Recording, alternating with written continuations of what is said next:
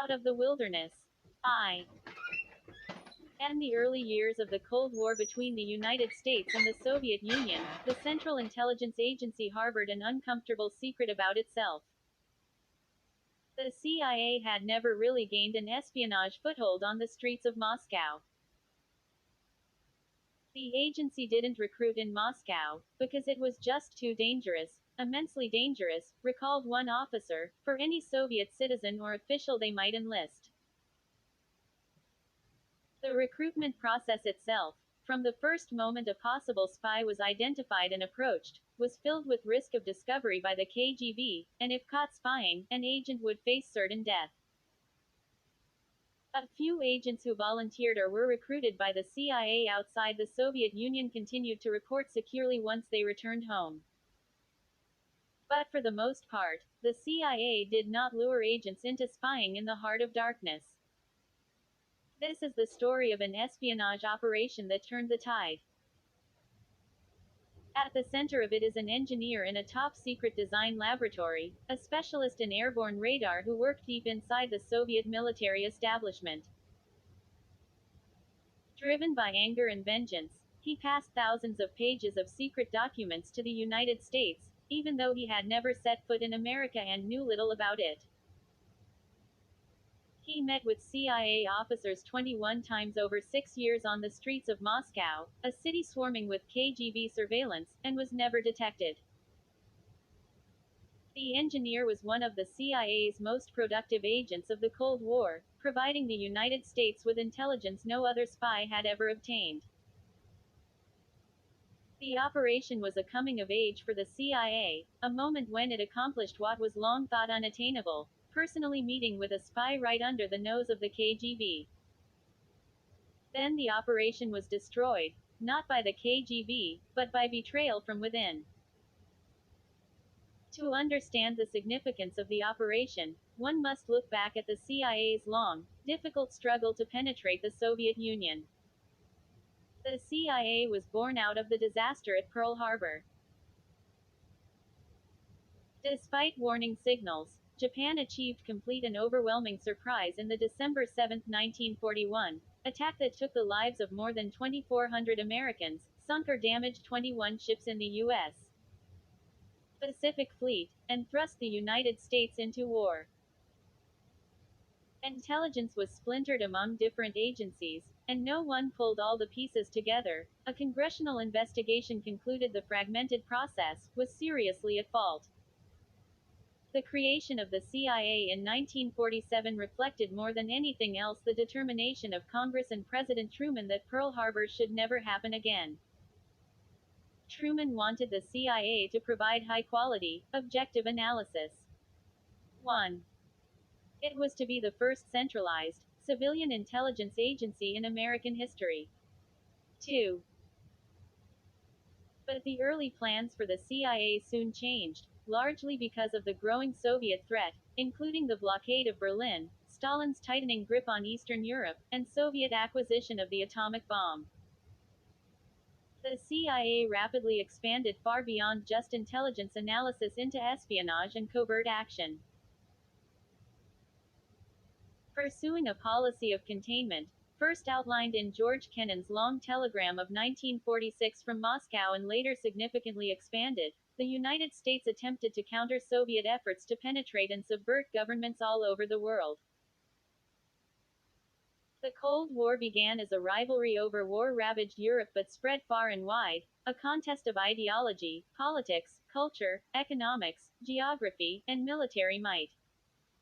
The CIA was on the front lines. The battle against communism never escalated into direct combat between the superpowers, it was fought in the shadows between war and peace. It played out in what Secretary of State Dean Rusk once called the back alleys of the world. 3. There was one back alley that was too dangerous to tread, the Soviet Union itself. Stalin was convinced the World War II victory over the Nazis demonstrated the unshockability of the Soviet state. After the war, he resolutely and consciously deepened the brutal, closed system he had perfected in the 1930s, creating perpetual tension in society, constant struggle against enemies of the people, spies, doubters, cosmopolitans, and degenerates. It was prohibited to receive a book from abroad or listen to a foreign radio broadcast. Travel overseas was nearly impossible for most people, and unauthorized contacts with foreigners were severely punished. Phones were tapped, mail opened, and informers encouraged.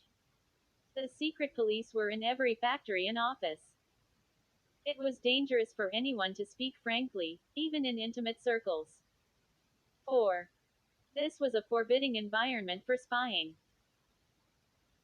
In the early years of the Cold War, the CIA did not set up a station in Moscow and had no case officers on the streets in the capital of the world's largest and most secretive party state. It could not identify and recruit Soviet agents, as it did elsewhere. The Soviet secret police, which after 1954 was named the KGB, or Komitet Gosudarstvennoy Bezopasnosti, was seasoned, proficient, omnipotent, and ruthless. By the 1950s, the KGB had been hardened by 3 decades of experience in carrying out the Stalin purges, in eliminating threats to Soviet rule during and after the war, and in stealing America's atom bomb secrets. It was not even possible for a foreigner to strike up a conversation in Moscow without arousing suspicion. The CIA was still getting its feet wet, a young organization, optimistic, naive, and determined to get things done, a reflection of America's character. 5.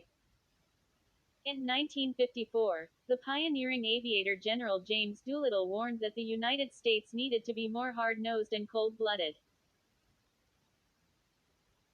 We must develop effective espionage and counter-espionage services and must learn to subvert, sabotage and destroy our enemies by more clever, more sophisticated and more effective methods than those used against us, he said in a top-secret report to President Eisenhower. 6.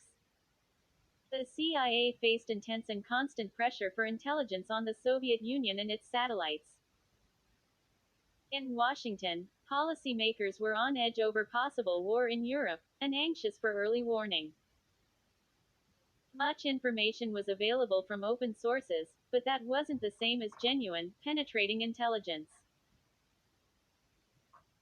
The pressure for results ranged from repeated instructions to do something, to exasperated demands to try anything, recalled Richard Helms, who was responsible for clandestine operations in the 1950s. 7.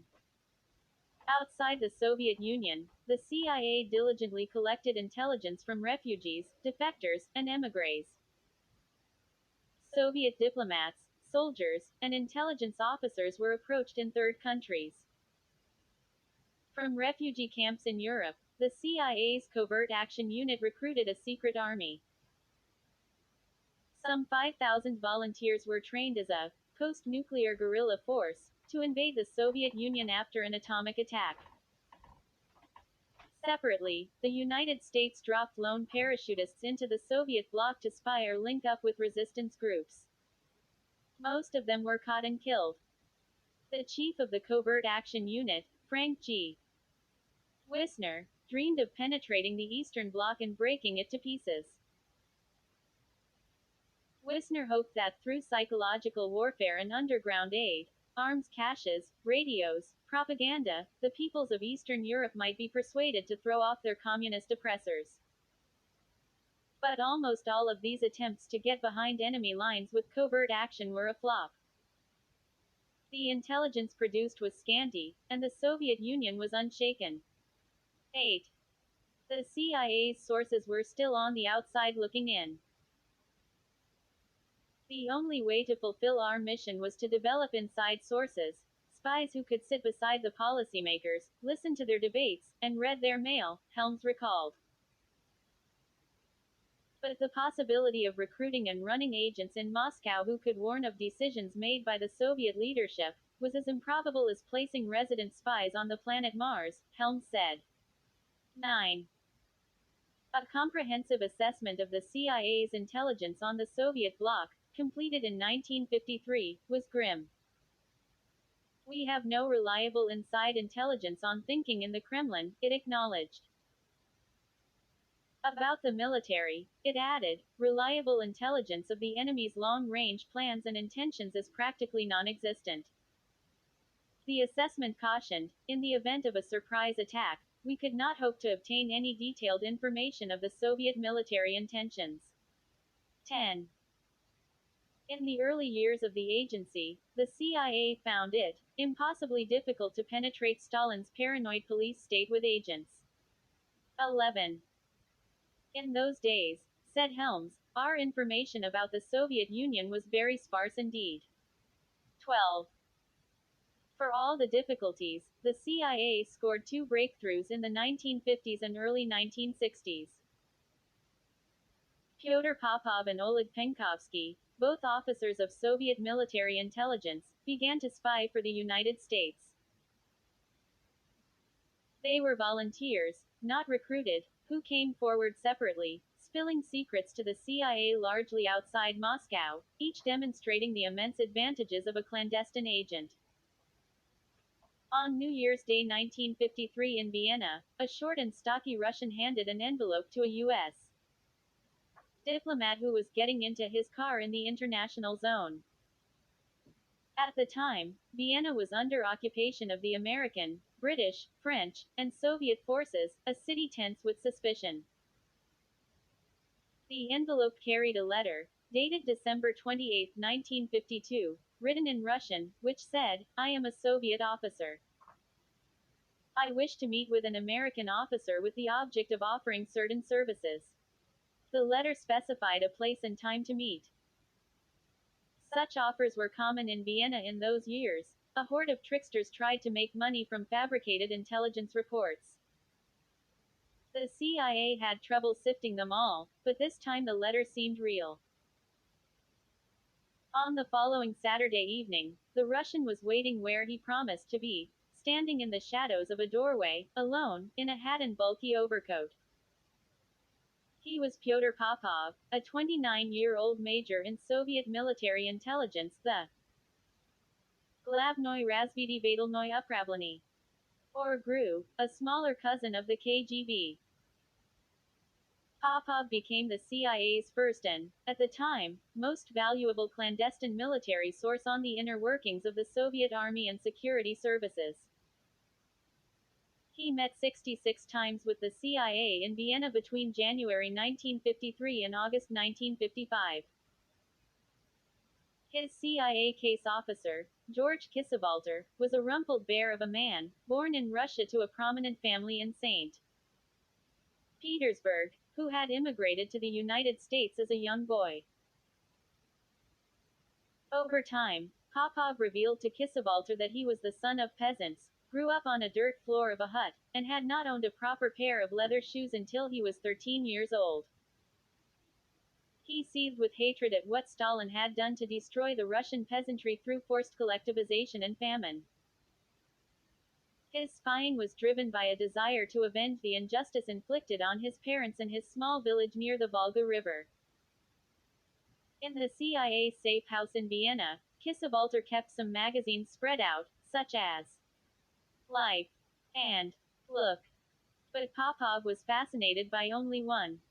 American Farm Journal. 13. The CIA helped Popov forge a key that allowed him to open classified drawers at the GRU Residentura, or station, in Vienna. Popov fingered the identity of all the Soviet intelligence officers in Vienna, delivered information on a broad array of Warsaw Pact units, and handed Kissewalter gems such as a 1954 Soviet military field service manual for the use of atomic weapons. 14.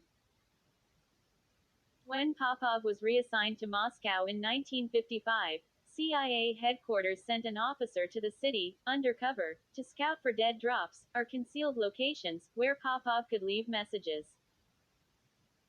But the CIA man performed poorly, was snared in a KGB honeypot trap, and was later fired. 15. The CIA's first attempt to establish an outpost in Moscow had ended badly. In 1956, Popov was transferred to East Germany and resumed spying for the CIA, traveling to West Berlin for meetings with Kiesewetter at a safe house. He again proved a remarkably productive agent. His intelligence take included the text of a revealing speech in March 1957 by the Soviet Defense Minister, Marshal Georgy Zhukov, to troops in Germany about the use of nuclear weapons in war. In 1958, Popov was abruptly recalled to Moscow and interrogated, and his treachery was discovered. However, the KGB kept this under wraps and used Popov to occasionally pass misleading information to the CIA. On September 18, 1959, Popov slipped the CIA a message written in pencil on 8 strips of paper and rolled into a cylinder about the size of a cigarette. The message told the CIA what had happened, a courageous last act of defiance by a doomed spy. The message was rushed back to headquarters, where Kiesewetter read the penciled Cyrillic on the tiny strips of paper and broke down in sobs.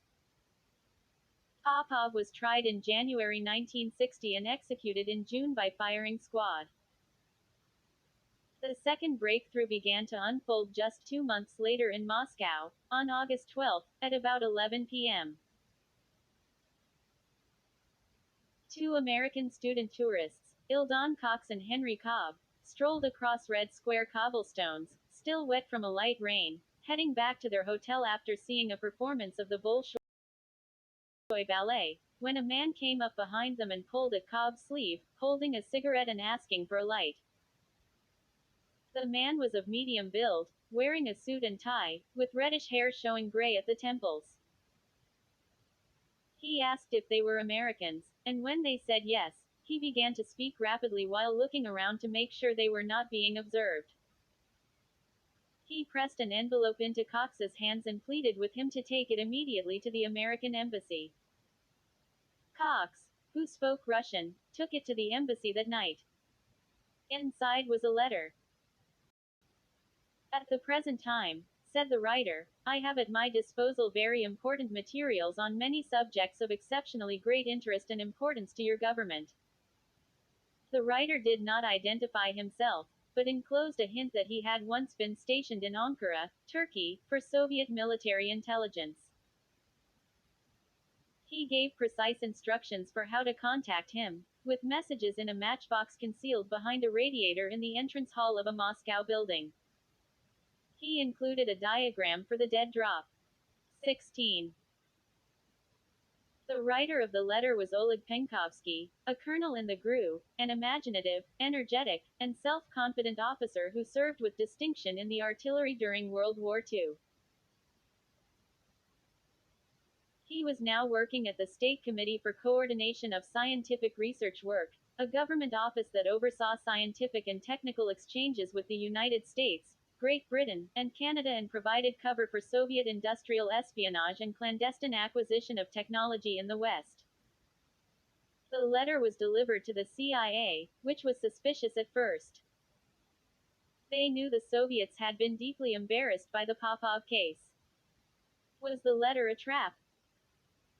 A decision was made at headquarters to contact the writer, but at the time the CIA did not have a streetwise operative in Moscow.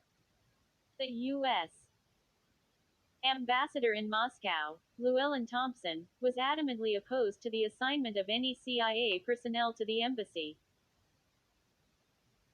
Eventually, in the autumn of 1960, an arrangement was worked out to send a young officer from the Soviet division at headquarters to Moscow, expressly to make contact with Penkovsky. The officer did not speak Russian very well. The CIA gave him a code name. Compass. He screwed up, drank heavily, and failed to make contact. 17. Penkovsky was frustrated. He had written his first letter to the Americans in July 1960, and he spent weeks looking for someone to deliver it. I stalked the American embassy like a wolf, looking for a reliable foreigner, a patriot, he recalled. 18. After he handed the letter to Cox on Red Square in August, Penkovsky waited and waited for the CIA to respond. He heard nothing. He tried to pass his information through a British businessman, then a Canadian, without success. He was growing desperate. Finally, on April 11, 1961, Penkovsky slipped a letter to a British businessman that was addressed to the leaders of the United States and the United Kingdom. The businessman, Greville Wynne, shared the letter with the British Secret Intelligence Service, or MI6, which provided the letter to the CIA. The American and British services decided to work together to run Penkovsky as a spy. 9 days later, Penkovsky came to London as head of a six-man Soviet trade delegation shopping for Western technology, steel, radar, communications, and concrete processing techniques. It was a tense time. The CIA's Bay of Pigs invasion in Cuba had just failed. On arrival, Wynne met Penkovsky at the airport, and Penkovsky immediately handed an envelope to him. It included descriptions and diagrams of the latest Soviet missiles and launchers. Later that evening, Penkovsky left his room at the sprawling Mount Royal Hotel on Oxford Street in London and walked to room 360. He knocked on the door, wearing a business suit, white shirt, and tie. When he entered the room, he was greeted by two British and two American intelligence officers. "You know now that you are in good hands," a rumpled, heavy-set American reassured Penkovsky. He was Kiesewetter. Penkovsky replied, "I have thought about this for a long time." In the conversations that followed, Penkovsky told the American and British officers that his career as a Soviet intelligence officer had gone off the rails, and he was bitter. His father died when he was only 4 months old, and his mother had told him it was from typhus. But papers had been found about a year earlier showing that his father had served as a first lieutenant in the White Army, fighting against the Bolsheviks, which threw Penkovsky's loyalty into doubt. He was accused of covering it up. An assignment to India fell through, and he was shunted aside. He loathed the KGB. On 2 extended visits to London, first in April and May and then in July and August, and 1 trip to Paris in September and October 1961, Penkovsky spoke to the British and American intelligence officers for 140 hours in smoke-filled hotel rooms, which produced 1,200 pages of transcripts. Penkovsky also delivered 111 rolls of exposed film.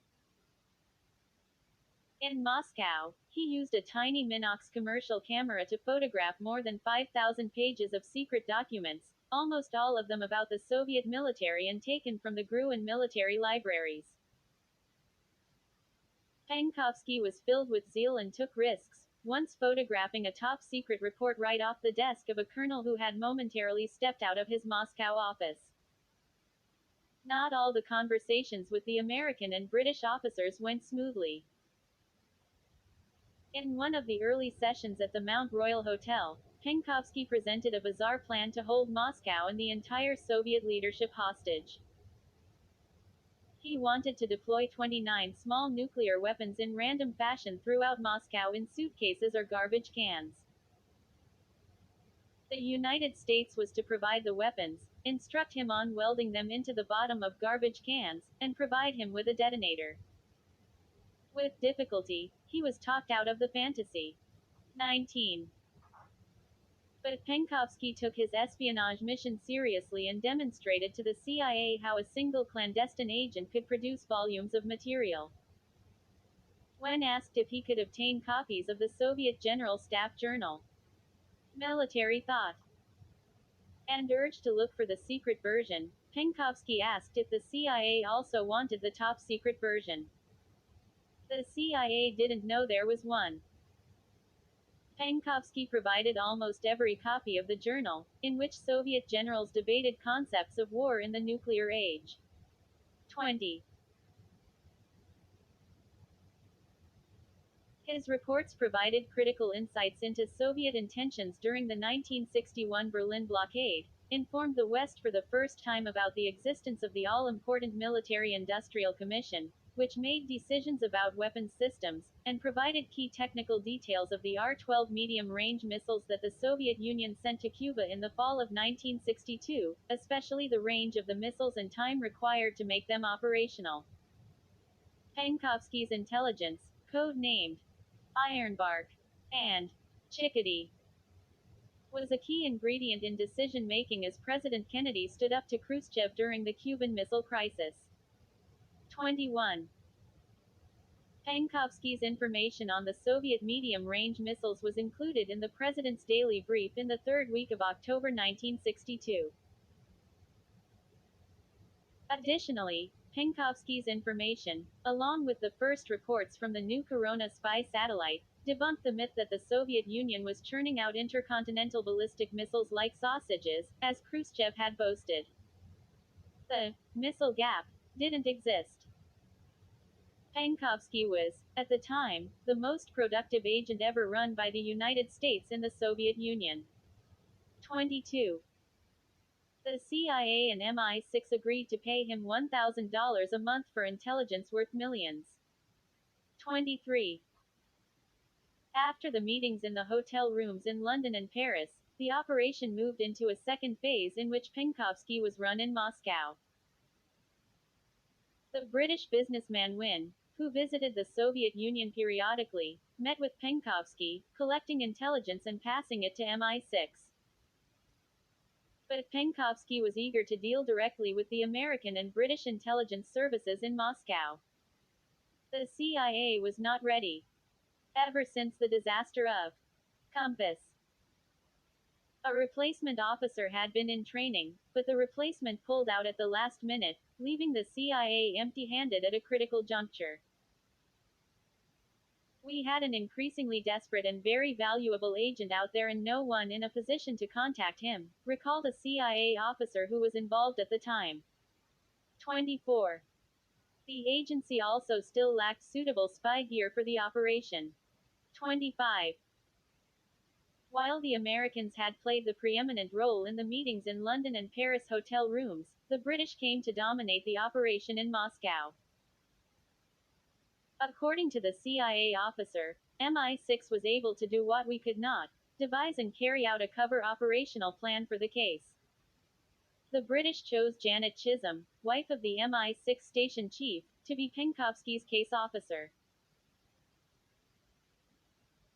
She met with Penkovsky a dozen or so times, at British embassy receptions and a cocktail party, at the nearly empty delicatessen shop of the Praga restaurant, at a second-hand shop, in a park, and in apartment building foyers, often under difficult conditions, with her 3 children in tow. Penkovsky passed film cassettes concealed in a box of chocolates for the children. He seemed frenetic and driven. The CIA worried that he was meeting too often with Mrs. Chisholm. When the CIA finally deployed a trained officer to Moscow at the end of June 1962 to work on the Penkovsky case, the officer's work was short-lived. Penkovsky was last seen by the CIA at a U.S. embassy reception on September 5, 1962, and then disappeared. 26. He fell under suspicion by the KGB, which had put Mrs. Chisholm under surveillance. They had drilled a pinhole in the ceiling of his apartment study and put a camera there to monitor him. Another KGB camera in a nearby building photographed him in his apartment. A search discovered the Minox camera, as well as methods for encrypting messages, and a radio receiver he had been given for clandestine communications from the West. Penkovsky was arrested in September or October 1962. He was tried publicly and convicted of espionage, then executed on May 16, 1963. 27.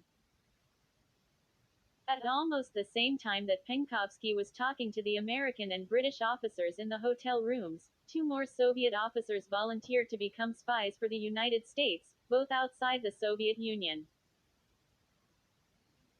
In 1961, Dmitry Polyakov, a Soviet military intelligence officer assigned to the United Nations, offered his cooperation in New York and became an agent whom the FBI gave the code name Top Hat. Then, in 1962, Alexei Kulak, a KGB scientific and technical officer, volunteered in New York to the FBI in exchange for cash. He became the FBI's agent. Fedora. Both Top Hat and Fedora were important and valuable assets for the CIA and the FBI at different times in the 1960s and 1970s, but they were largely handled beyond the Soviet borders. In the back alleys of the world, it was possible for the CIA to recruit agents and spies, and to exploit volunteers, but not yet in the very center of the Soviet Union, on the streets of Moscow. After the loss of Penkovsky, the CIA entered a long, unproductive period in Moscow. A major cause for this was the overwhelming influence of James Angleton, the counterintelligence chief at headquarters.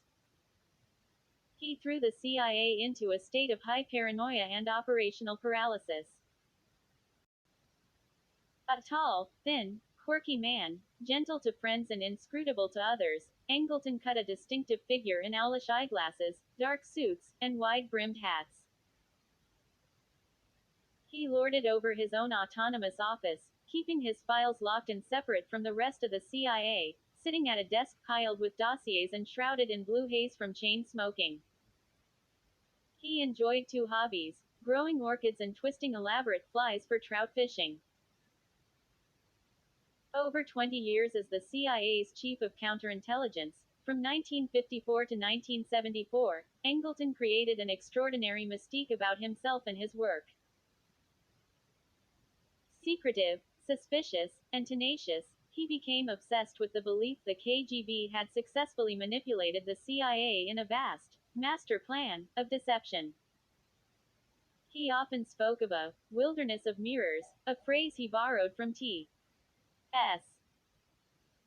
Eliot's 1920 poem, Garantian, to describe the layers of duplicity and distrust that he believed were being used by the KGB to mislead the West.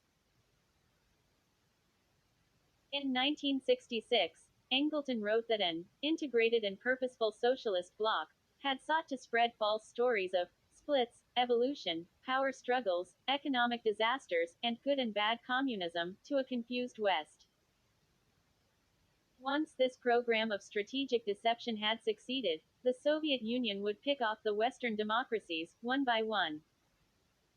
Only the counterintelligence experts, he said, could stave off disaster. Angleton's suspicions permeated the culture and fabric of the CIA's Soviet Operations Division during the 1960s, with disastrous results. Two directors of the CIA, Allen Dulles and Helms, let Angleton have his way. Angleton felt that no one and no information from the Soviet KGB could be trusted. If no one could be trusted, there could be no spies. 28. Counterintelligence is essential for any spy agency to prevent penetration from the same espionage methods it uses against others. In the Cold War, that required a combination of outward vigilance, watching every move of the KGB and deceiving it when possible, and inward skepticism, ensuring the CIA was not swallowing any deceptions or double agents. Ideally, counterintelligence went hand in hand with collecting intelligence, yet there has always been a natural tension between them. A case officer might have painstakingly recruited an agent to produce a fresh stream of positive intelligence, the fruits of spying, only to find a counterintelligence officer raising questions about whether the source could be trusted. The CIA needed both, but Angleton's counterintelligence juggernaut became overpowering in the 1960s. Everything was labeled suspicious or compromised.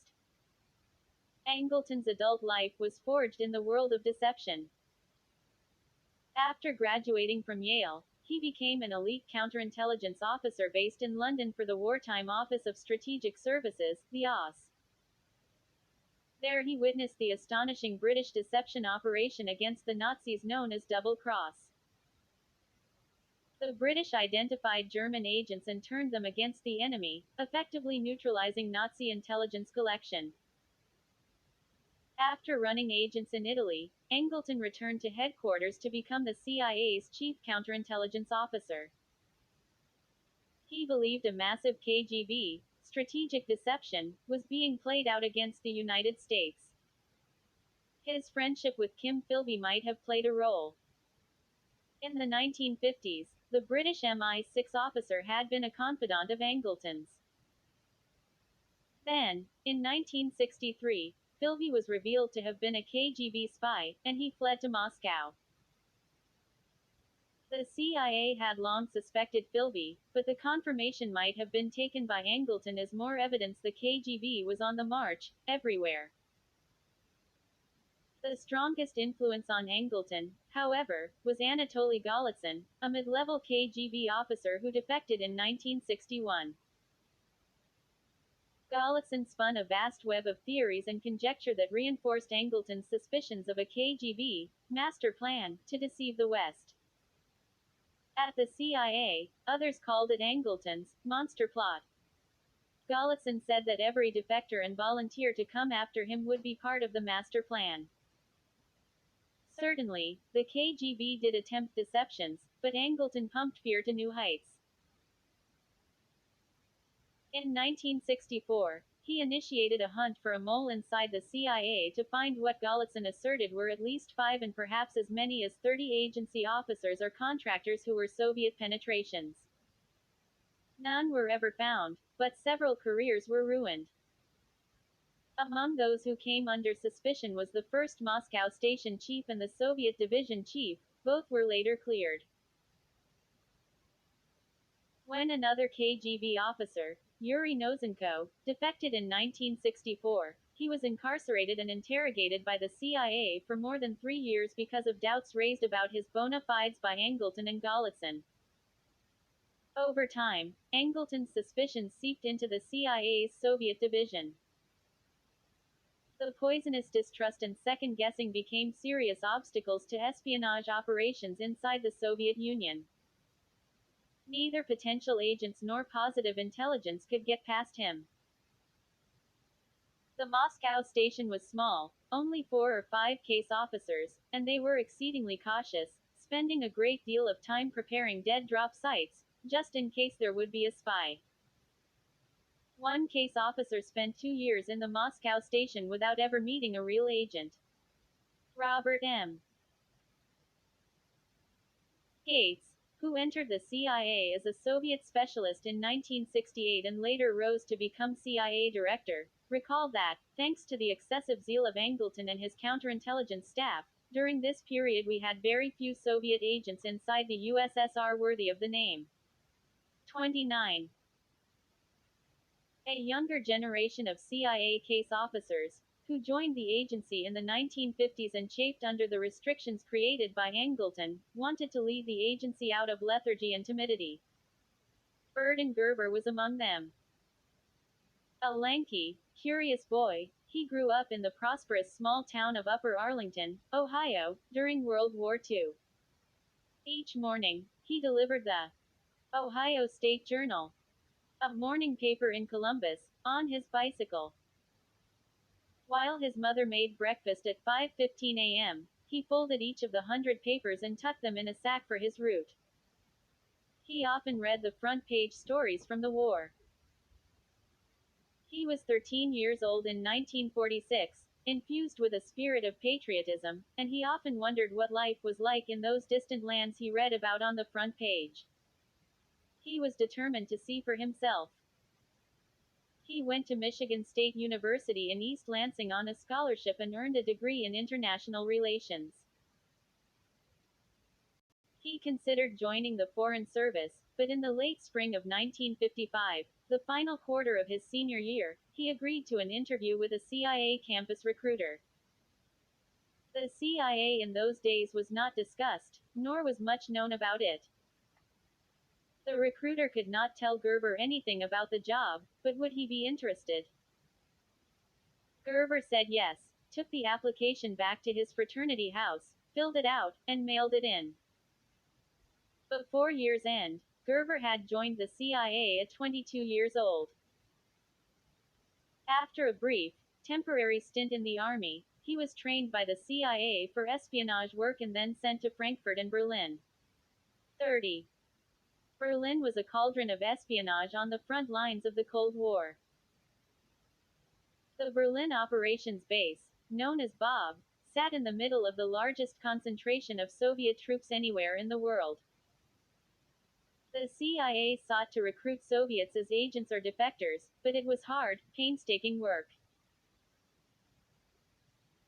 Meanwhile, one of the biggest operations of the base was technical. A clandestine 1,476-foot-long underground tunnel into the Soviet sector in East Berlin used to place wiretaps on Soviet and East German military communications cables. A huge volume of calls and teletype messages was intercepted. 443,000 conversations, 368,000 of them Soviet, were transcribed by the United States and Britain. The wiretaps worked from May 1955 until uncovered in April 1956. 31. Gerver had been taught the traditional methods of handling human espionage agents, finding and filling dead drops, handling letters with secret writing, sending and receiving signals, and making surveillance detection runs. In Berlin during the 1950s, the common method for espionage was to coax sources from the east to come to a safe house in West Berlin for debriefing, as Kiesewetter had done with Popov. It depended on the sources having freedom to move from east to west, which was possible until the Berlin Wall went up in 1961. A whole new set of obstacles then confronted the intelligence officers: how to run agents at a distance. The CIA still had little experience in the closed societies of the Soviet bloc. The agency's thinking at headquarters was dominated by veterans of the Office of Strategic Services, the World War II intelligence agency, who had carried out daring paramilitary exploits during the war but believed that impersonal methods, such as dead drops, were safest. A dead drop is a method of exchanging messages and intelligence in a secret location, known to the agent and the handler, who leave materials and pick them up from the concealed spot but never see each other. To the new generation of officers who joined the CIA after the war, the dead drop seemed to be the epitome of caution. They were restless and impatient and began to innovate and experiment with new methods. The Berlin base became a laboratory for running spies on the other side of the Iron Curtain. Instead of just inviting agents to a safe house, the officers created more imaginative techniques for espionage to penetrate forbidden zones. Fortuitously, Angleton's suspicions did not extend to Eastern Europe. He didn't seem to care or pay much attention, although the Soviet satellite states were setting up secret police organizations modeled on the KGB and its predecessors. 32.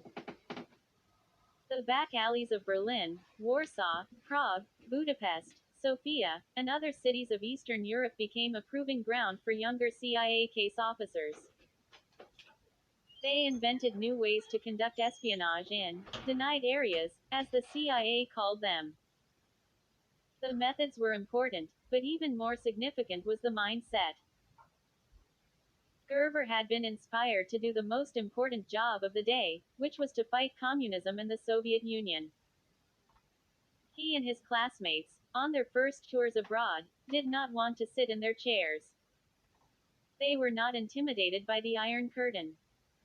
They had chosen espionage as a career and disdained passivity. Gerver always disliked the term denied areas. Denied to whom? Not to him, nor to his classmates. Not to Haviland Smith, either.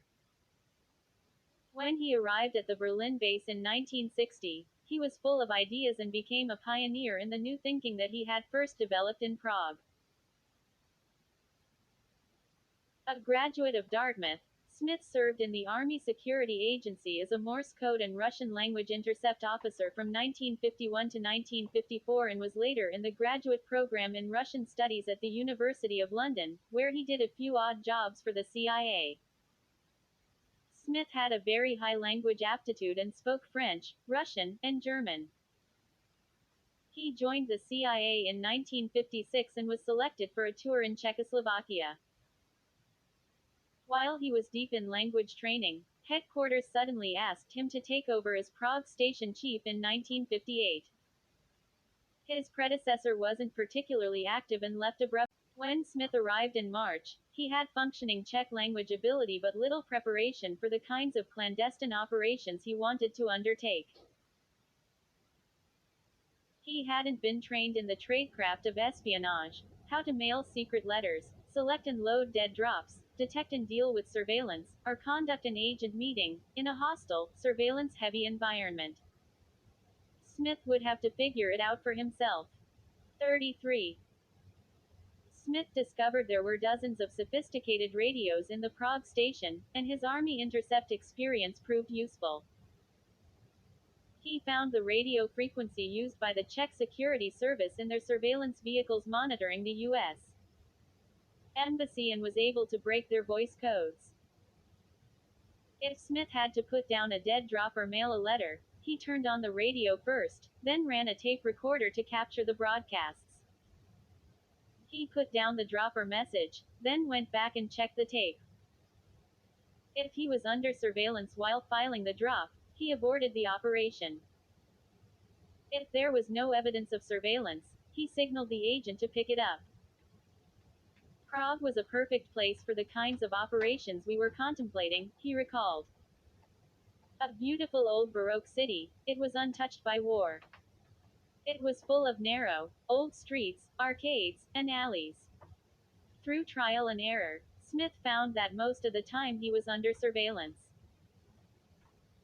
Once, he thought he was free but discovered he was being watched by 27 different vehicles. He was shocked and became convinced that whatever espionage he could carry out would have to be done under surveillance. He just could never assume he was free. This was an important early lesson for working in denied areas. Smith began to experiment. He sought to establish regular, observable patterns of behavior that would lull the surveillance teams into complacency. He became a slow, careful driver with the purpose of convincing the Czech surveillance that whenever he went out, on foot or in a car, they already knew what he was up to and left him alone. He went to get a haircut at 10 a.m. every other Tuesday, then returned directly to the office, driving slowly. After 6 months, he realized that no surveillance was on him for the haircut ride, so long as he wasn't away more than 45 minutes. Smith always drove his babysitter home each evening, a 40-minute ride. After a while, the surveillance tired of that, too. Smith had created 2 opportunities for operational activity, a gap, and he might be able to squeeze in the time for a mailing, a dead drop, or something else. In those rigid, careful routines, Smith discovered a behavior of the secret police that had not been realized before. They could be lazy, orthodox, and conventional. The illusionist might deceive them. Even with this knowledge, however, Smith was restless. The patterns might create a gap, but they were still too rigid. He wanted more flexibility, to be able to carry out a headquarters instruction on the shortest possible notice even when under surveillance. This led him to push the concept of the gap even harder. He found that it was possible, walking or driving the back alleys, to create momentary visual blackouts. He could disappear for a very brief period in a way that would seem normal to the watchers and, if done properly, would allow him enough time to make a brush contact, mail a letter, or put down a dead drop while completely out of sight. The idea was simple. He turned corners.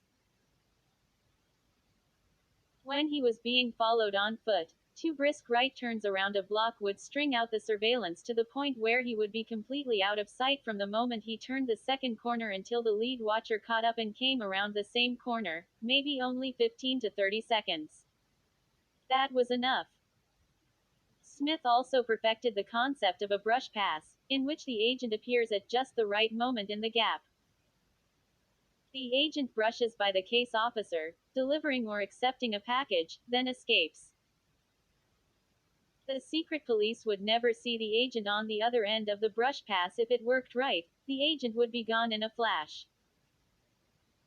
Much depended on finding the right location, with jutting corners to block the line of sight of surveillance and a fast escape path for the agent. Smith was sent to Berlin next. It was a different kind of city, more spread out, but he still operated in the gap and under surveillance. His ideas suggested a real change was possible from the old days. The ability to run espionage operations in the pressure cooker environment of closed zones. At the suggestion of headquarters, Smith began to train others in Berlin on his new methods, building in everything he'd learned about working in the gap. For years that followed, moving through the gap became a watchword and a trusted method for CIA case officers. In 1963, Smith returned to the United States and set up a course for officers heading to Eastern Europe and the Soviet Union that incorporated the new tradecraft. But he found there was still caution and timidity in the CIA leadership. Smith was asked to train a Czech intelligence source in the United States. The agent absolutely refused to use dead drops because the incriminating secret messages and film would be out of his hands, and could potentially be discovered by the Czech secret police. When Smith showed him the brush pass method, the agent readily agreed to use it, because he would put his material directly into the hands of the CIA. At headquarters, a request was made to Helms for permission to use the technique operationally in Prague. Without even asking questions about it, Helms refused, saying he had sores all over his ass from the Penkovsky case and was not getting involved in that sort of thing again, Smith recalled. The Czech agent went to Prague without permission to use the brush pass, and a year went by. Smith hammered away at headquarters, seeking approval. A steady stream of valuable agents was beginning to show up in Eastern Europe, and Smith felt the dead drop routines were completely inadequate. In 1965, Helms agreed to an experiment. He sent his deputy, Thomas Karamessines, to a demonstration of the brush pass. Smith set it up in the lobby of the Grand Old Mayflower Hotel in downtown Washington. In the demonstration, the brush pass was carried out so deftly that Karamessines missed it. The key had been sleight of hand. A case officer dramatically shook out a raincoat with his left hand just as he handed off a package to Smith with his right. Karamessines saw the raincoat but not the package. Smith had learned this technique from a professional magician. The next day, Helms approved the use of the brush pass in Prague. The Czech agent subsequently passed to the CIA hundreds of rolls of film. The brush pass, with modifications, was later expanded into all of Eastern Europe and the Soviet Union.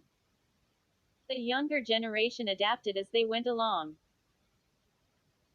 David Forden, a case officer who had been tutored by Smith, went to Warsaw and invented a technique using a slowly moving car to slip around corners, in the gap, and exchange packages with agents. It was a sort of brush pass using the car.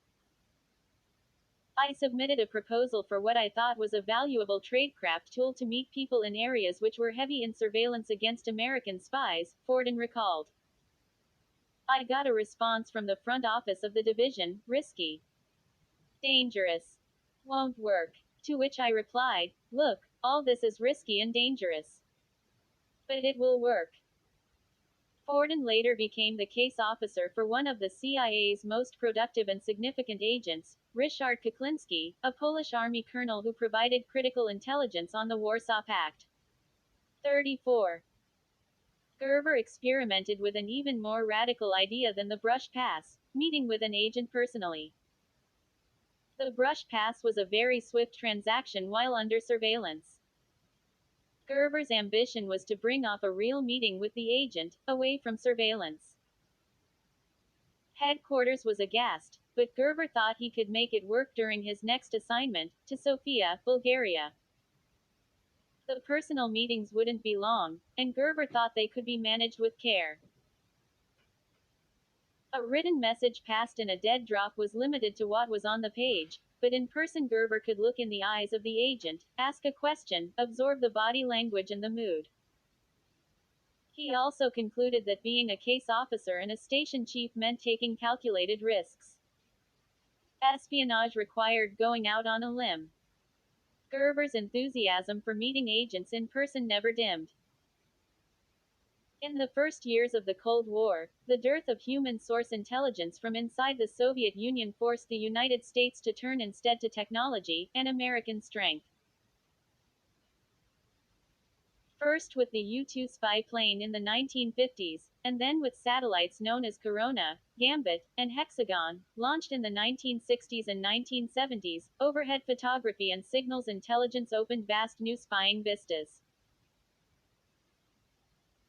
The most advanced satellite system, Hexagon, was capable of photographing 80 to 90% of the built-up areas of the Soviet Union twice a year, and a single hexagon swath covered an area 345 by 8,055 miles. For American decision makers, the satellites were a godsend for tracking strategic weapons and a bulwark against surprise. 35. But how to steal secrets inside the vaults and the minds of people, the secrets that a satellite could not see. The CIA groped for effective techniques to spot, recruit, and run agents against the Soviet target. At one point, an internal CIA study proposed looking for outliers, misfits, and the psychologically troubled among Soviet diplomats. 36. Another theory was that a new generation of spoiled younger people, the Soviet golden youth, would be more likely to become agents or defect. 37. A third idea offered by a CIA psychologist was to pursue those who had marriage difficulties or who felt frustrated in their work, personally insulted or blocked in some way. 38. Gerber, back at headquarters by 1971, never believed in a single formula. Rather, he emphasized pragmatism. Find out who has the secrets and build bridges to them. What works, works, he often said. But Gerber also knew that the CIA, burdened by the legacy of suspicion, was not particularly welcoming to volunteers in Moscow. Those Russians who dared show up at the embassy would usually be asked a few questions and shown the door. Rarely was there an effort to find out if they were genuine. Angleton's influence cast a long shadow. With a small staff and acting entirely on his own hunch, Gerber began a systematic study, pulling the files of every person who had volunteered information in Moscow going back a decade and a half, and in Eastern Europe a decade.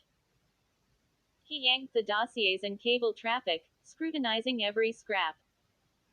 Taken together, the files seemed to shout that Angleton was wrong to have such blanket suspicions. It appeared to Gerber that the CIA had been routinely turning away genuine volunteers, throwing away what might be valuable intelligence. He concluded that it would be far more productive to check out those who offered their services, rather than assume all were part of some KGB deception plot. He felt the CIA ought to be smart enough in Moscow to sift the genuine sources from the fake ones. Also, he noticed a pattern. Those volunteers whom the KGB used as dangles, a trap, were usually already known to the intended recipients, perhaps someone they might have met once or twice before. That's how the KGB worked. To snare someone, they set out bait that would be recognized, to sugarcoat the trap. In the files, Gerber found there were also patterns for the kinds of people the KGB would not use in a trap. They had never offered up a serving KGB staff officer. They just didn't trust their own to go off in a relationship with an American case officer. They also didn't use someone who was a stranger to the recipient. Gerber's conclusion. Don't be afraid to accept something from a person you've never seen before. It is probably not dangerous. It might be useless but probably not dangerous. However, Gerber thought, if a Soviet acquaintance seems eager to thrust an envelope into your hands, be careful, it may well be a deception. 39. These conclusions came to be known at the CIA as the Gerber Rules and marked a turning point. They upended the Angleton thinking. Not every volunteer was a dangle. Gerber wrote a report on his conclusions in May 1971. Helms had finally had enough of Angleton's influence and appointed a new Soviet division chief to clean house. The new chief was David Blee, a veteran of the OSS who had been dropped behind enemy lines in World War II and later joined the CIA at its founding in 1947. Blee, who came across as mild and austere, an old-school intelligence officer who was station chief in South Africa, Pakistan, and India, and later chief of the Near East Division, had never had any experience with the Soviet Union, and that is just what Helms needed, someone who was not part of the Angleton fog of suspicion. Blee put out the word. The time had come to get serious about opening the mail inside the Soviet Union. Angleton was forced to retire in December 1974, but even before he left headquarters, a new era was dawning. The more aggressive approach began to pay off. 40. That January, the CIA had recruited a Soviet diplomat then serving in Bogota, Colombia. Alexander Ogorodnik was the son of a high-ranking Soviet naval officer, 38 years old, tall, and attractive, with an athletic build and dark hair. Ogorodnik was serving as an economics officer in Bogota. He had plenty of problems. He was under pressure by the KGB to be an informer, a role he did not want but was afraid to refuse. He was married but had a Colombian mistress. He had purchased a car, which was unusual for a Soviet diplomat, and he seemed to enjoy the high life around town. He also needed money. A CIA officer made a pitch to Ogorodnik in a Turkish bath in a large downtown hotel in Bogota. Ogorodnik didn't hesitate and said yes. He told the officer he loathed the KGB and wanted to change the Soviet system. But his motivation was also personal. He wanted to be paid handsomely. He agreed to let the CIA keep most of his salary in escrow, but he used some of it to purchase emerald jewelry for his mother and modest luxuries for himself, such as contact lenses, which were unobtainable at the time in the Soviet Union. 41. With gusto, Ogorodnik plunged into spy training in Bogota. Normally, according to a former high-ranking CIA official, such operational training would take months of study and years to perfect, but Ogorodnik mastered it all in a matter of weeks. He learned how to photograph documents, at first with a 35mm camera and later with a new CIA miniature camera, known as the T50. The tiny camera was concealed inside a large fountain pen. The film in the T50 was not very light sensitive. The camera needed strong light on the documents and to be held very steady. One day, Ogorodnik had a surprising announcement for his CIA handlers. The Soviet embassy had received a top-secret policy paper on China that could only be read in a closed room inside the KGB offices. Twice, Ogorodnik tried to take the fountain pen into the room, but he could not escape the watchful gaze of the guard. Finally, he appeared at the hotel room door and declared to his CIA tutor, "I think I've got it." The CIA man rushed the camera to a waiting courier, who carried it by hand on a plane to headquarters at Langley, Virginia. The camera had captured all but 2 of the 50 pages. 42. Ogorodnik was transferred back to Moscow in 1974, putting him in an even better position to become an agent for the United States. He told the CIA he had just one request: a suicide pill, in case he was caught. The CIA was reluctant, and Ogorodnik flew home to Moscow without the pill. But he did carry a book. Concealed inside was a schedule and instructions for communications with the CIA. The CIA was finding its way out of the wilderness of mirrors. Ogorodnik was the first agent of this new period, but he would not be the last. 2. Moscow Station. M. R.D. Peterson led a stressful double life in Moscow. At the U.S. Embassy, she worked in a busy staff job, 5 days a week, 8 hours a day. The embassy employed dozens of Soviet workers, and Peterson was side by side with 8 of them, all women, potential KGB informants. Peterson did her work well, showed up on time, and after hours went out with other single men and women from the embassy staff. Everything in her apartment, clothes, purses, shoes, shopping bags, letters from home, music, and books, was that of a young American embassy worker. But at midday, she would often slip away, saying she was going to lunch, and spend an hour in the CIA's Moscow station typing up a report or preparing an operation. At night and on weekends, she checked and photographed rendezvous sites, delivered and retrieved agent packages, handled electronic gear to communicate with spies, and kept a constant watch for any sign that the KGB might know what she was doing. Her life was an exhausting split screen. She maintained the routines of a normal embassy staffer by day while carrying a full load for the CIA the rest of the time. The two roles had to be separate, the first convincing, the second invisible. Peterson was the first woman to serve as a case officer in the Moscow station. She had been handpicked by the station chief, Robert Fulton, who calculated that the KGB would overlook a woman, because they only used men in such roles. Fulton, then 49 years old, had devoted his career to the shadow war against communism. He served in the Korean War as a military intelligence officer and joined the CIA in 1955. His assignments later included espionage operations in Finland, Denmark, Vietnam, Thailand, and the Soviet Union. Spying was his life. He was a pillar of support for Peterson, waiting patiently in the station during the lunch hour for her to show up from her cover job, always attentive, and coaching her on her tradecraft. He had a sparkle in his eye and never took himself too seriously. When she got to Moscow in 1975, Peterson was 30 years old and was just emerging from her own private hell of grief and uncertainty. In her 20s, she had accompanied her husband, John Peterson, to Laos, where he was running CIA paramilitary operations during the Vietnam War. On October 19, 1972, John was killed when his helicopter was shot down. The loss crushed her, and for a while she felt adrift, pained by the anti-war protests in the United States.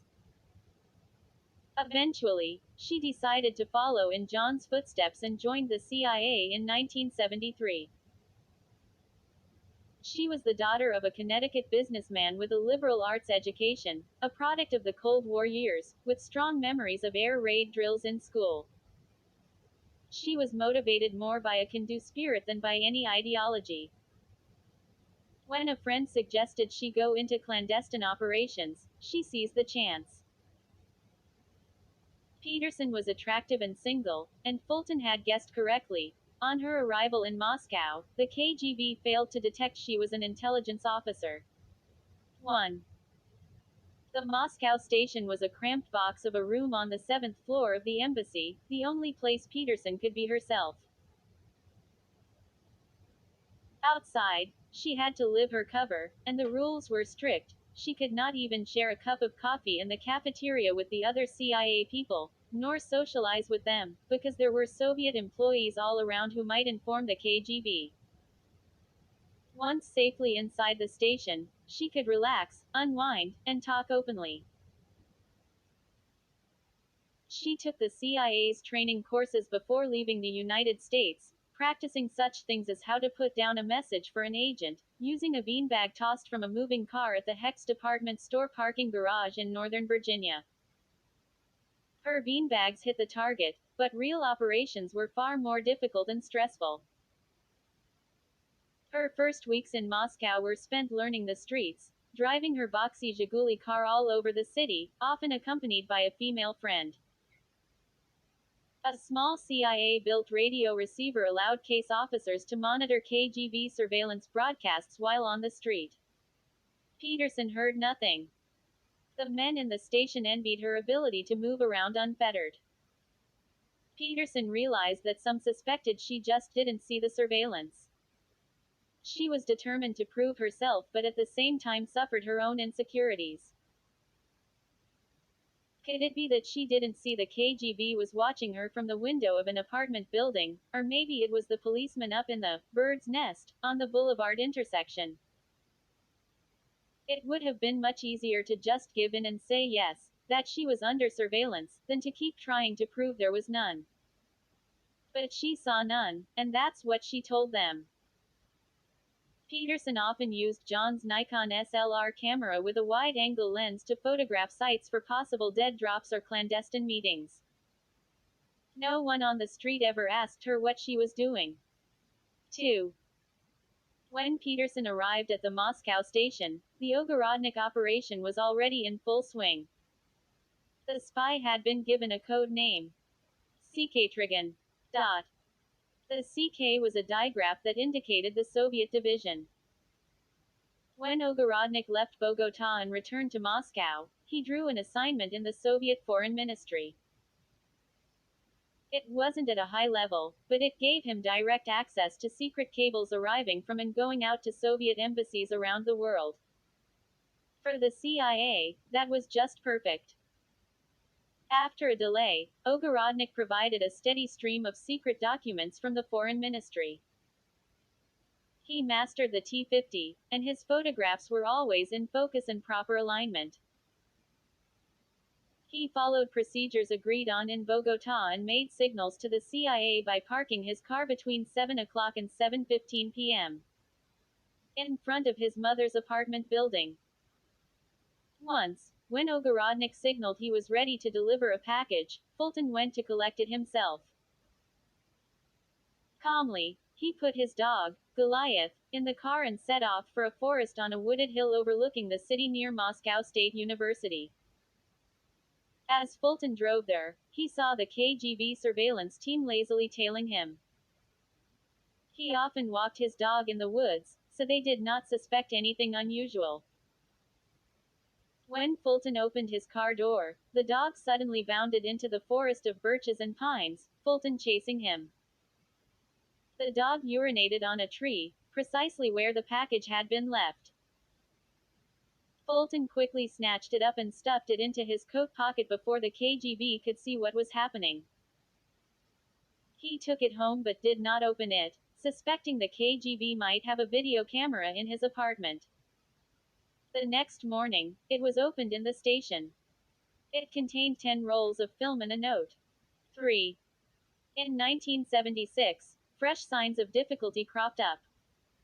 Ogorodnik inexplicably missed signals in February and March.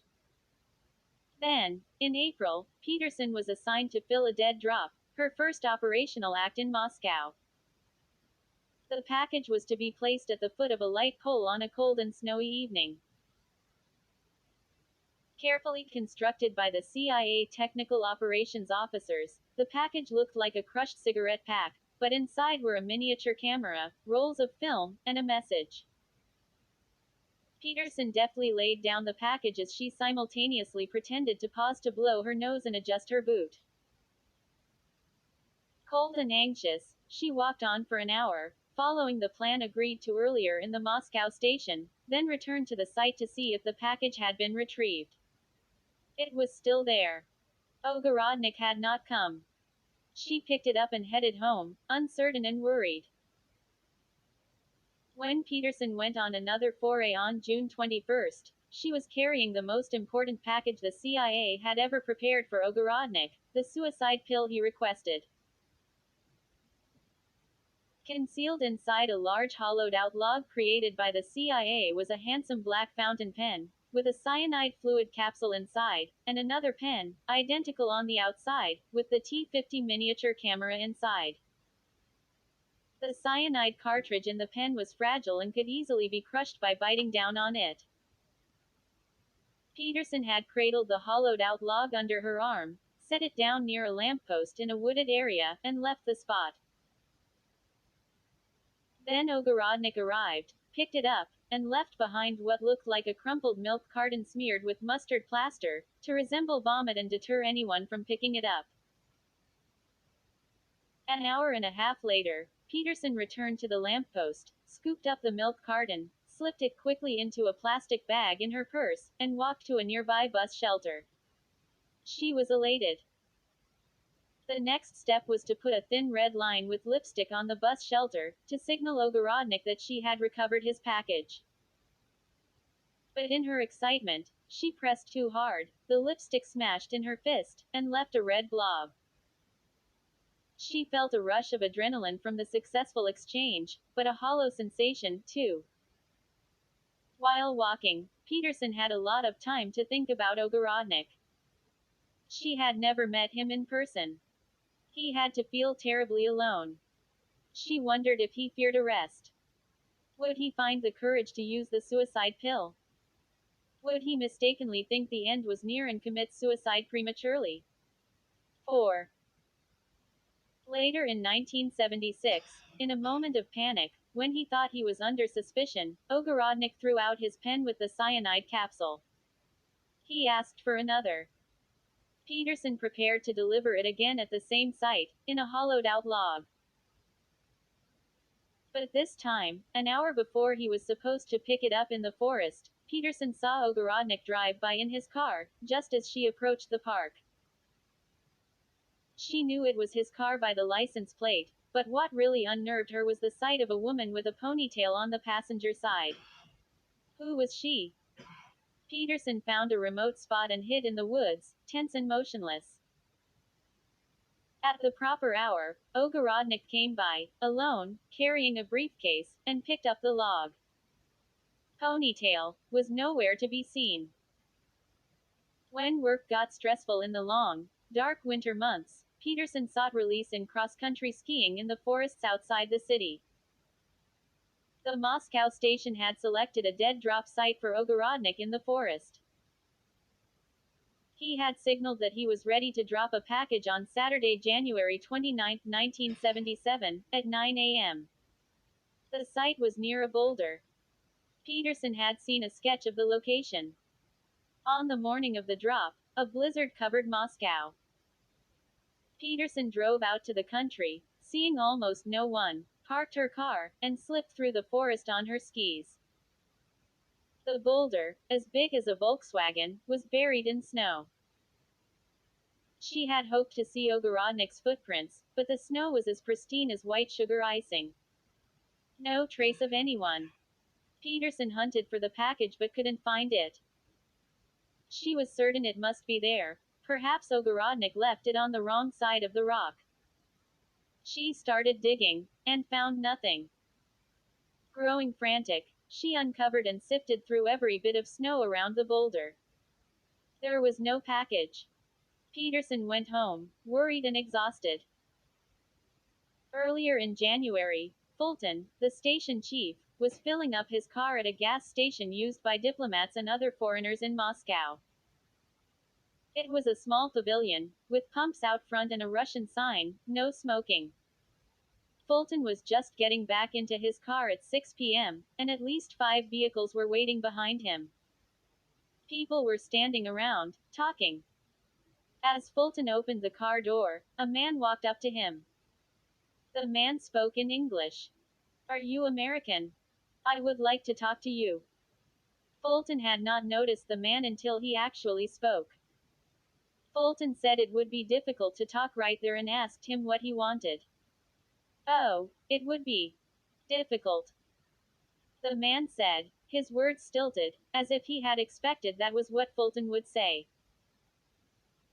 Switching to Russian, the man said, "Excuse me," leaned slightly into the car, and put a folded piece of paper on the seat.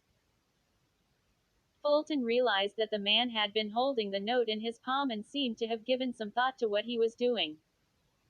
The exchange lasted no more than 15 seconds. The man walked away from the gas station and turned down a side street. Fulton headed back to the Moscow station and saw no one following him.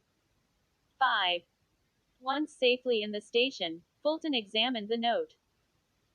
It was written in Russian on both sides of a single sheet of white paper, folded up within a second sheet that was blank. Fulton sent a cable to CIA headquarters, describing the man as in his late 50s or early 60s, about 5 feet 6 inches, 175 pounds, dressed as an average Soviet, wearing dark overcoat and fur hat. Fulton reported that his car was the only one with license plates indicating he was an American in the gas station at that time. In the abbreviated style of such cables, Fulton added that the man was obviously waiting for American to show up. The man appeared in no way to be nervous and obviously had approach well thought out. In the note, the man said he wanted to discuss matters on a strictly confidential basis with an appropriate American official. The note said nothing about who he was or what he wanted to talk about, but he sketched out a detailed plan for the next step, suggesting either meeting at a metro stop, the underground subway, or in a car. 6. Fulton was apprehensive. It was not unusual for Soviet citizens to give notes to Americans, and many American diplomats who left car windows open a crack in the summer found messages slipped through them. But Fulton had learned to be careful. The KGB often attempted to lure CIA officers with dangles. Sometimes, the trap was so crude it could easily be dismissed, but others were harder to detect. The KGB had a long history of skillful deceptions. They would lure a CIA officer to a meeting, then the officer would be ambushed, declared persona non grata, and expelled. Every move of the Moscow station was coordinated with headquarters. Fulton told headquarters that the note from the man at the gas station conveyed a carefully thought out plan for a meeting but provided few details. The note is conspiratorial, which might suggest some intel background, he wrote. Fulton said he was very much aware the approach could be a KGB dangle, and he would like to have a better idea of what the man wanted. Fulton said he would signal to the man that he was interested in the car option but not hold a personal meeting just yet. If the man was a dangle, Fulton did not want to put his foot into a trap. But Fulton was also intrigued. The note had a ring of authenticity to it. Fulton thought if he took the first step, perhaps the man would come back with more information. He drove his car to the spot the man had mentioned, but he didn't see the man anywhere. Later, CIA headquarters said they did not want to pursue the contact, fearing it was a trap, and instructed Fulton to do nothing more. 7. On February 3, the man appeared again. This time, he approached Fulton's car on a street very close to the embassy at 7 p.m., after dark. Fulton happened at that moment to be sitting in his car with the engine running. There was a Soviet militia post nearby, but the car was obscured by a high snowbank along the street. The man's face appeared at the driver's side window, and he tapped on it. When Fulton rolled down the window, the man dropped a note into the car. He then turned and left. No one was following him. The note again proposed a signal in a meeting. The man said the signal should be delivered on the next evening, by parking the car on a nearby street. Fulton sent a cable to headquarters, saying the man's motives were still not clear, so he did not respond. 2 weeks later, on February 17, Fulton left the embassy around 6:45 p.m. And, as he approached his car, noticed the man leave a phone booth that was nestled in the shadows of an apartment building, about 30 feet away. Fulton was climbing into the car when the man approached him. "What do you want?" Fulton asked. The man said he wanted to give Fulton another note. He tossed a folded letter into the car, turned on his heel, and quickly left. Fulton saw no one around, got in his car, and calmly drove home. He saw no one following him. When he opened the letter, Fulton found 4 handwritten pages. He sent a rough translation to headquarters the next morning. The man wrote that he realized why his repeated requests were being ignored. My activities may have brought suspicion, he said, adding that he understood full well the CIA was fearful of being trapped by the KGB. But, the man added, if he had wanted to do that, he could have done so already. This was not his intent or his method. I'm an engineer and not a specialist in secret matters, he said, promising to provide more information about himself to dispel the mistrust but urging the CIA to handle his next message very carefully. I work in a closed enterprise, he said, which meant a secret Soviet facility, probably related to defense or military work. In order to pass notes, the man wrote, he had been waiting for hours at more than one location to find just the right moment, a time-consuming and stressful vigil. He implored the CIA to make it easier and to show up for his next note on the following Friday. Fulton asked CIA headquarters for permission to go ahead. He was impressed by the man's tenacity. He told headquarters that the risk wasn't great to park his car on the street and wait for the man to thrust an envelope through the window. The man has essentially already done this twice, he said, and the KGB could have ambushed them earlier if they had wanted to. Fulton realized there would be doubts at headquarters. They might well ask, wasn't it rather unlikely that a Russian man in Moscow, without any help at all, would have singled out the CIA's station chief to deliver a note? At the time of the first note in January, the United States had just expelled a KGB officer at the United Nations. Could this be the setup for retaliation? Still, something about the man led Fulton to think he was genuine. Fulton told headquarters he believed the man had chosen him by coincidence at the diplomatic gas station and probably memorized the car's license number, and thus it was not unusual that he would continue to seek him out. Fulton said he would, under no circumstances, proceed to other sites that could be a trap. 8. Headquarters was wary and told Fulton not to give the man a signal. Just a few months later, in May 1977, the man approached Fulton for the fourth time. He had been hiding in a phone booth near Fulton's car and was carrying a package. Fulton saw KGB guards nearby, so he did not take the package. The man banged on Fulton's car to get his attention.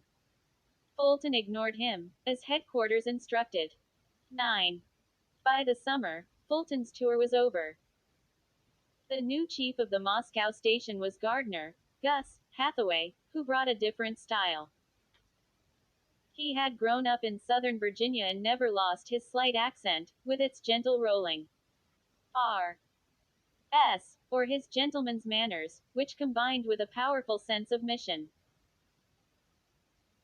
Hathaway, 53 years old, served in Berlin for the CIA in the late 1950s and later in Latin America and had a hard-charging way about him, a zeal for operations. All through the spring and early summer of 1977, the Moscow station struggled with setbacks in the Ogorodnik case. A hollow log was left for him in February, but he did not show up. He emplaced a dead drop on schedule in April, but when the station's technical officers opened it, they concluded it was put together by someone else. His photography, usually perfect, seemed careless. Hathaway wanted to recontact Ogorodnik and get the operation back on track. The CIA sent the agent a message by a coded shortwave radio broadcast, instructing him to leave a signal with a small red mark on a children crossing traffic sign if he was ready for another dead drop. Early on the morning of July 15, 1977, Peterson drove by the sign, and the mark was there, but something didn't look right. It was bold, cherry red, as if it had been deliberately stenciled. A real agent doesn't have time to stencil a signal like that. She went to the station and told the others what she had seen. The signal was there, yes, but it seemed odd. Peterson suggested that someone else place the next drop. She had a knot in her stomach. The stenciled mark should have made Hathaway more cautious, but it didn't. He was eager to keep going. That day, Peterson worked her usual day hours at her cover job. At 6 p.m., she went to the station and reviewed the operations plan at the small conference table in Hathaway's office. Then she went home, changed into comfortable clothes, a summer blouse and platform sandals, and pulled back her hair, streaked with blonde. She would never look like a Russian, but she wanted to blend in as much as possible. She attached a tiny CIA radio receiver that detected KGB transmissions to her bra with Velcro. She connected the neck loop antenna and then inserted a very small wireless earpiece, entirely concealed by her hair. By car, she went on a long, winding surveillance detection run around town, designed to flush out any KGB monitors. She parked her car, entered the subway, changed at 3 stations, and exited at the sports stadium just as a crowd was leaving a soccer game. She slipped into the crowd, finally arriving at the site for the dead drop, located in a small stone tower on a railroad bridge spanning the Moscow River. She walked up 40 stairs to a point on the bridge where she had left packages for Ogorodnik before. In her bag was a piece of crumbly black asphalt that had a hidden compartment inside holding messages and a miniature camera for Ogorodnik. At 10:15 p.m., barely dusk in Moscow during the summer, Peterson left the chunk of black asphalt in a narrow square window in the stone tower of the bridge, pushing it exactly 1 arm's length from the edge. She began to descend the steps when she saw 3 men in white shirts rushing toward her. She had nowhere to escape and wasn't about to jump into the river. Grabbed by the men, she felt a jolt of anger that it was the KGB. A van pulled up, and more men clambered out. Peterson kicked one of them hard, but they restrained her. A KGB officer began to take flash pictures. Then, groping her, they discovered the radio receiver but didn't know how to peel apart the Velcro. Next, they produced the black asphalt chunk they found in the tower. Peterson insisted, loudly, that she was an American citizen. They should call the embassy, they could not detain her. "Let me go," she shouted. One of the KGB men said, "Please keep your voice down." Peterson kept repeating the embassy phone number. Finally, they got the radio receiver off the bra and found the neck loop. However, they never discovered the small wireless earpiece. Peterson was taken to KGB headquarters, the Lubyanka, and interrogated. She had a sinking feeling when they brought out the asphalt chunk, removed the 4 reverse-threaded screws, took off the lid to the hidden cavity, and emptied it in front of her, a technician pulling out each item as the interrogator watched. There was a message for Ogorodnik imprinted in tiny letters on 35mm film, contact lenses and fluid, rolls of tightly wound rubles, and emerald jewelry. When the big black fountain pen was pulled out, the chief interrogator sharply instructed the technician to put it down and not touch it. His tone suggested that he was aware of the cyanide capsule the CIA had given to Ogorodnik. In fact, Peterson knew this pen concealed a camera, not the cyanide capsule, but she realized very quickly, by the interrogator's manner, that Ogorodnik had been caught. She was released later that night, the usual procedure in espionage arrests. The embassy's consular affairs officer came to get her. His eyes were wide with disbelief. He thought she had been a bureaucrat, not a case officer on the streets. The consular affairs officer drove her to the embassy, and Peterson went immediately to the Moscow station, knowing that shortly she would be declared persona non grata in the Soviet Union. Over the next few hours, well past midnight, sitting in the middle of the station, she recounted the events, sometimes with profanity, as her colleagues listened, and one of them took notes for a cable back to headquarters. The cable was sent out at 3:30 a.m.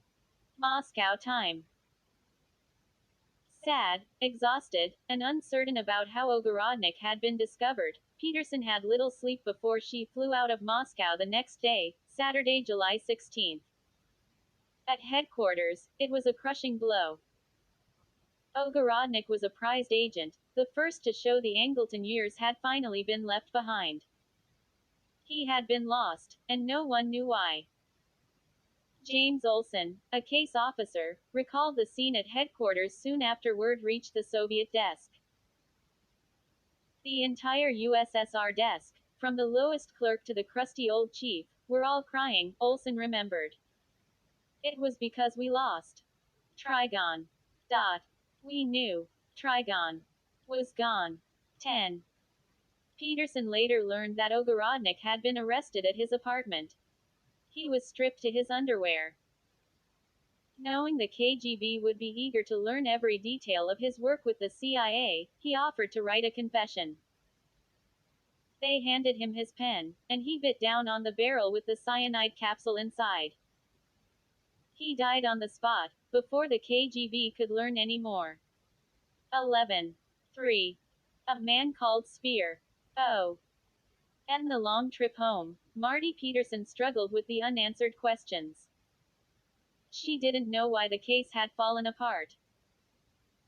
Her surveillance detection run had been long and thorough, and she had seen no signs of the KGB, yet they were lying in wait at the bridge. Even after they grabbed her, they still didn't know she was CIA, she had eluded them for 2 years. So how did they figure out the precise time and place for the dead drop? Was there a slip-up? Was there surveillance she didn't see?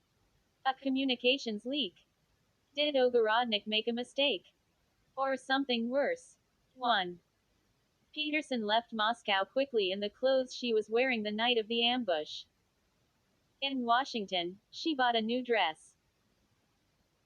On Monday, July 18, less than 72 hours after the debacle in Moscow, she walked up the steps to the main entrance of CIA headquarters at Langley.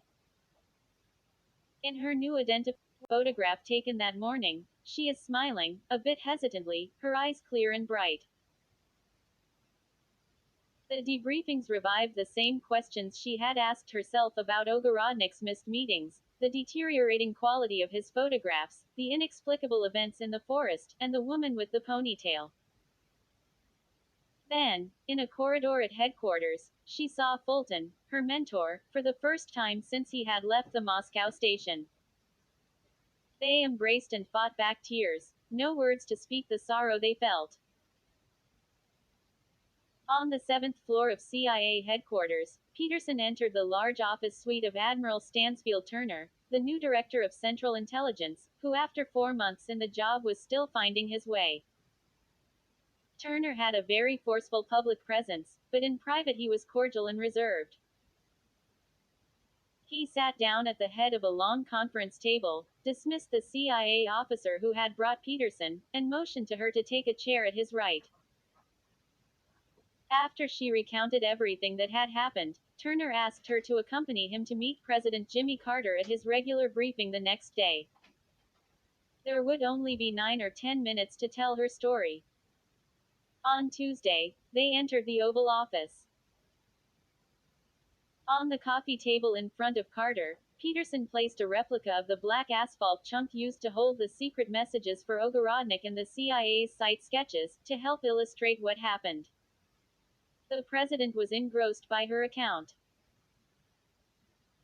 At one point, the National Security Advisor, Zbigniew Brzezinski, spoke up, filling in details, such as the name of the agent, Ogorodnik, and the name of the Moscow Railroad bridge where she had been ambushed. Brzezinski, whose father had been a Polish aristocrat and diplomat in the anti-communist Polish government before World War II, devoted his career as a professor to chronicling the decline of Soviet communism. He knew perhaps better than anyone in the room how valuable and unusual this spy had been. "I greatly admire your courage," Brzezinski told Peterson as she was leaving. 10 minutes had stretched to more than 20. Peterson left the Oval Office alone and had to ask a White House secretary how to find her way out to the street. Later that day, Turner sent her a breezy, handwritten thank you note. You are the only person who has stood face to face with the KGB and the President of the United States all within 3 days, he said. I admire and congratulate you. But privately, Turner was brooding about her expulsion. The events in Moscow meant something was wrong. Stansfield Turner grew up in Highland Park, Illinois, an affluent small town on the lakeshore north of Chicago with stately homes and tree-lined streets. His father, Oliver, was a self-made businessman who filled the house with books. His mother drilled into him values of honesty and integrity. Turner became an Eagle Scout and president of his high school class, went on to Amherst College, and, after a lobbying campaign by his father, won admission to the U.S. Naval Academy.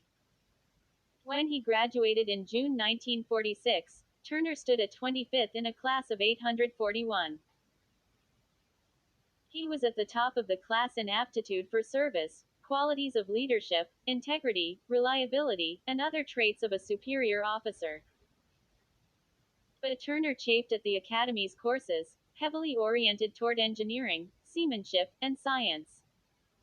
His interests ran far beyond. Rather than plunge immediately into a Navy career, Turner won a prestigious Rhodes Scholarship to Oxford University, where he studied politics, philosophy, and economics. 2. On returning to the Navy, Turner went to sea on destroyers but was impatient with the minutiae of shipboard life. He wanted to think big and be at the center of change. In the 1950s, he was selected by a new chief of naval operations, Arleigh Burke, to put together a group of junior officers to tell Burke what was wrong with the Navy and how to fix it, an assignment Turner found exhilarating. Then Turner was selected to work with the Whiz Kids under Robert McNamara in the 1960s, when systems analysis was all the rage. When Admiral Elmo Zumwalt became the new Chief of Naval Operations in 1970, he put Turner in charge of new initiatives in his first 60 days. Through it all, Turner became convinced the military was hidebound and desperately needed new thinking. He once used systems analysis to study naval minesweeping and showed how it could be done better and faster from a helicopter than from a ship. Yet Turner's zeal for change often ran headlong into inertia, especially in the Vietnam War years, when military morale and discipline were sapped by defeat and a loss of support at home. Appointed commander of the Naval War College in 1972, Turner seized the opportunity to overhaul the curriculum, making it more rigorous and demanding. Through all his assignments, he preached the virtues of discipline and accountability. Turner's class at the U.S. Naval Academy included a somewhat shy and skinny fellow from a backwater peanut farm in Georgia, Jimmy Carter, who also applied for a Rhodes Scholarship but did not get it. Carter stood at 59th in the class. Carter and Turner did not know each other then. Carter went on to become a nuclear submariner, farmer, and governor of Georgia. In 1973, Turner invited Carter to speak at the War College and was impressed. The following year, in October 1974, they met again at Carter's offices in Atlanta. Carter fired rapid questions at Turner for half an hour about the state of the U.S. military and the Navy. When it was over, Carter said, "By the way, the day after tomorrow, I am announcing that I'm going to run for President of the United States." Carter triumphed in the 1976 presidential campaign by emphasizing trust to a nation battered by the Vietnam War and the Watergate scandal. He projected a fresh, moralistic approach to government, "I'll never tell a lie," and a break with the sordid scandals in Washington. Among them, in Carter's view, were the disclosures, starting in late 1974, of illegal CIA surveillance of American citizens, including anti-war activists. 3 separate investigations of the CIA followed over the next 16 months, revealing more unsavory operations. When Carter took office in January 1977, the CIA was still reeling from these probes. 3. The agency had 3 directors in 4 years. The outgoing director, George H. W. Bush, a Republican appointed by President Ford, was affable and well-liked at the CIA, and he wanted to remain, but Carter demanded a clean break. Carter at first chose Theodore Sorensen, the Kennedy speechwriter and a Democratic lawyer, to lead the CIA, but Sorensen withdrew when it was disclosed he had once been a conscientious objector in opposition to the nomination mounted in Congress. At the time, Turner had become a 4-star admiral and was serving as commander-in-chief of Allied forces in southern Europe. When Turner first got the call to come to Washington, he hoped he was being considered for a military appointment as Chief of Naval Operations or Vice Chief. At the White House, Carter greeted Turner warmly in his private office, then asked him to head the CIA. 4. Turner was not ready for this and protested that he might be better in a military position. But Turner quickly grasped that Carter had made up his mind. In fact, it was Turner's military career and reputation for discipline and integrity that appealed to the new president, who had promised to turn a new leaf at the CIA. Turner took the CIA job, but I walked out in a real daze. 5. In the early months in office, Turner and Carter were both fascinated by stunning advances in technology, such as the revolutionary KH-11 satellite that transmitted electronic images directly to the ground, rather than using the cumbersome previous method, in which film canisters were ejected from a satellite and captured by airplanes on descent. The KH-11 images could be seen in real time instead of days or weeks later. By coincidence, the first images were received at the CIA just hours before Carter was inaugurated president. The next day, Carter was shown the photographs in the White House Situation Room. It was a marvelous system, Turner later recalled, much like a TV in space that sent back pictures almost instantly. 6. Turner saw the technical side of intelligence collection as the wave of the future. He wanted intelligence that could be delivered when it was needed.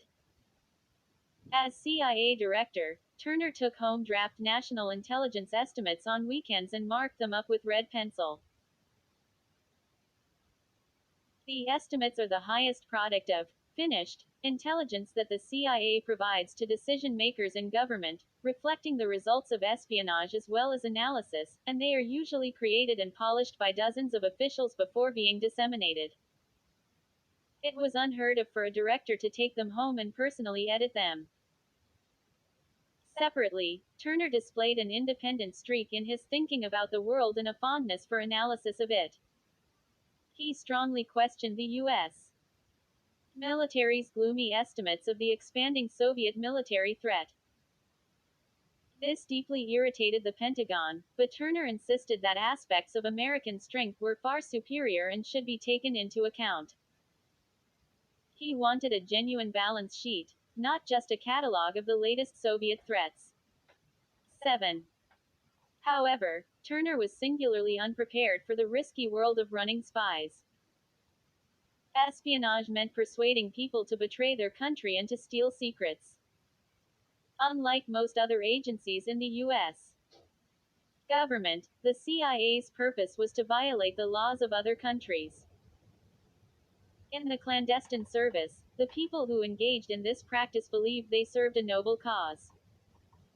Turner never understood them, and they saw him as distant and aloof.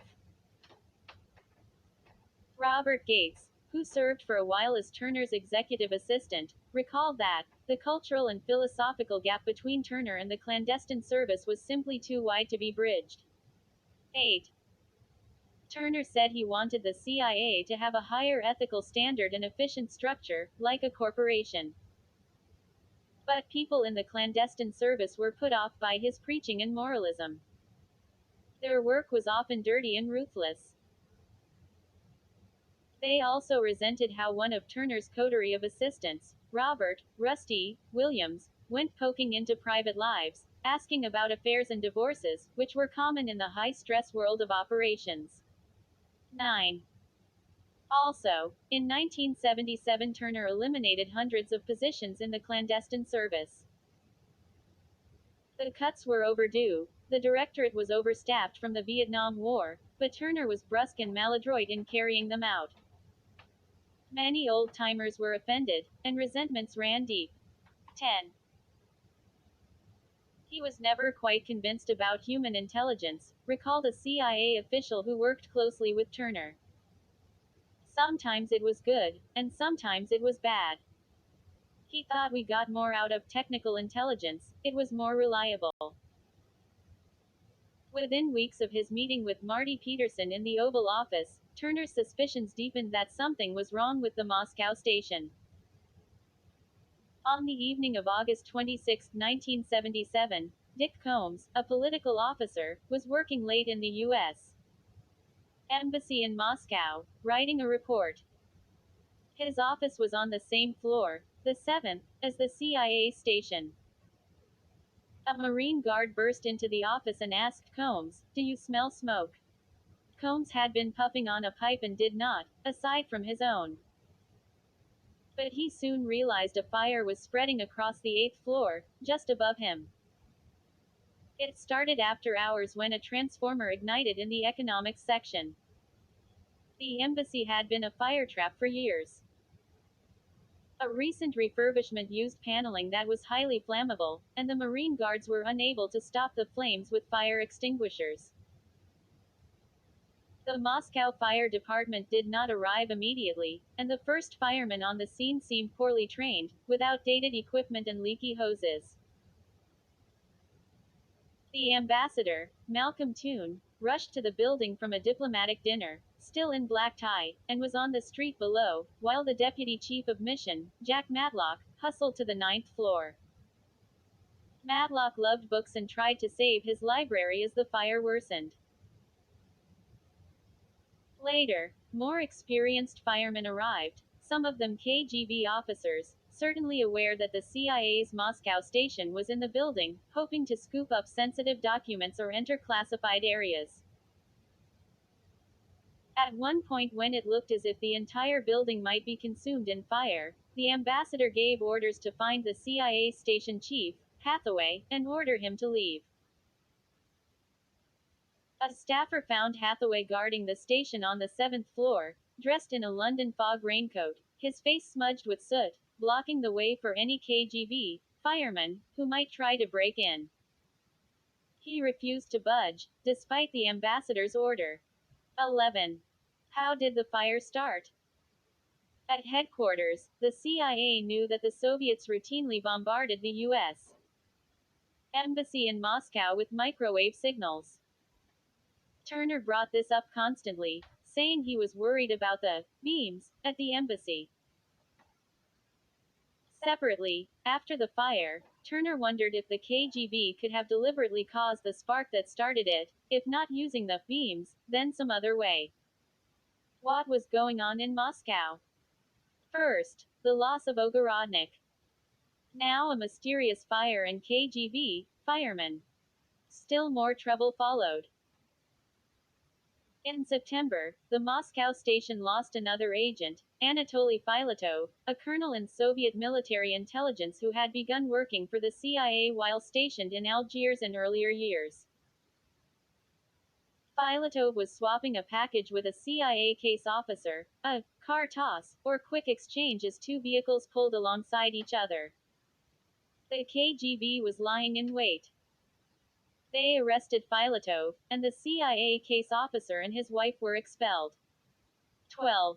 Turner was shaken. Was the KGB listening to their communications? Had they penetrated the Moscow station? Was there a mole somewhere? When a system wasn't working, Turner felt, the correct response was to fix it. Now he wanted to do the same at the CIA. He took an extraordinary step.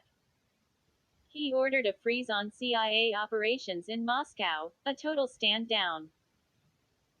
The Moscow station was told not to run any agents, not to carry out any operational acts. The stand down was unlike anything the Soviet division had experienced before. Turner insisted it would continue until the division could guarantee there would be no further compromises. This left many officers in the clandestine service bewildered. Did Turner not grasp the basics of espionage operations? The case officers and their agents were never free from risk. They could never guarantee there would be no more compromises. 13. In Moscow, Hathaway was furious. Turner's action seemed incomprehensible. It ran against everything Hathaway stood for, against his sense of mission and desire for aggressive espionage operations. Instead of running agents, Hathaway's case officers were forced to sit on their hands. Hathaway kept them busy as best he could, looking for new dead drop sites and making maps, preparing for the day they could resume running spies. 14. Meanwhile, the station began to lose intelligence sources, and one of them was the valuable volunteer from the early 1960s, Alexei Kulak, the KGB scientific and technical officer code-named Fedora by the FBI. A war hero in the Soviet Union who joined the KGB and was assigned to New York, Kulak walked into the FBI field office in New York in March 1962 and volunteered to work for the United States for cash. He was overweight, a heavy drinker who loved big meals. Kulak served 2 tours in the United States and in those years was considered an authentic agent by the FBI, but by the mid-1970s they began to lose confidence in him and suspected he was controlled by the KGB. 15. In 1976, Kulak was preparing to return to Moscow, probably never to return to the United States. Hathaway, then getting ready to take the reins as chief of the Moscow station, went to New York City to personally recruit Kulak for the CIA. The meeting, in a hotel room, was filled with tension, as an FBI man berated Kulak and Hathaway struggled to win his confidence. Hathaway won out, and Kulak agreed to work for the CIA once he returned to Moscow. He left the United States equipped with dead drop and signal sites. His CIA crypt was KO. In early July 1977, he filled a dead drop in Moscow for the first time, and the contents were startling. Kulak provided a handwritten list of Soviet officials in the United States who were attempting to steal scientific and technical secrets.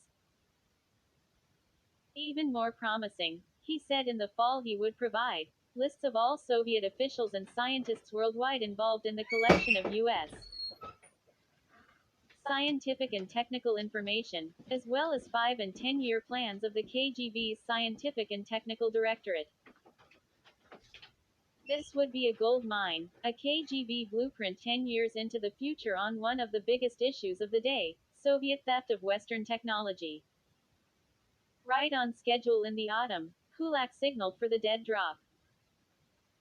But at this point, Turner's stand down was in effect, and the Moscow station did not respond.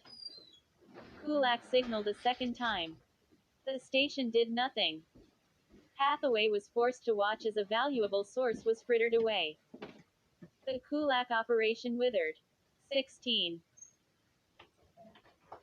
The man who had first approached Fulton at the gas station was standing on a street corner near a market in Moscow on December 10, 1977, looking at the license plates on every car, searching for the prefix D04 that signified an American diplomat's vehicle. More than a year earlier, he had heard an astonishing news report while listening to a Voice of America broadcast on a shortwave radio in his apartment. He learned that a Soviet Air Force pilot, Viktor Belenko, flew his MiG-25 interceptor from a Soviet air base in the Far East to a civilian airport in Japan and defected. It was a daring escape from the Soviet Union, and Belenko was granted asylum in the United States.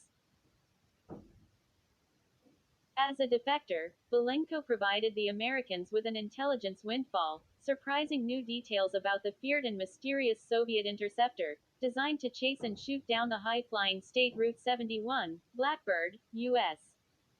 reconnaissance jet. In Japan, Belenko's plane was disassembled by a U.S. and Japanese team, which yielded still more secrets, especially regarding the interceptor's radar and avionics. 17. The Russian man on the street corner carried a letter in his pocket.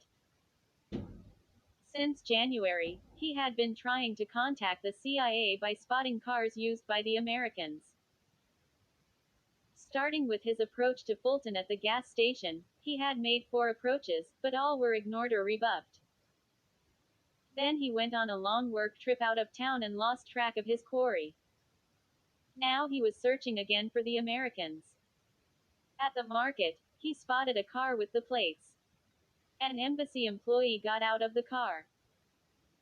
The Russian man quickly walked up to him, handed him the letter, and pleaded that it be delivered to the responsible U.S. official. The embassy employee who received the letter at the market was the majordomo of Spaso House, a portly man who managed the U.S. ambassador's residence in Moscow.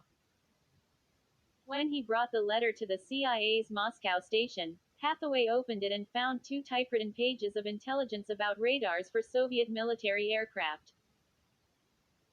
In the letter, the man described how, after Belenko's defection, orders came down to modify the radar in the MiG-25. He then wrote something that seized Hathaway's attention. The man said he had access to development of a look down, shoot down radar system. He also said he could provide schematics for a radar that was becoming the basic unit for interceptors like the ultra-fast MiG-25. Again, he provided some scenarios for a possible contact and said he would be waiting for it on January 9, 1978, in the new year. He wanted to do what Belenko did, he wrote. But he still did not say who he was.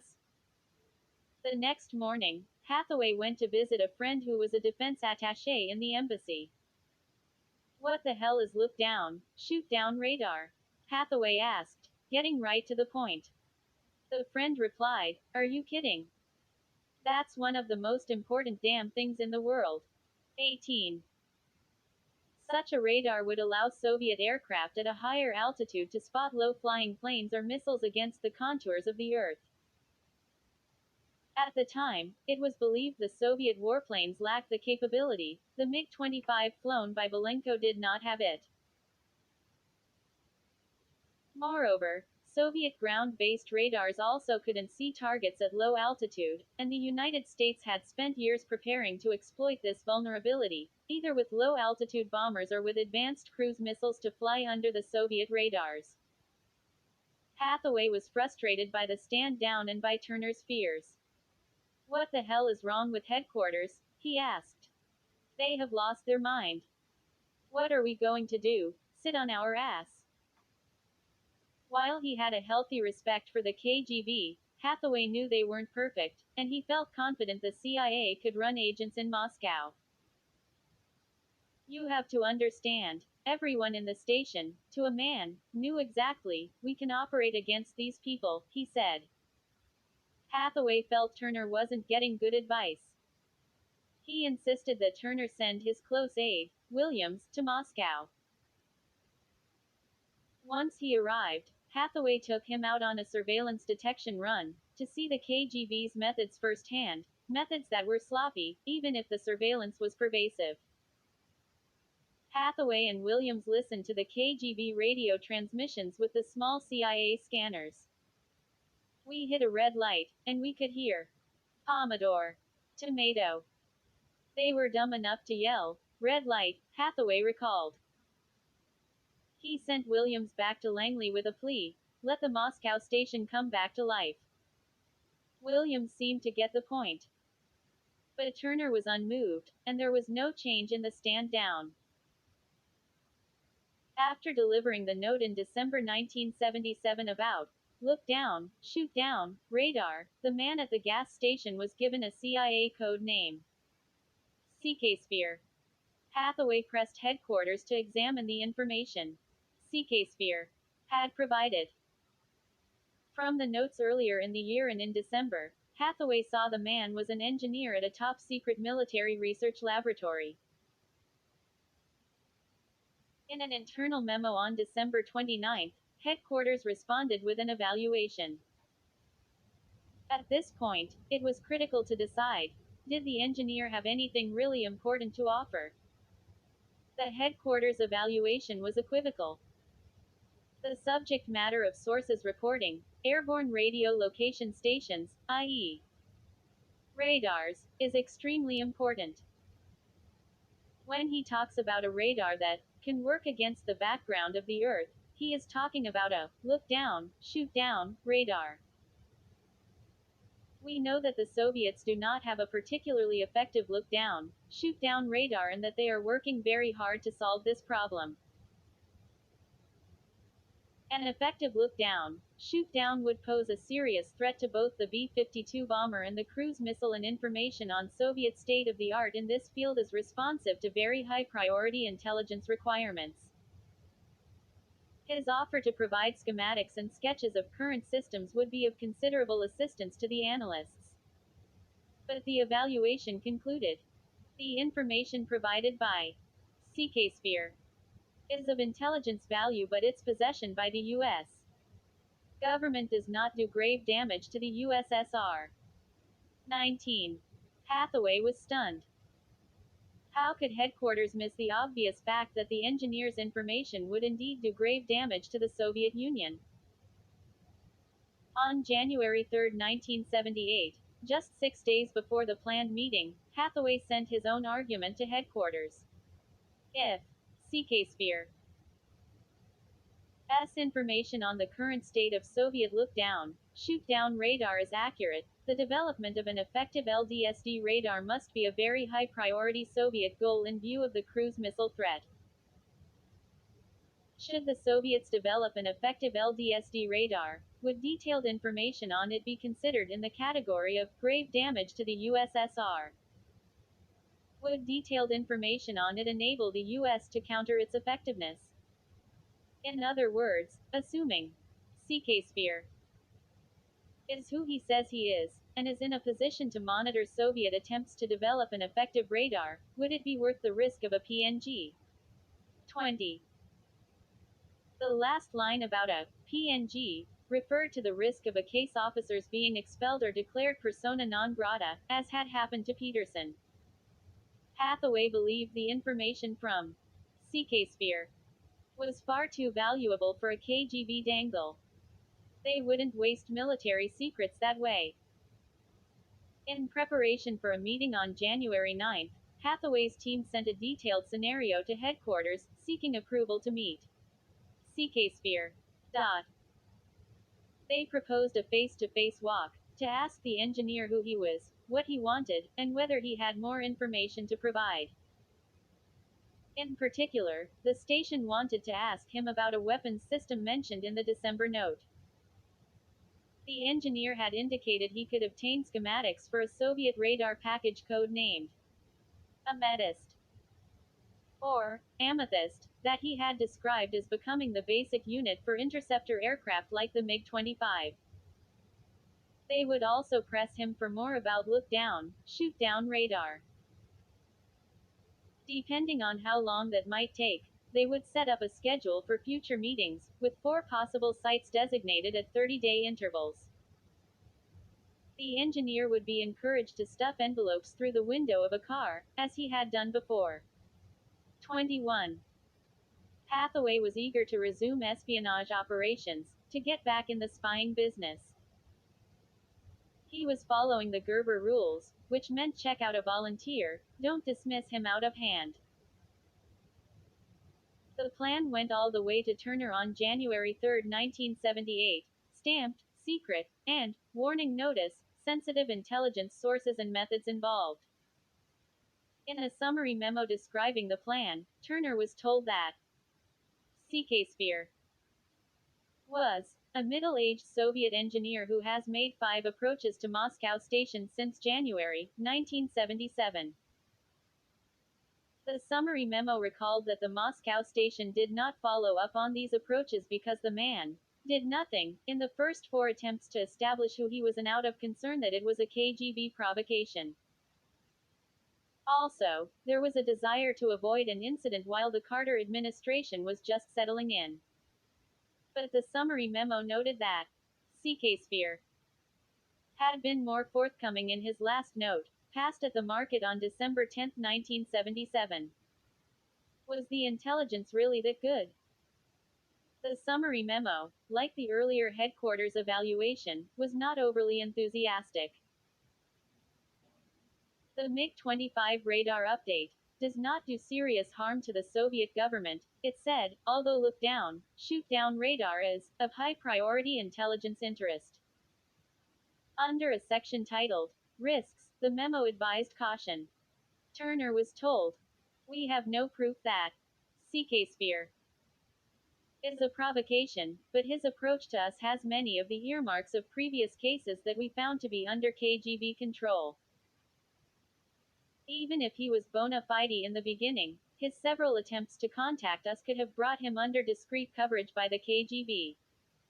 At best, we view CK Sphere S bona fides and potential is unproven, in contrast to existing sources in Moscow whom we have not been able to contact during the operational stand-down." Turner was given 2 choices. Option B was go ahead and meet the engineer on January 9. But the summary memo concluded, "We recommend option A, do nothing." The reason? It was too risky. If the operation went bad, the memo said, it could lead to a third expulsion, prolong the stand down, or even lead to closure of the Moscow station. Rather than contact the engineer, Turner was advised, our primary obligation and objective should be to resume secure and productive contact with the proven sources in Moscow. Turner agreed. The decision was option A. Do nothing. 22. 4. Finally I have reached you. T. He engineer still did not give up. On February 16, 1978, more than a year after the first approach at the gas station, Hathaway drove out of the embassy compound onto a side street. He slowed at a dark intersection. Suddenly there was a tap-tap on the window. His wife, Karen, sitting beside him, strained to see and rolled down the car window. The engineer was standing outside, leaned close, and shoved an envelope through. "Give to the ambassador," he said urgently in Russian. The envelope fell onto Karen's lap. The engineer turned quickly and disappeared. Hathaway made a U-turn, drove straight back to the embassy, and took the envelope up to the station. The envelope contained a new letter from the engineer. He wrote that he felt caught in a vicious circle.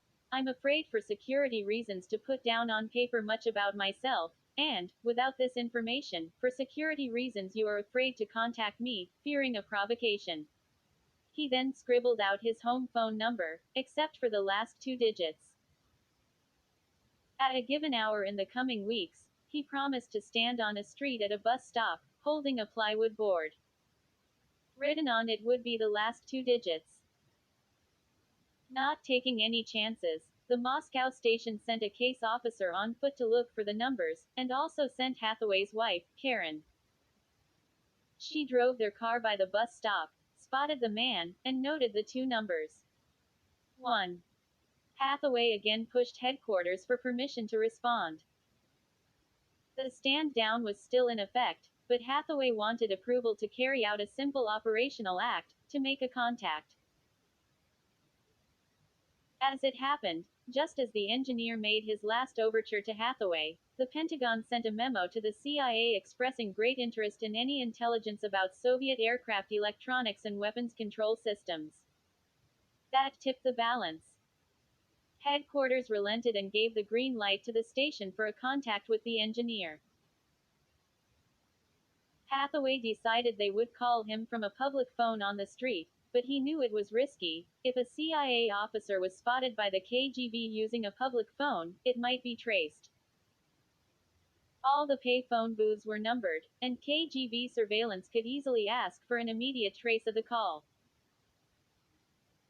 On February 26, a case officer from the Moscow station went on a long surveillance detection run to avoid the KGB and then called the engineer's home phone number from a phone booth. The man's wife answered, so the case officer hung up. 2 days later, the case officer tried again, with the same outcome. 2. On the evening of March 1st, darkness had fallen when the engineer approached Hathaway and his wife as they were getting into their car on Bolshoi Devyatinsky Perulok, a tree-lined lane bordering the embassy compound.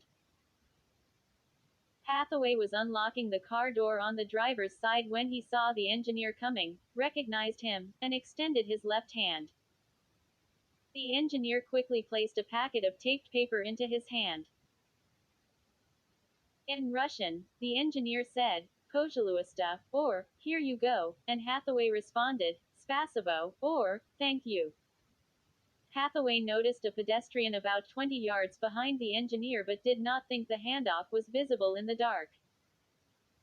The engineer did not break stride as he passed and then slipped away down another side street. Hathaway went back up to the station, telling the guard at the gate he had forgotten something, and opened the packet.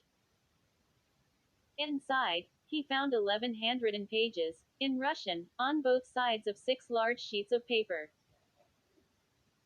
As before, they were folded inside 2 other pieces of paper to form a 3 by 4 inch package, sealed with white paper tape and light brown glue.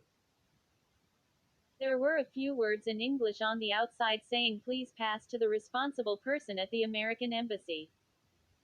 The note was the breakthrough they had been waiting for. The engineer revealed his identity. He wrote,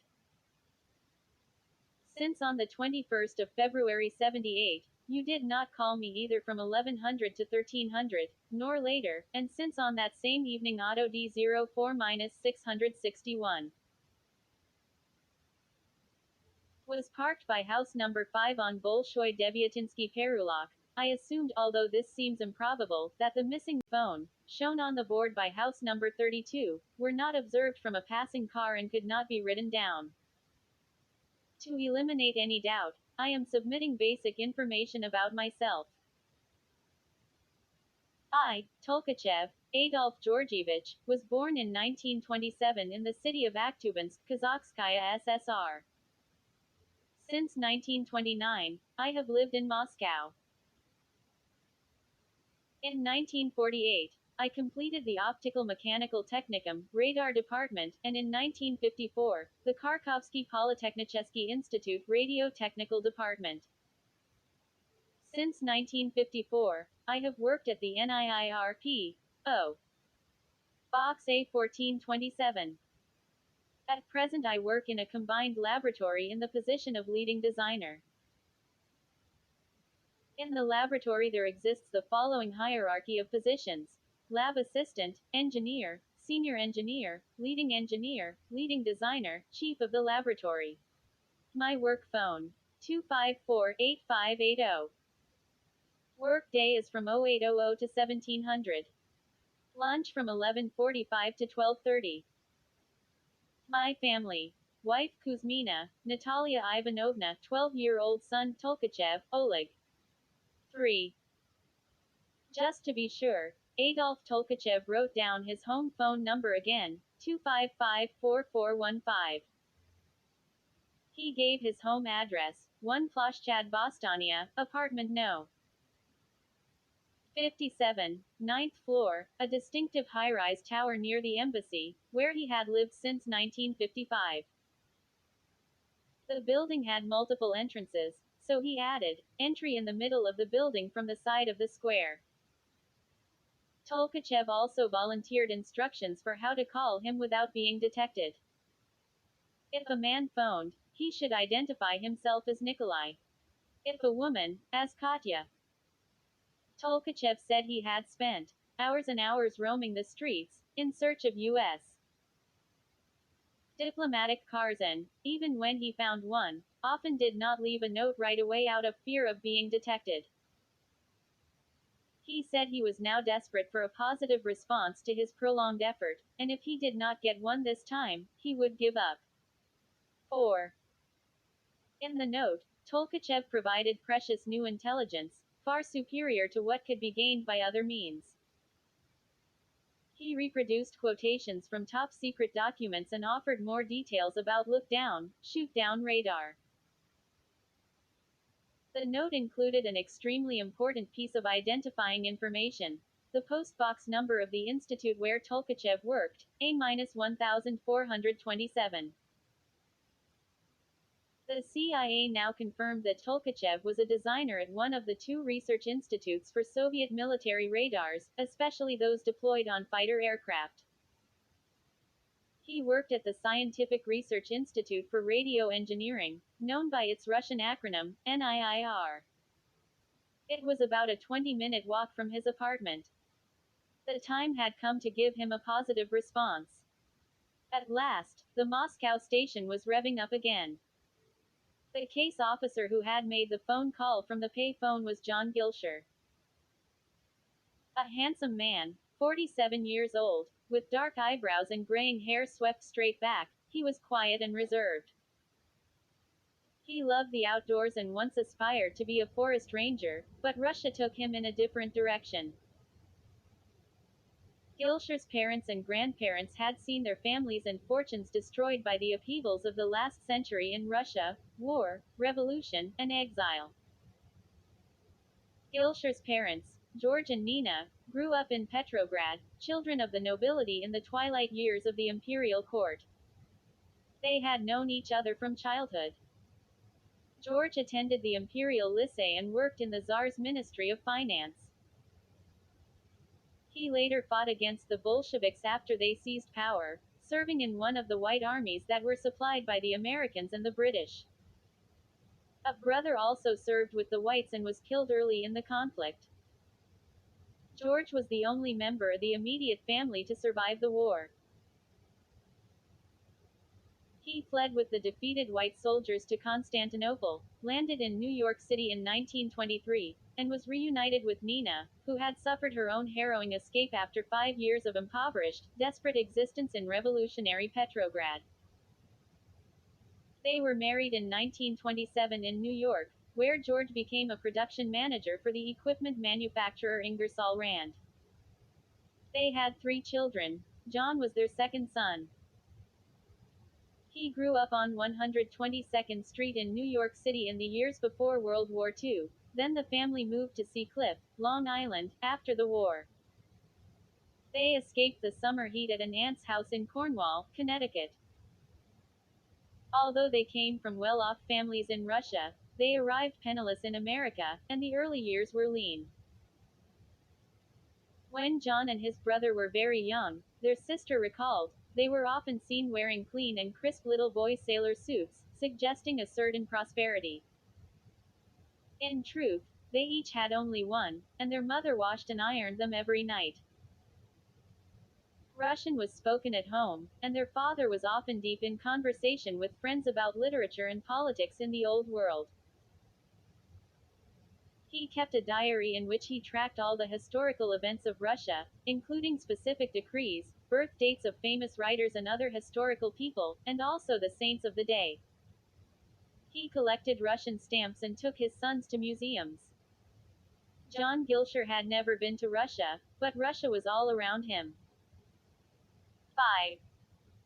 In 1945, when John was 15 years old, his father suddenly died of a heart attack. While supporting his mother with summer jobs, including one shoveling out coal furnaces, Gilsher went to the University of Connecticut on a scholarship and studied forestry. His brother had settled far away in Alaska, and John visited him there, enthralled by the big sky and open spaces. When the Korean War broke out, John joined the army but spent his tour on loan to the National Security Agency. In 1955, at the end of his military service, he joined the CIA and was sent to London, where he worked on the Berlin Tunnel recordings. Before his departure to London, he had met and fallen in love with a beautiful young woman, Catherine, known as Kissa, who was also a scion of Russian nobility. Her father had fled the Bolsheviks and settled in Belgrade, where Kissa was born. The family was uprooted again by the upheaval of World War II and fled to the United States. By her teenage years, Kissa had felt the wrath of both communists and Nazis and was eager for a better life. She met John one summer evening in Washington, where she was studying at George Washington University. They were engaged for 2 years while he served in London and she finished her degree. They married in London in 1957. John was already starting a career in the CIA, but on their honeymoon he wistfully broached the possibility of giving up intelligence and following his dreams to work in forestry in Alaska. Kissa protested, emphatically. Gilsher spent the rest of his career in the CIA. John spoke Russian with a very slight accent that suggested he was from the Baltics, but his language skills were superb and proved to be extremely valuable in those early years of the Cold War. In the 1950s and early 1960s, he participated in two of the CIA's most significant operations against the Soviet Union, the Berlin Tunnel and Penkovsky. When Hathaway was assigned to become chief of station in Moscow in 1977, he handpicked Gilsher to join him. They had never served together, but Hathaway knew of Gilsher's language skills. One day, Kissa and their children were summering at the family home in Connecticut when John called with the news. They were bound for Moscow. She was delighted, despite the hardships. They were going back to the land of their forebears, not as children of the nobility, but to carry out espionage against the Soviet Union. They were unsentimental about it. The Russia of their ancestors had been destroyed by the Bolsheviks. John had been working against the Soviet target for 22 years from various posts outside the country. But this job would be different. Previously, he had been a language officer, unraveling the spoken and written word. Now, for the first time, he would be a case officer, running agents on the street, inside the Soviet Union. And Kissa would be helping him. 6. They arrived in Moscow on July 16, 1977. An embassy officer was sent out to meet them at Sheremetyevo International Airport. After they cleared passport control and collected their dog from the veterinary station, the embassy officer confided some shocking news. Marty Peterson had been caught placing a dead drop, and she was leaving Moscow at that very moment from the same airport. John immediately grasped the consequences. Ogorodnik was compromised and would probably pay with his life. A few weeks later came the Moscow embassy fire, then the second agent was caught, followed by Turner's order of a stand down. Gilsher found the mood grim in the Moscow station. The quarters were cramped, and there was construction all around to repair the fire damage. Gilsher also was a target of close surveillance by the KGB, more so than most. His apartment was bugged.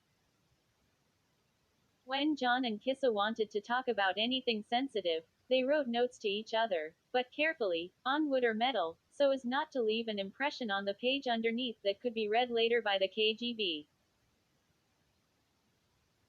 John repeatedly insisted to Kissa that they live a low-key and mundane life in Moscow, repeating their routines over and over again so the KGB wouldn't notice anything out of the ordinary, drawing on the 1950s lessons of Haviland Smith. Kissa chafed at the restrictions. She was as outgoing and personable as John was reserved. The KGB surveillance could be surprisingly unsophisticated. John and Kissa more than once went to a closet to reach for an overcoat, only to find it was missing, apparently taken by the surveillance people to implant a microphone. The coat would mysteriously reappear later. One summer evening, the family decided to meet some friends at a restaurant outside Moscow and discuss the trip over a phone line, knowing the KGB was probably listening in. As they drove, the Gilshers counted no fewer than 3 surveillance cars in front and behind. Then they got a little lost.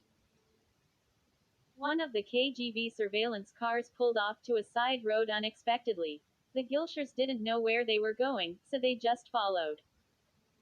The KGB surveillance took them right to the restaurant. At the same time, the KGB could also be quite sophisticated. In 1978, inspectors uncovered an antenna in the chimney of the embassy building. The purpose of the antenna was never discovered. Typewriters were examined that year, but the technician did not find any bugs. In fact, the Soviets had begun in 1976 implanting hidden listening devices in IBM Selectric typewriters sent by the State Department to the Moscow Embassy and Leningrad Consulate for use by diplomats. The bugs, which contained an integrated circuit, would send a burst transmission with data from the keystrokes on the typewriter. Ultimately, 16 typewriters were bugged and remained undetected for 8 years, although none were located in the CIA's Moscow station. 7. On the street, Gilshir learned to spot surveillance. The large Soviet-made Volga sedan used by the KGB had a V8 engine with a distinct growl compared with the four-cylinder engine in other cars. John also discovered the smaller surveillance cars, the Zhigulis, often displayed a telltale, small triangle of dirt on the grille, apparently where the brushes at the KGB car wash didn't reach. Back when he was preparing for the Moscow assignment at CIA headquarters, Gilshir had seen the first note handed to Fulton by the Russian man at the gas station. He thought it sounded sincere and not typical of provocateurs or dangles. Later, working in the Moscow station in late 1977 and early 1978, Gilshir translated the notes given to Hathaway by the engineer. Gilshir thought it was unlikely that any of the man's notes had fallen into the hands of the KGB. The man was careful to deliver them only when Hathaway was obscured by trees or a high snowbank. Now they knew his name was Adolf Tolkachev. But what did he really want? Gilshir would find out. He was chosen to be Tolkachev's first CIA case officer. On March 5, 1978, 4 days after Tolkachev had given the package to Hathaway, John and Kissa Gilshir went to the Bolshoi Theater for a ballet performance of Anna Karenina, choreographed by the famed ballerina Maya Plisetska. They dressed up for the occasion and sat in a box for diplomats. Kissa knew John had something to do that night, and when they sat down, she was surprised to discover that sitting next to her in the box was a Soviet woman who worked in the embassy, dispatching maids, drivers, and helpers.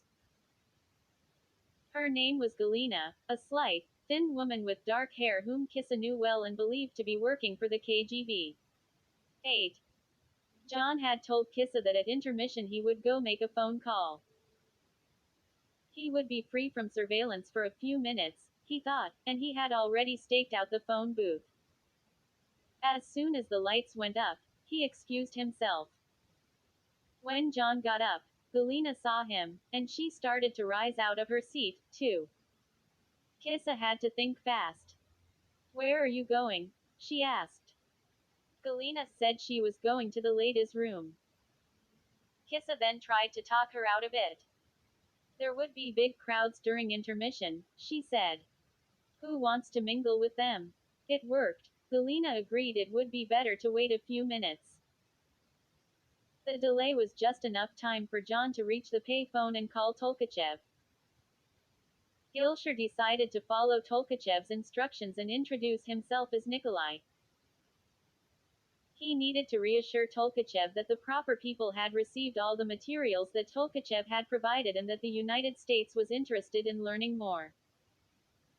But it had to be done in a way that could not be detected if someone was listening to the call. 9. Standing at the phone booth, Gilshir made the call at about 10 p.m. Tolkachev. Hello. Gilshir. Hello, this is Nikolai. Tolkachev. Slight pause. Yes, hello. Gilshir.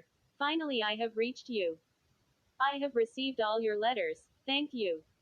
They were very interesting. I will want to recontact you again later. Tolkachev. You should be aware that on the 9th I'm going on temporary assignment to Ryazan, On Saturdays it might be difficult to reach me. It is best to call on Sunday like this. A pause. Tolkachev was apparently ready to say something else but did not. Ilshur. See you soon. Goodbye. Tolkachev. Goodbye. 10. Ilshur went back to his seat in the theater and sat down. Kissa looked at him. You okay? Yes. He nodded as the curtain went up and the lights dimmed. Hathaway had bridled at the stand down.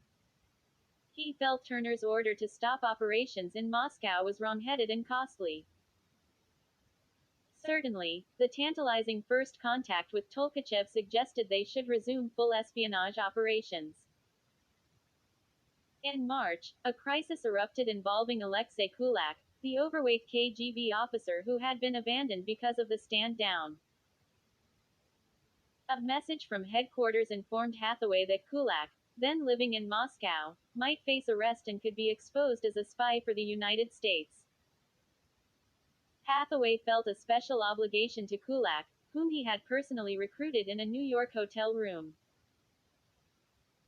The problem, headquarters reported, was that a new book, just published by the author Edward J. Epstein, contained enough details to pinpoint Kulak as an American agent.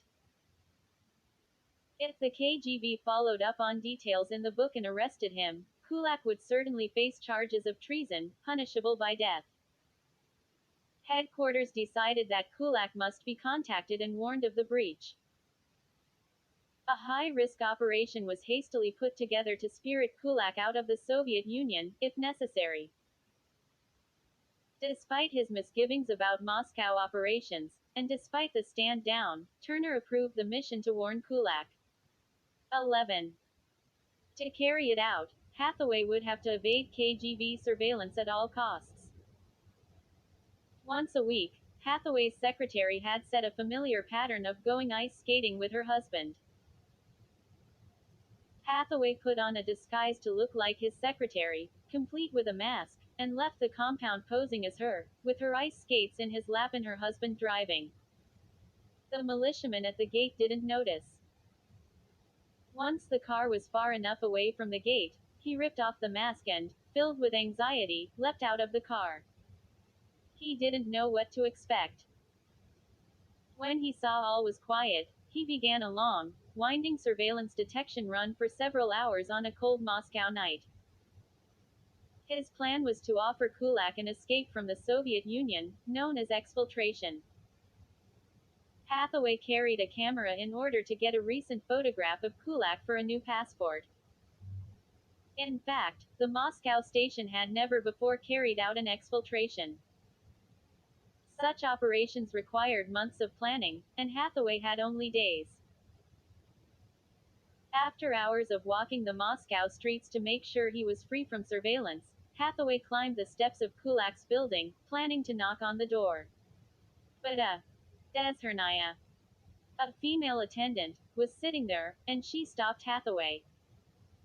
He turned around and left, forced to abort the operation.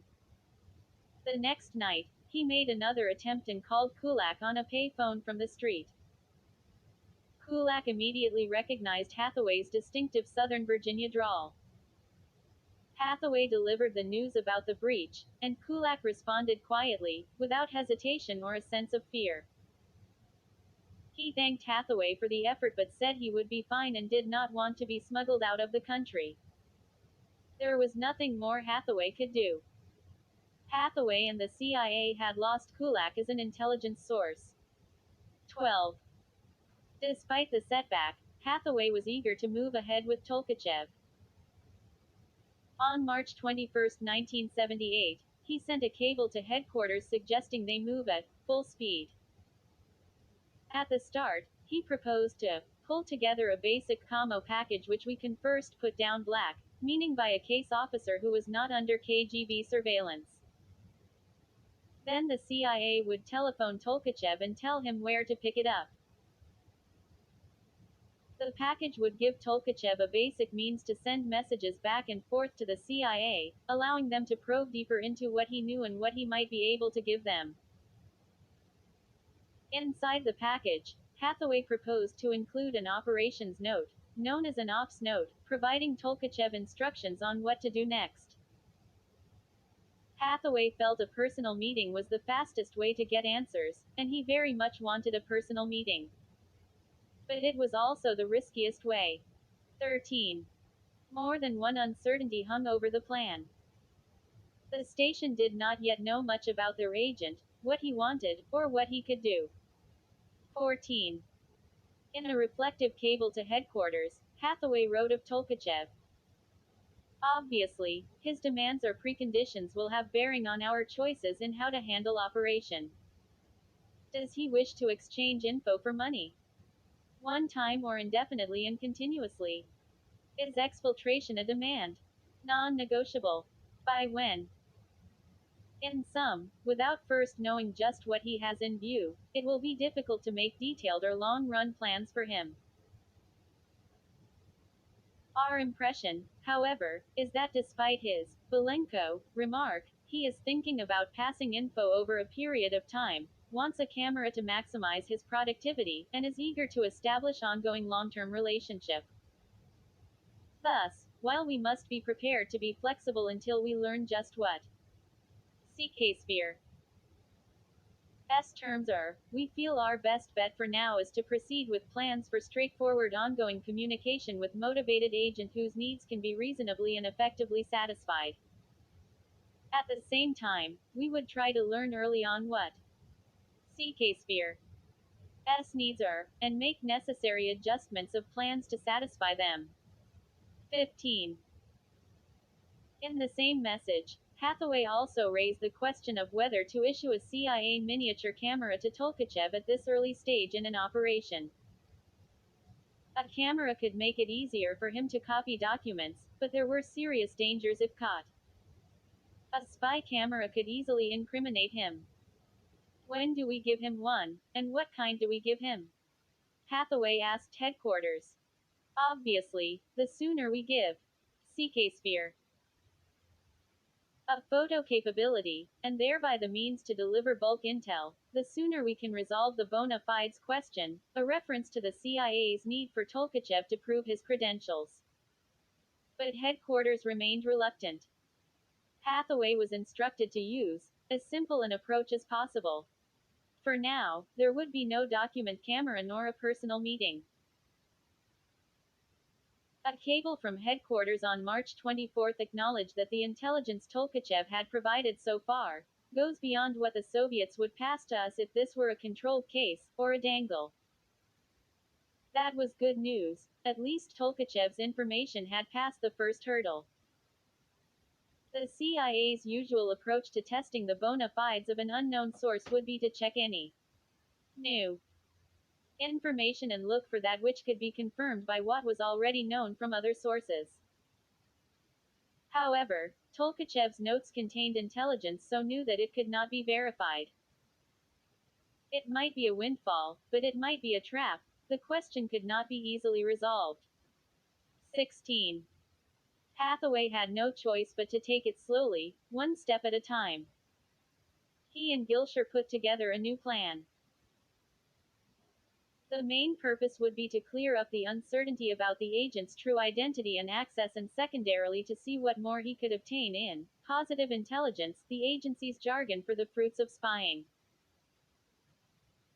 Hathaway and Gilshire wrote that they hoped to set up the communications with Tolkachev in such a way as to minimize risk to us, but at the same time, we wish to reduce risk to CK Sphere to the bare minimum consistent with our own protection. They added, unfortunately, here we confront a trade-off. What is safest for us may be most risky for him, and vice versa. What we are looking for, then, is optimum balance of protection to both ourselves and agent. 17. Still, headquarters was stubbornly doubtful. An internal review at Langley on April 13 again cast doubt, warning that even if Tolkachev's initial approach the year before had been genuine, he might have been noticed by the KGB during his attempts to contact the CIA. He could be carrying out a KGB deception operation, designed to fool the Americans. The review concluded there was only a 50% chance that the Tolkachev operation was valid. Such a conclusion was a big red flag for the CIA leadership that made it even harder for Hathaway to proceed. Turner, the CIA director, was briefed on May 7. 2 days later, in Moscow, Gilshire called Tolkachev and told him to wait for 2 or 3 more weeks and that after that he'd be needed for about an hour on the appointed day. Tolkachev said he had no plans for vacation. He would wait. Then, in May 1978, headquarters began to see things in a more favorable light. One of Tolkachev's handwritten notes was passed to the CIA's Office of Technical Service for analysis by handwriting experts. The experts observed, the writer is intelligent, purposeful, and generally self-confident. He is self-disciplined but not overly rigid. He has well above average intelligence and has a good organizing ability. He is observant and conscientious and pays meticulous attention to details. He is quite self-assured and may plow ahead at times in a way which is not discreet or subtle. All in all, he is a reasonable, well-adjusted individual and appears intellectually and psychologically equipped to become a useful, versatile asset. 18. On May 17, headquarters sent a cable to the Moscow station that contained a far more positive evaluation of the Tolkachev material. The CIA's analysts found nothing to contradict what Tolkachev had passed them so far. The evaluation concluded that many of the details in the reports agree with data from other sources and available technical analysis, and there do not appear to be any other data which conflict with details in the reports. So, the cable went on. Headquarters was feeling a strong temptation to accept the new information Tolkachev had provided, not the least because it tended to confirm their own previous speculation about Soviet fighter developments. But at the same time, doubts at headquarters lingered.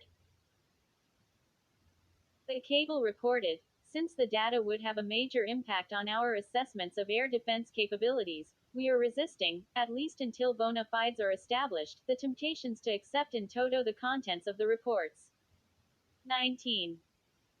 It was progress, but still not a green light for the kind of operation Hathaway wanted to carry out. He was impatient. Nearly a year and a half had already gone by since Tolkachev's first approach at the gas station, and they still did not have a working relationship with him. With Gilshire and others in the station, Hathaway began planning what they would give the agent in their first package. If there was to be a list of intelligence questions, how should they be phrased so they would not appear too blunt? Where to put down the package so it could easily be retrieved by Tolkachev but not discovered by the KGB? What should Tolkachev do in response? The Moscow station planned to use a dead drop, the classic impersonal exchange. Inside the package would be instructions for preparing 3 letters in secret writing to the CIA. On one side of the letter, the cover side, the CIA had penned what would appear to be a letter from an excited Western tourist, in a flowery and feminine handwriting. Dear Gramps, it began. Sounds.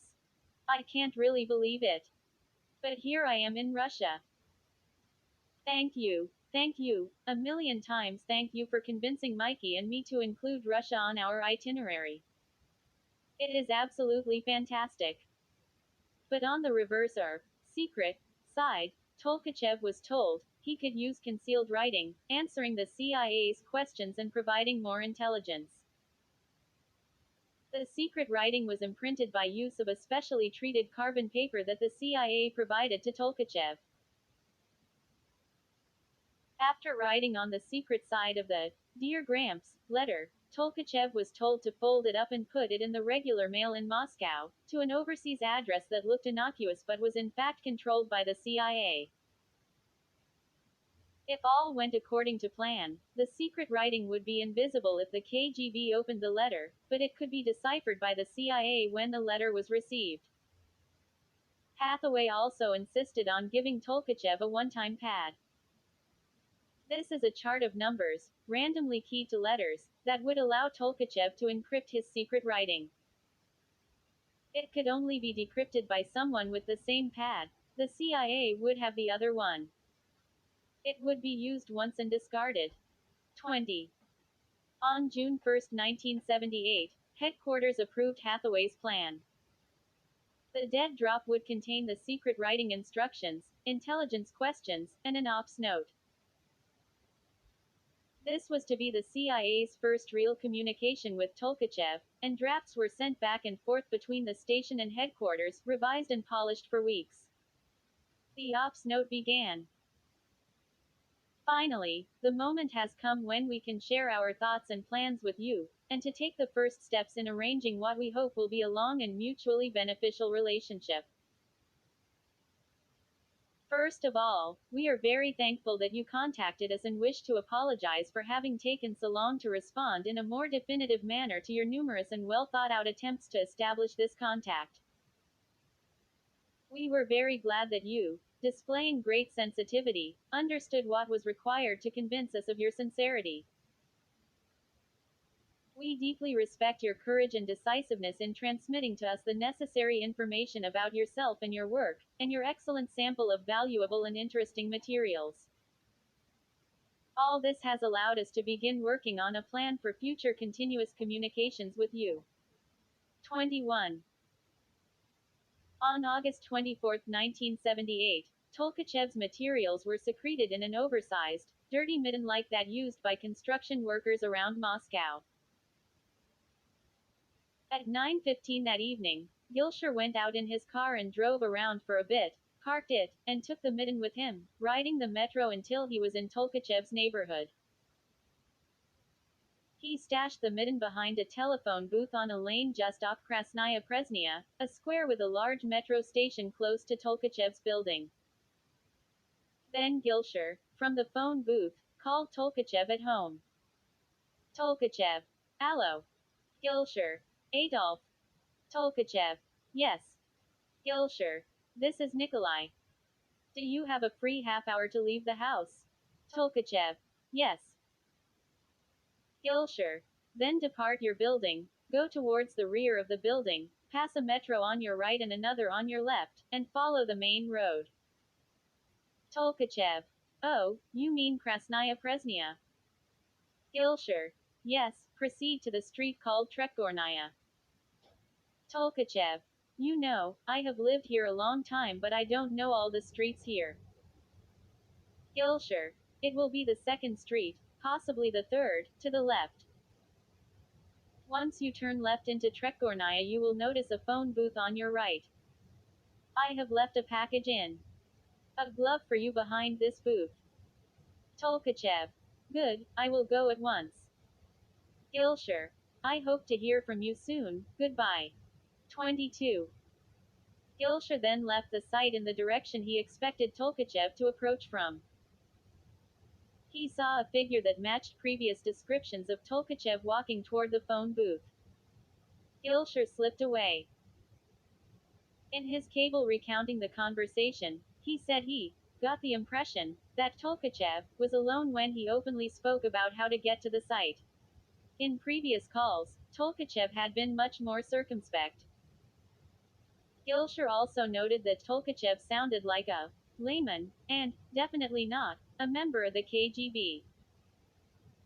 Tolkachev followed instructions to signal the CIA that he had received the construction midden. In September, the Dear Gramps letters arrived successfully from Tolkachev. All three showed signs of having been opened by the KGB, but the secret writing had gone undetected. The letters squelched any doubts at headquarters. Each carried encrypted material, largely technical in nature, responding to the CIA's questions with information that was consistent both with earlier intelligence and with Tolkachev's claims of access to top-secret documents. The letters included intelligence on a new Soviet airborne radar and guidance system, the results of performance tests of new Soviet aircraft radar systems, and the status of work on weapons aiming equipment for various Soviet aircraft. 23. The secret writing and one-time pad had been executed perfectly. The CIA realized that they were dealing with an organized, precise person who followed instructions, a genuine volunteer with great potential. Tolkachev also sent them a tantalizing hint. He had a 91-page notebook crammed full of information he wanted to deliver. With the arrival of the secret writing letters, the CIA had successfully carried out a clandestine exchange with the agent, but it was cumbersome, and they still lacked a long-term plan for communications. Hathaway was eager to press ahead. He wanted to end the stand down once and for all. He proposed to headquarters that they carry out a personal meeting, a method that would allow the CIA to examine more deeply what the agent could do and what he wanted. In a cable to headquarters, Hathaway and Gilshire proposed repeating the August routine with the construction midden, calling Tolkachev, but this time meeting him by the telephone booth. They would ask him to bring the notebook. Gilshire would conduct a walking meeting with Tolkachev and stroll toward the Moscow River. A big advantage was that the area was dark and fairly deserted at night. 24. On November 4th, headquarters came around to Hathaway's suggestion of a personal meeting, the primary purpose of which is to find out just who CK Sphere is, what precisely he wants, and to negotiate the terms, means and general parameters of our continued cooperation. Turner approved the plan on November 21st. This effectively marked the end of the stand down, more than a year after it began. The hope was that a meeting would lead to a long-term channel for keeping in touch with Tolkachev, but Hathaway still faced difficulties. Gilshire was being subjected to increased surveillance, and he might not be available for the personal meeting. The Moscow station also wanted to provide more detailed questions for Tolkachev, and headquarters agreed. Much would depend on how Tolkachev answered the questions, which probed his living and job situations, family, privacy at home and work, vacation plans, hobbies, security, health, whether he owned a camera and a radio, access to classified documents, description of his office desk, what equipment he worked on, names of supervisors, and what journals he had access to. Finally, they were almost ready. A last step was to inform the U.S. Ambassador, Malcolm Toon. The ambassador didn't like the idea. If the meeting blew up, it could be embarrassing. But Hathaway persuaded him it was necessary. 5. A dissident at heart. Oh. And New Year's Day 1979, Moscow was locked in the grip of a frigid cold wave. Windows frosted over, cars would not start, and the streets were nearly deserted. John Gilshire noticed that KGB surveillance had almost completely disappeared, perhaps because of the holiday and the numbing cold. He decided this would be the day. From their apartment, John and Kissa drove their daughter Anya to a birthday party at the U.S. Embassy compound. When it was over, about 5:30 p.m., with the city already shrouded in darkness, they headed home. Not far from the apartment, they stopped the car. John silently got out from behind the wheel and disappeared down a narrow lane. As he left the car, he was dressed in a plain overcoat and fur hat, looking like a Russian pensioner, unremarkable in the night. Kissa drove home. Gilshire boarded a bus and then got off at a metro stop close to Tolkachev's apartment, the same location where they had placed the construction midden in August. He examined the broad, open area and saw no one watching him. His radio earpiece, set to monitor any transmissions from the KGB, was quiet. Gilshire went to a phone booth and placed a call to Tolkachev. Gilshire introduced himself as Nikolai, and asked Tolkachev to come, at once, and bring the materials. 15 minutes later, Tolkachev appeared. He was neatly dressed, somewhat shorter than Gilshire, with a long oval face, slightly jutting jaw, a rugged appearance, and a few gold or silver teeth.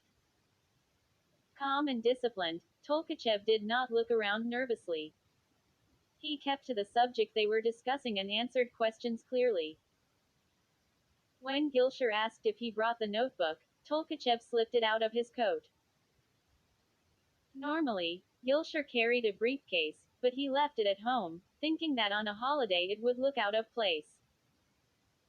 Gilshire tucked the notebook under his belt and felt the sting of icy air on his midriff. Then he asked Tolkachev the question that had nagged at them all. What was his motive for taking such a big risk? Tolkachev replied, hesitantly, that it was a complex question, one that would require a lot of time to discuss. Gilshire prodded him again. Why? Tolkachev responded only that he was a dissident at heart.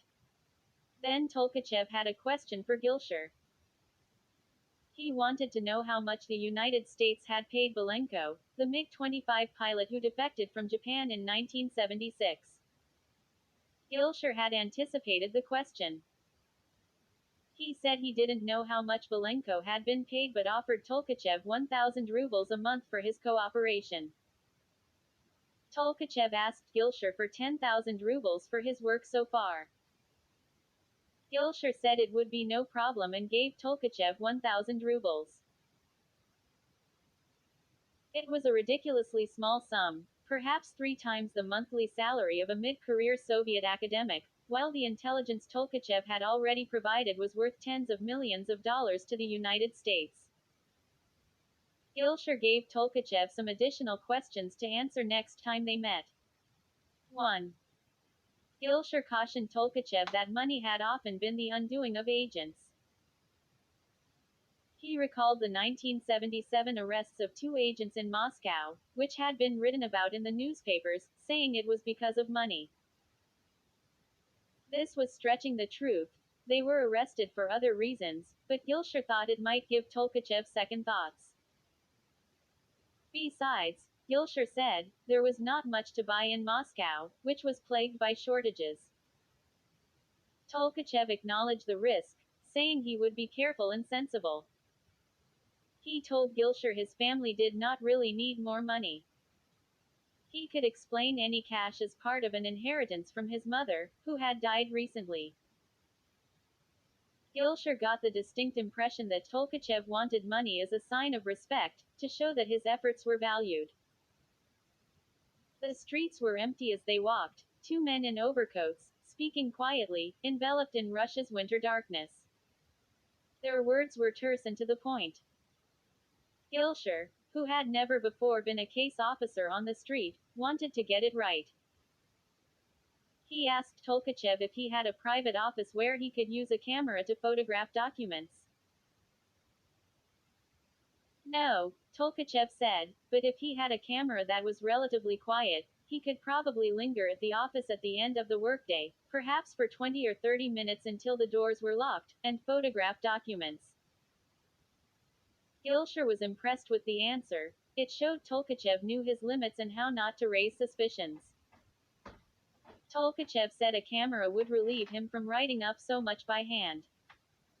Gilshire promised to deliver a camera soon. Tolkachev said he had absolutely no privacy in his apartment. The family telephone was in the kitchen, and his wife or son often answered. There were only 2 other rooms. He confessed he had spent hours waiting by the phone for Nikolai to call. When he needed to work in private on the 91-page notebook, he had retreated to the Lenin Library, the largest public library in Moscow, hunched over it for hours, alone. For 40 minutes, they walked and talked in the biting cold. Gilshire sensed it was time to part. They shook hands, and Tolkachev disappeared into the night. Gilshire took the bus toward home, the notebook still tucked into his belt. He uttered not a word about the meeting to Kissa and went to bed with the notebook under his mattress. The next day, he carried it to the station. The first thing he did was send a cable to headquarters that the meeting had come off without surveillance and that he had given Tolkachev 1,000 rubles and additional questions. Gilshire wrote, there were no untoward incidents. CK Sphere handed over 91 pages of what I think will be invaluable intelligence. 2. Then, in a longer cable, Gilshire described the meeting. Gilshire said he was highly impressed by the coolness and professional behavior of Tolkachev. On a day when the average Soviet was somewhat inebriated, he appeared to be absolutely sober, Gilshire wrote. Tolkachev had allowed Gilshire to steer the direction of their conversation and appeared to accept him as an expert in whose hands he placed his future safety. As case officer, Gilshire's entire focus was on the operational details, such as communications, meetings, and planning. The positive intelligence, the information about Soviet military radars and other matters contained in Tolkachev's 91-page handwritten notebook, was rushed directly to headquarters, where it was translated and carefully analyzed. Immediately, headquarters had reservations about the money, unsettled by the prospect of Gilshire delivering wads of cash. What Gilshire had told Tolkachev was certainly true. A trail of money had often led agents to be careless and cause their own downfalls. Gilshire reassured headquarters on January 22 that Tolkachev was keenly aware of the dangers and agreed to warn him again at their next meeting. During the walk, Gilshire said, he raised with Tolkachev the possibility of a hard currency escrow account in his name in the West. This would be safer, but Tolkachev brushed it off, saying he would never have any use for it. Gilshire urged headquarters not to renege on the 10,000 rubles he had promised. They still had to earn Tolkachev's trust.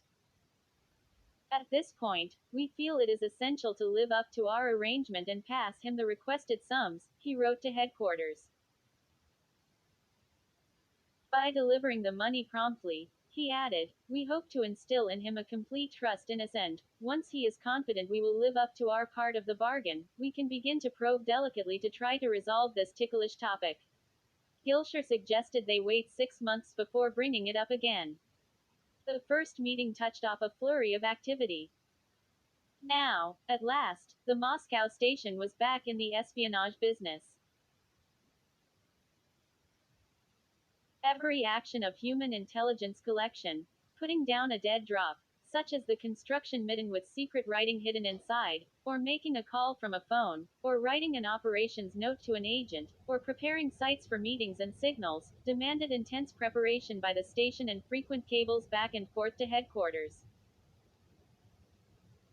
Running a spy was undertaken with the concentration and attention to detail of a moonshot. Neither the station nor headquarters wanted to leave anything to chance. Not even the smallest nut or bolt could be out of place. Photographs and maps were prepared of each site, surveillance detection runs plotted, scenarios scripted and rehearsed, and the question was asked again and again. What could go wrong? Gilshire had to speak up for the agent in the back and forth with headquarters, become a friend and confessor to the agent, serve as the agent's advisor and protector, provide equipment, training, money, and feedback, become the trusted face of the CIA and the United States to someone who had never set foot in America, and all of this with a man he hardly knew. Every case officer worked with the realization that no agent was ever completely knowable. They behaved in unpredictable ways, often beyond the control of their handlers. Gilshire's next move was to write a personal letter for a package they would deliver to Tolkachev in February. He drafted the letter in a way that he hoped would be unambiguous, praising Tolkachev as reliable and calm, expressing confidence that it will be possible to count on you to observe the instructions in the communications plan, and that you will calmly fulfill the role that you have chosen. Then Gilshire shifted tone to that of coach, saying that Tolkachev must strive to not attract attention in any way. He explained, one has to look and behave like the average person on the street, in the office, not to show too much interest in the work of others, not to request materials from the first department which are not connected with your work, and not to work late too often, i.e., stay in the office by yourself. The first department was the repository in Soviet research institutes for top-secret documents and also a security office for keeping watch on workers and controlling clearances for access to the secret materials. Further, Gilshire instructed, in your private life it is important to establish a pattern of life that will cover our contacts and will not arouse suspicion at home. Mainly, it is necessary to act calmly and not to rush. Gilshire appealed to Tolkachev to share with me, at any time, any thoughts which you cannot discuss with your wife and friends. He urged the spy to speak up if there was anything that worried him. He closed the letter. I shake your hand, Nikolai. 3. On February 17, 1979, Gilshire went on a surveillance detection run and, free from the KGB, laid down a package for Tolkachev to pick up.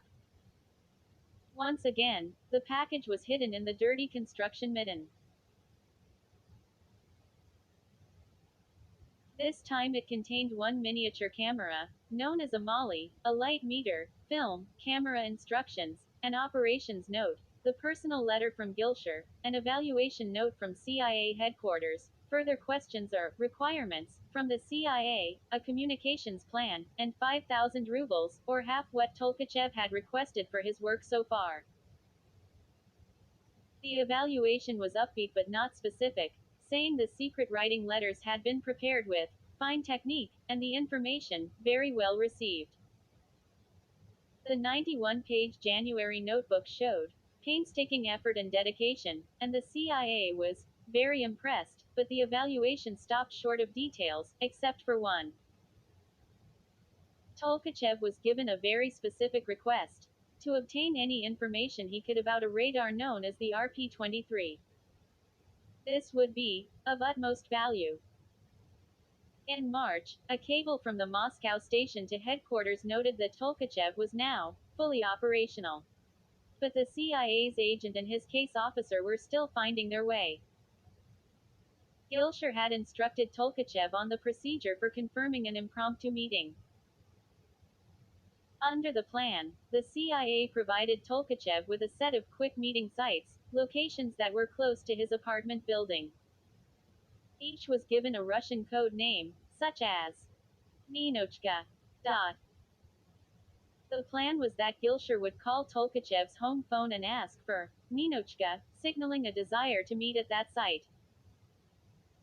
If he could come on short notice, Tolkachev would say the caller must have a wrong number and hang up, then go out the door. However, when Gilshire made the first phone call one day in February, asking for Ninochka, Tolkachev made an error.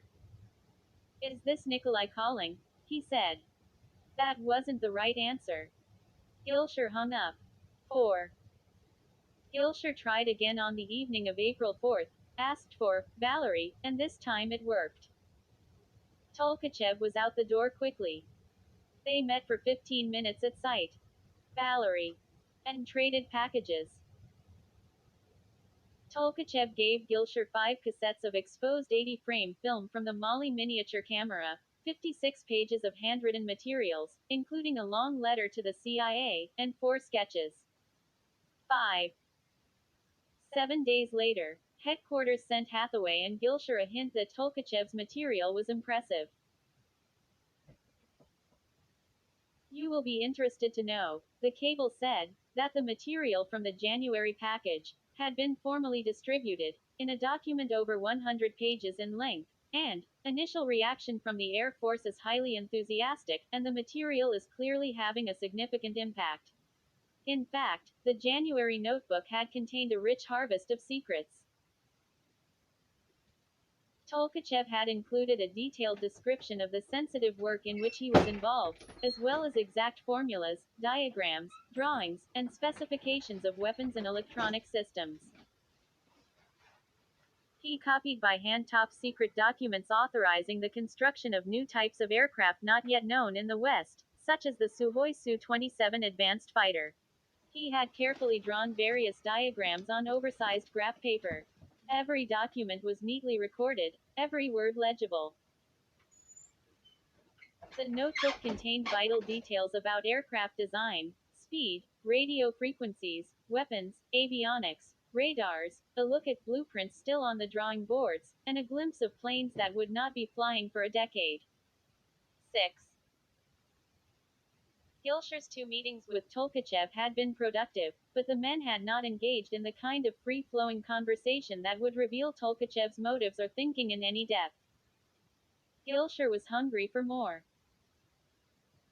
In the long letter Tolkachev handed to him on April 4, there were tantalizing hints that Tolkachev was a strong and unwavering personality, a person who took the long view. In the letter, Tolkachev laid out a plan to spy for the United States for 12 years in 7 stages. He described what materials he would provide and when. It was an extraordinary blueprint and a declaration of his seriousness. Tolkachev said his goal was to damage the Soviet Union to the maximum extent possible. I have selected a course which does not permit me to move backwards and I have no intention of veering from this course, he wrote. Since I have tasked myself with passing the maximum amount of information, I do not intend to stop halfway. 7. Another clue to his personality, Gilsher saw, was Tolkachev's stubborn and determined effort to contact an American, which he now revealed in some detail to the CIA in his long letter. The idea to pass a note by a car or in a car did not come at once, he wrote. At first I tried to find out if it was possible to establish communications at exhibits in which the USA participated. This turned out to be difficult since the exhibits are relatively rare and there are always many people present. Then he went on solitary walks around central Moscow. He had spotted a car with the license plate D04526, the 04, indicating it was driven by Americans. This led him to decide to make contact by sliding a note through an open car window or talking to the driver.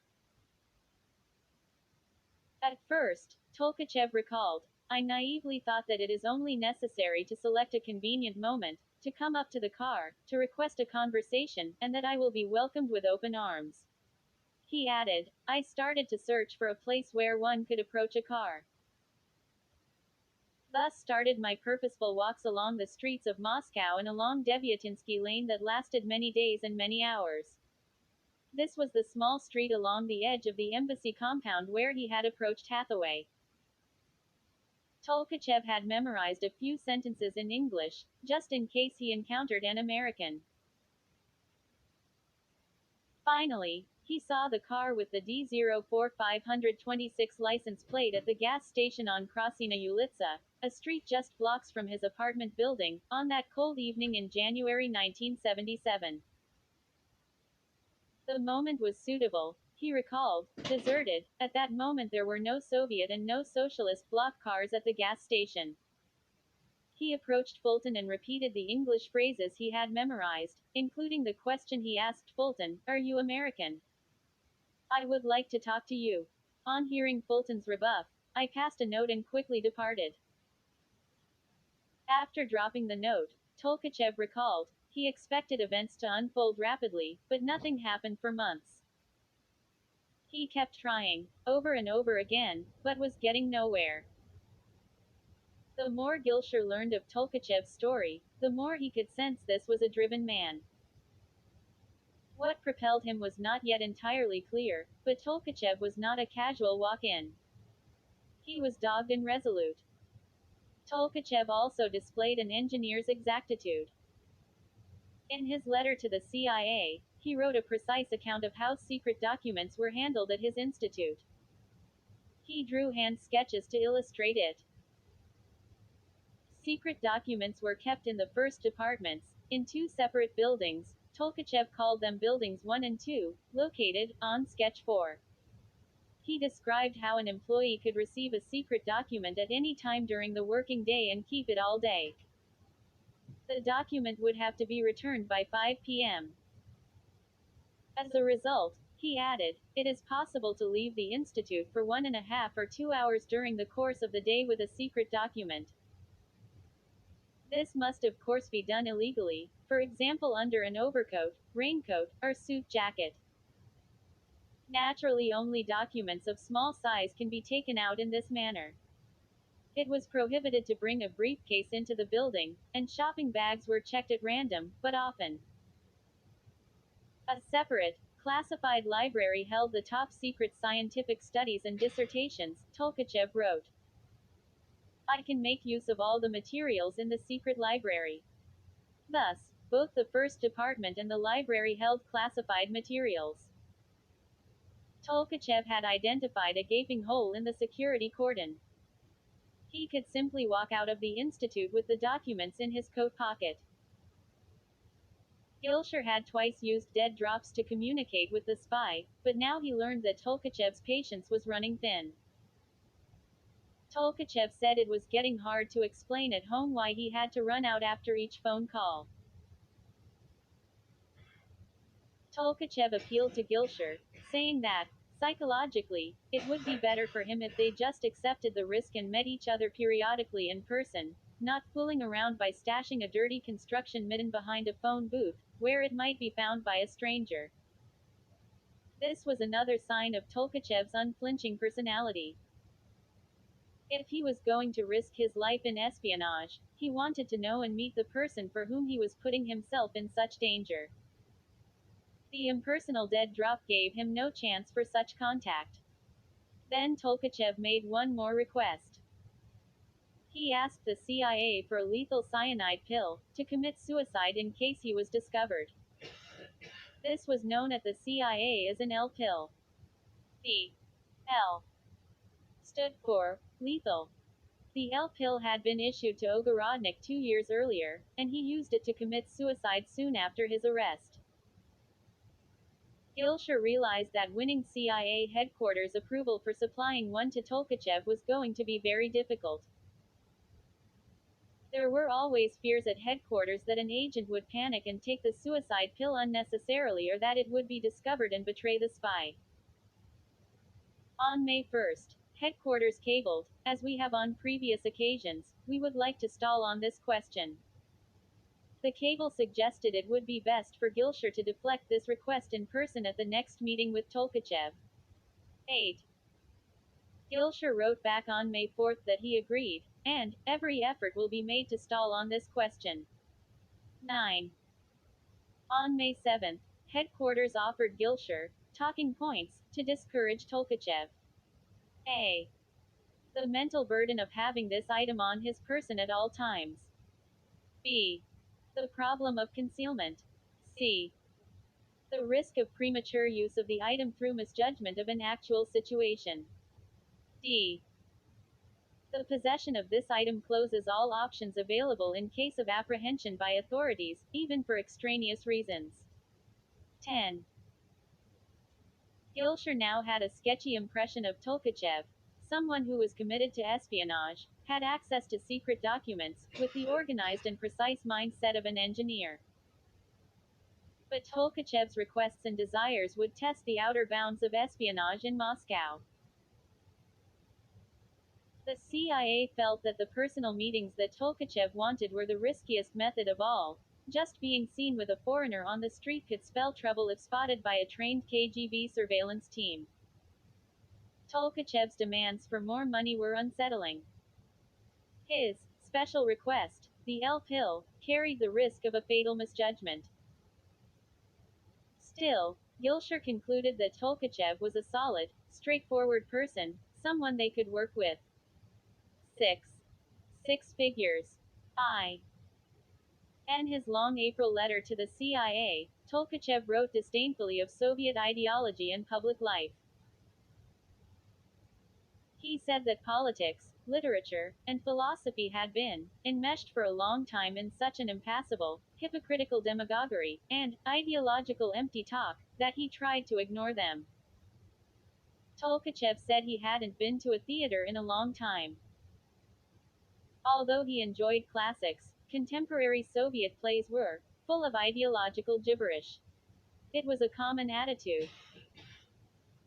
On the street, the party's grand declarations were etched into the concrete facades of metro stations and factory gates, giant banners of self-congratulations.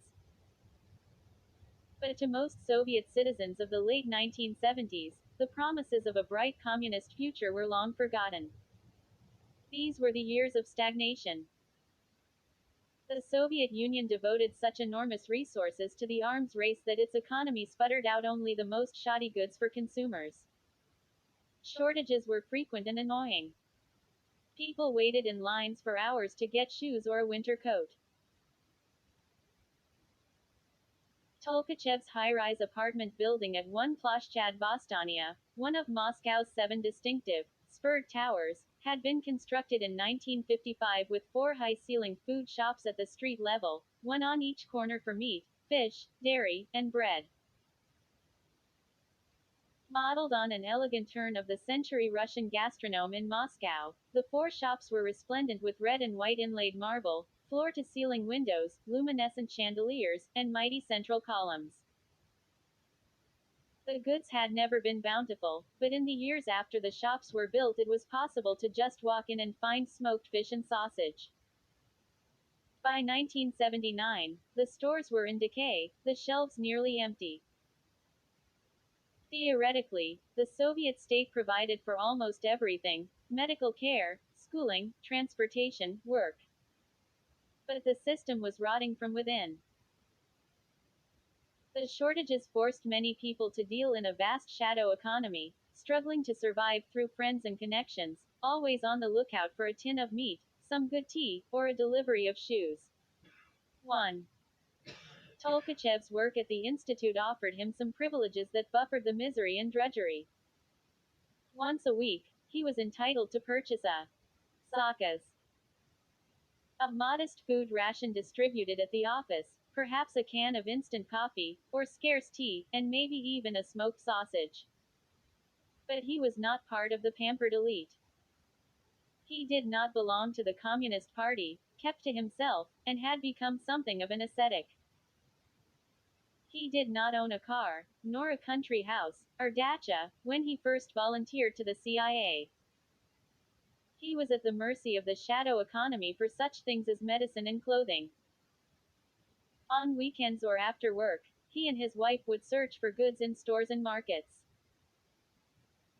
In the small crawl space above the foyer, he hoarded building materials, boards, plywood, and pipes for small projects around the apartment. He enjoyed working with his hands. He repaired his own radio and television. For relaxation, he much preferred camping trips, alone with his family in the rugged wilderness of forests and lakes, than a free pass offered by the Institute to a crowded, state-run resort at Sochi on the Black Sea. When it came to things he wanted, Tolkachev's primary focus was his son, Oleg, who was 14 years old in 1979. Tolkachev did everything he could for him. Surrounded by empty shelves in stores, young people in the Soviet Union had developed a hunger for consumer goods. They were influenced by what they learned and heard about the West. They prized rock music and were desperate for a pair of denim jeans. The Soviet Central Planning System had totally neglected denim jeans and later only came up with cheap imitations. But they could be found in the shadow economy, from street hustlers, or from overseas travelers. Oleg possessed a creative and artistic bent, and he sought out Western rock music. Tolkachev didn't lack money. He earned 250 rubles a month, plus a 40% security bonus, or about 350 rubles. His wife's salary doubled this. At the time, the average Soviet pay was some 120 rubles a month. 2. But money could not buy goods that did not exist.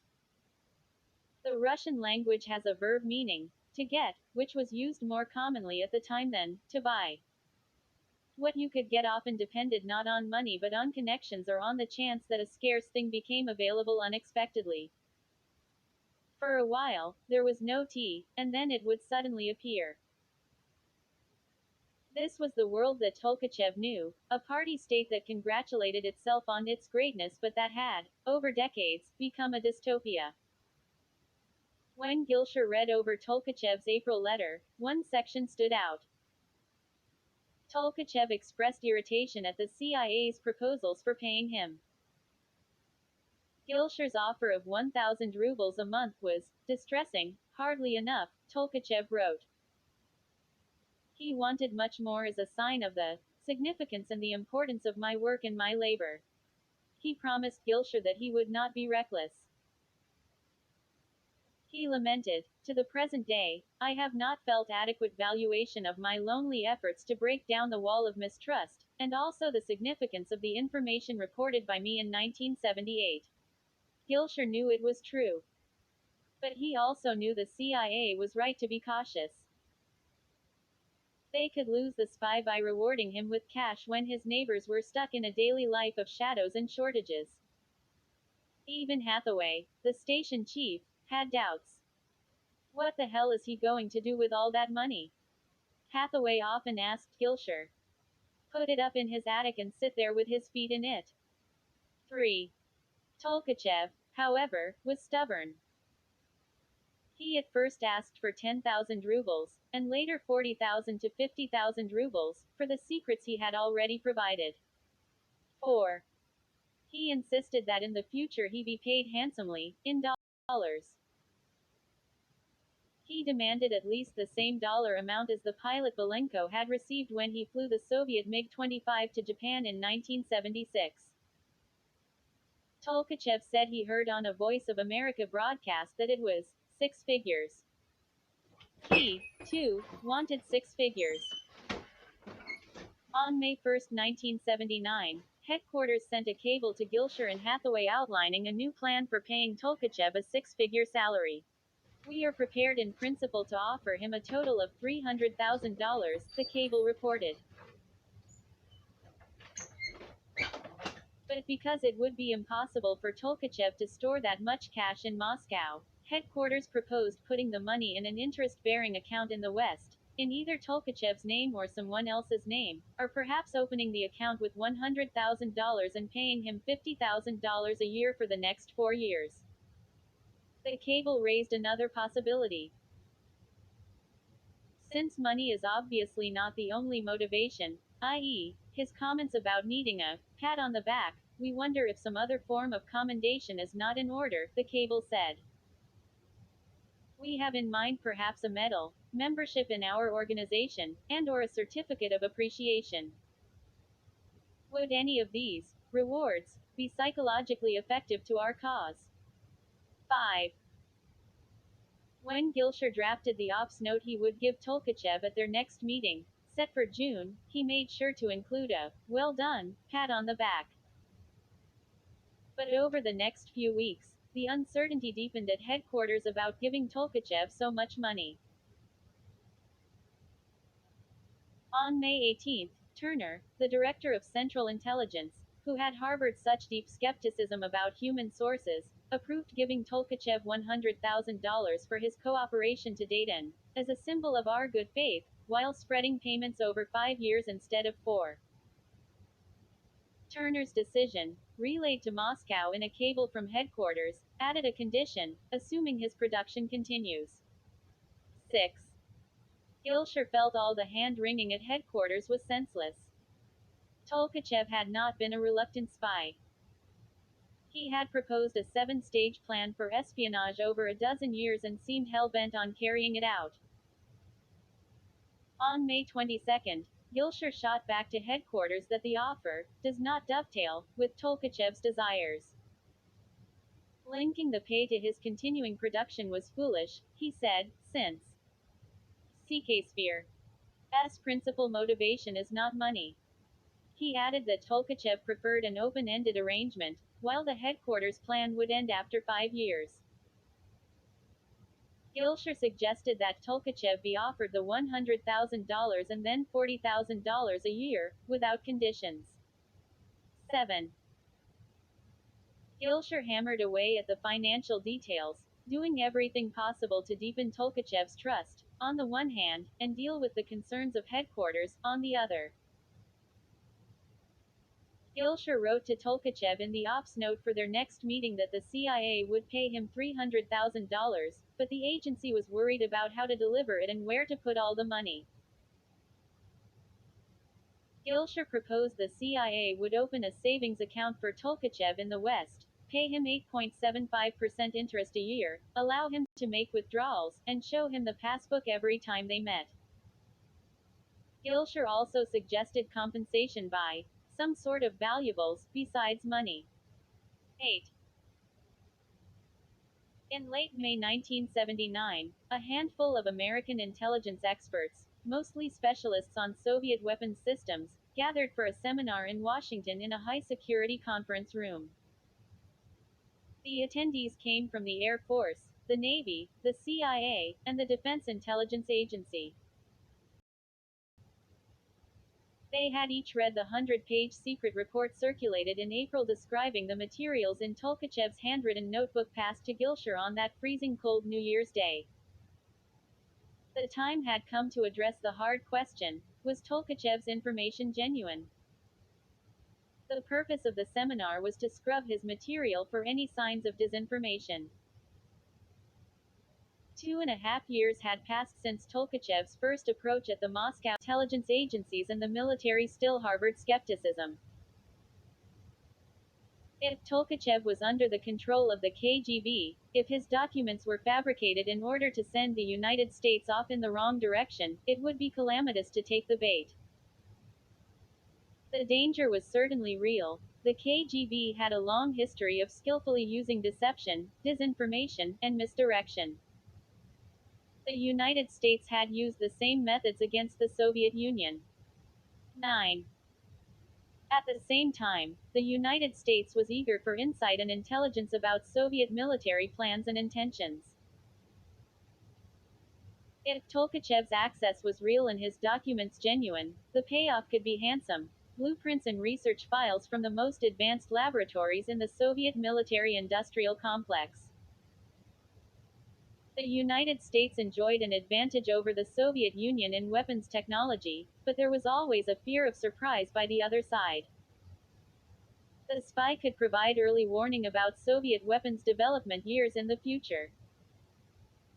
After the seminar was over, a brief summary was cabled by headquarters to Gilshire and Hathaway in Moscow. The summary reported that Tolkachev's documents, notes, and drawings offered a revealing glimpse into the long-closed world of Soviet military planning.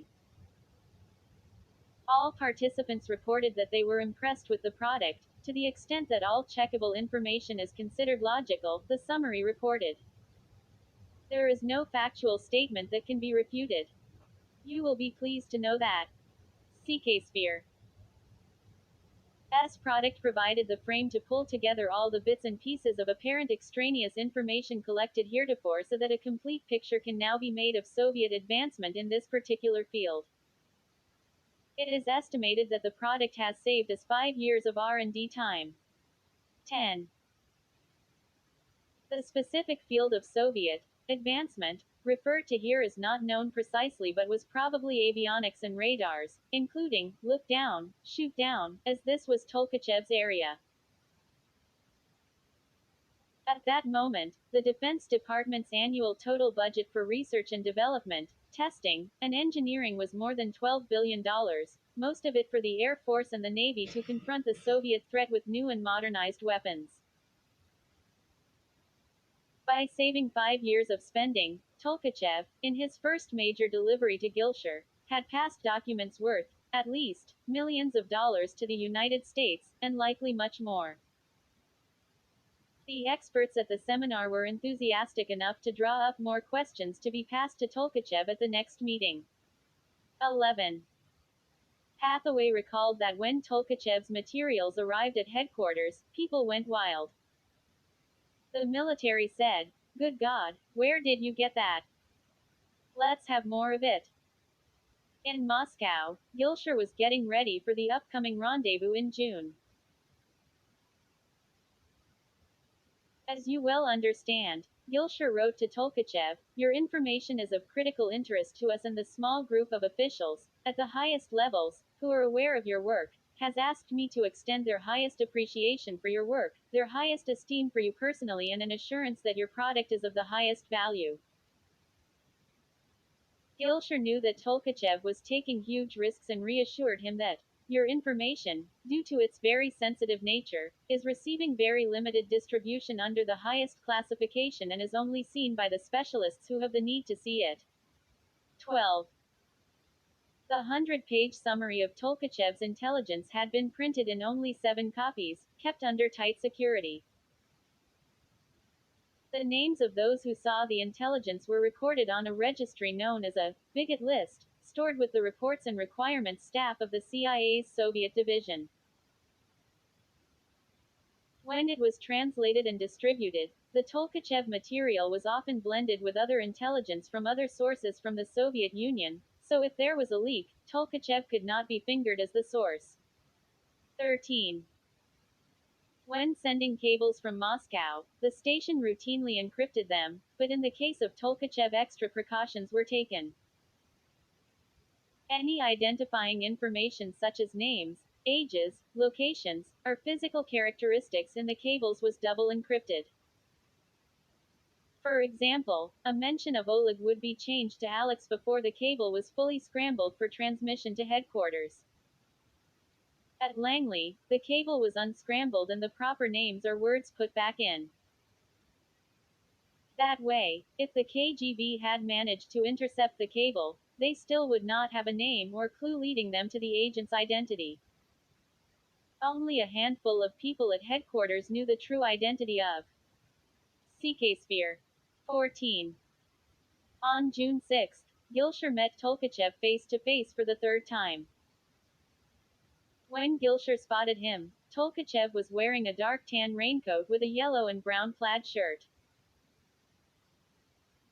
After they exchanged paroles, a phrase known only to each of them, such as, Boris sends regards, Tolkachev gave Gilshir 29 pages of handwritten notes and 10 exposed film cassettes from the Mali miniature camera.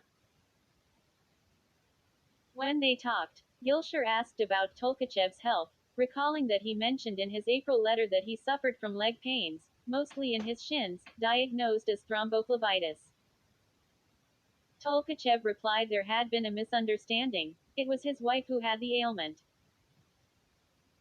She had been treated at the local clinic with compresses and some ointment, but Tolkachev wanted to know if the CIA could come up with something more effective. It was just another small glimpse of the world of shadows and shortages in which Tolkachev lived every day. Gilshir gave Tolkachev some advice he'd been sent from headquarters about treatments. 15. Gilshir then gave Tolkachev the ops note he had written, a list of questions or requirements from U.S. experts, a schedule for future meetings, and a Pentax ME single-lens reflex 35mm camera and lens for copying documents, with a clamp to fasten it steady to a chair or table. Gilshir went out of his way to explain the details about money. The CIA would maintain a dollar savings account, with interest, and give Tolkachev a six-figure salary, as he had requested. Gilshir pointed out that it was better to be paid in dollars than in rubles. The dollars were safe, compared with rubles, which could be lost in periodic currency confiscations and devaluations in the Soviet Union. Tolkachev's reaction was noncommittal. Gilshir observed that Tolkachev always kept his cool. On this day, he was absolutely unreadable.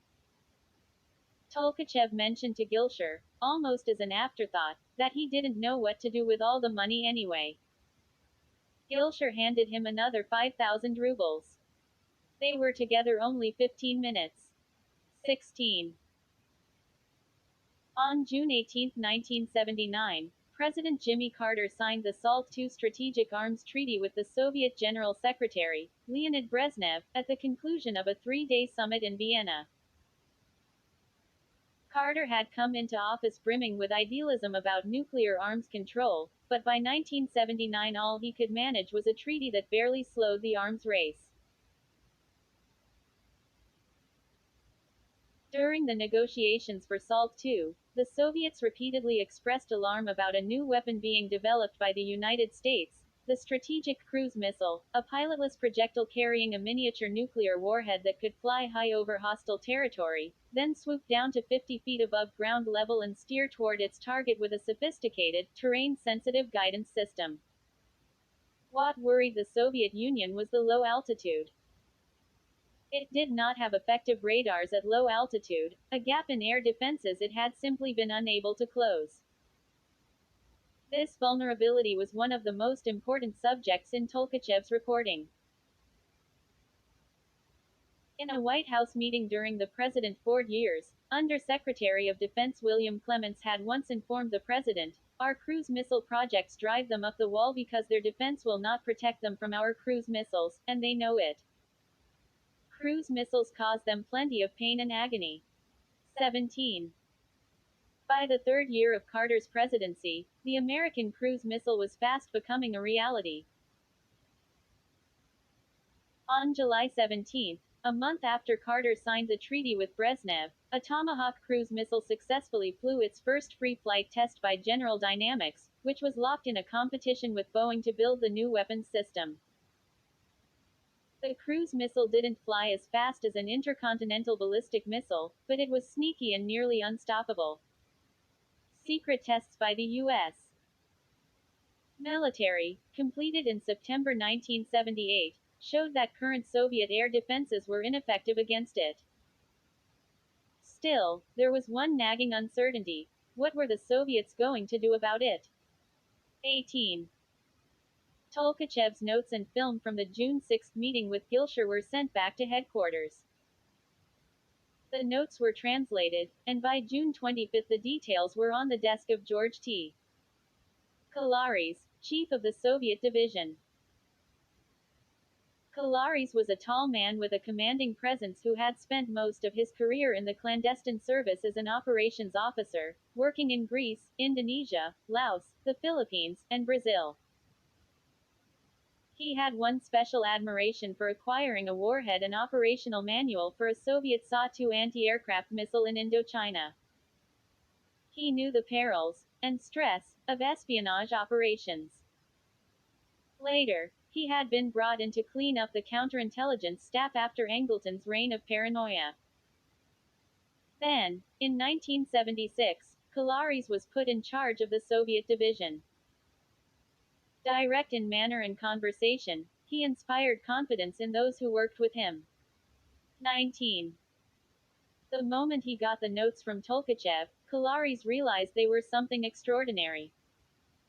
Despite all the Soviet complaints about the U.S. cruise missile, Tolkachev reported that Moscow's defense planners and weapons designers had just started to study the problem of how to respond. Just started. This would give the United States breathing room and confidence that the weapons system could be effective for years to come. Immediately, Kalaris wrote a note to Turner, the CIA director, and the two deputy directors, describing Gilshir's meeting in Moscow, the handoff of notes, and the 10 exposed film cassettes. Quote, CK Sphere's information continues to receive the highest evaluation, he wrote. In addition to the intelligence on the cruise missile, Tolkachev's notes contained information on a new surface-to-air missile system and confirmed CIA reports that the Soviets were building a new identification system for military units. All of this will impact upcoming national estimates, Kalaris said, referring to the CIA's most important finished intelligence reports for policymakers and government. 20. On the document routing sheet, Kalaris asked that his note be kept out of the regular filing system. The fewer people to see it, the better. He asked that it be hand-carried to Turner and the two deputy directors. One of them scribbled a single word on the routing sheet. Fabulous. 7. Spy camera. T. Tolkachev had access to extremely sensitive and secret documents, but it wasn't going to be worth much to the CIA if he could not copy them. At first, he memorized what he saw and wrote the texts by hand into a notebook, but that was not practical for larger quantities over the dozen years he envisioned spying. His ability to copy documents without being detected was the linchpin to everything he and the CIA wanted to accomplish. The first camera the CIA had given him for copying materials was the miniature Molly, but it was not the CIA's best equipment.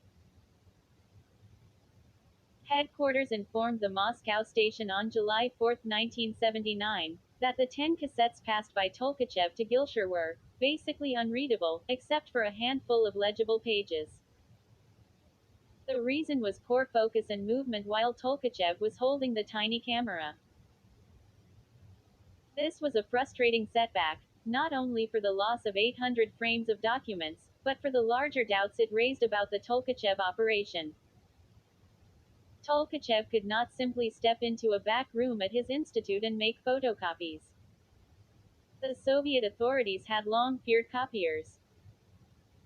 At its most basic, the machine helped spread information, and strict control of information was central to the Communist Party's grip on power. In most offices, photocopy machines were kept under lock and key. A copying machine is located in a special room and operated by 4 or 5 employees. Tolkachev wrote to the CIA of the situation at his workplace. Entry to the copying room is not allowed to persons not working there. Secret documents would have to be submitted for copying by the first department, while any worker could send in unclassified documents. But he added, before an unclassified document can be submitted to the copying department, an order must be filled out. This form must include a certification by the first department concerning the classification of the document, i.e., a certification that the document is not classified. In these documents there can be no word or phrase revealing the nature of the enterprise or institute. For example, the first department would not allow the following sentence: the radar station has several work modes. The sentence would have to be changed to the following form: Item 4003 has several work modes. Quote 1.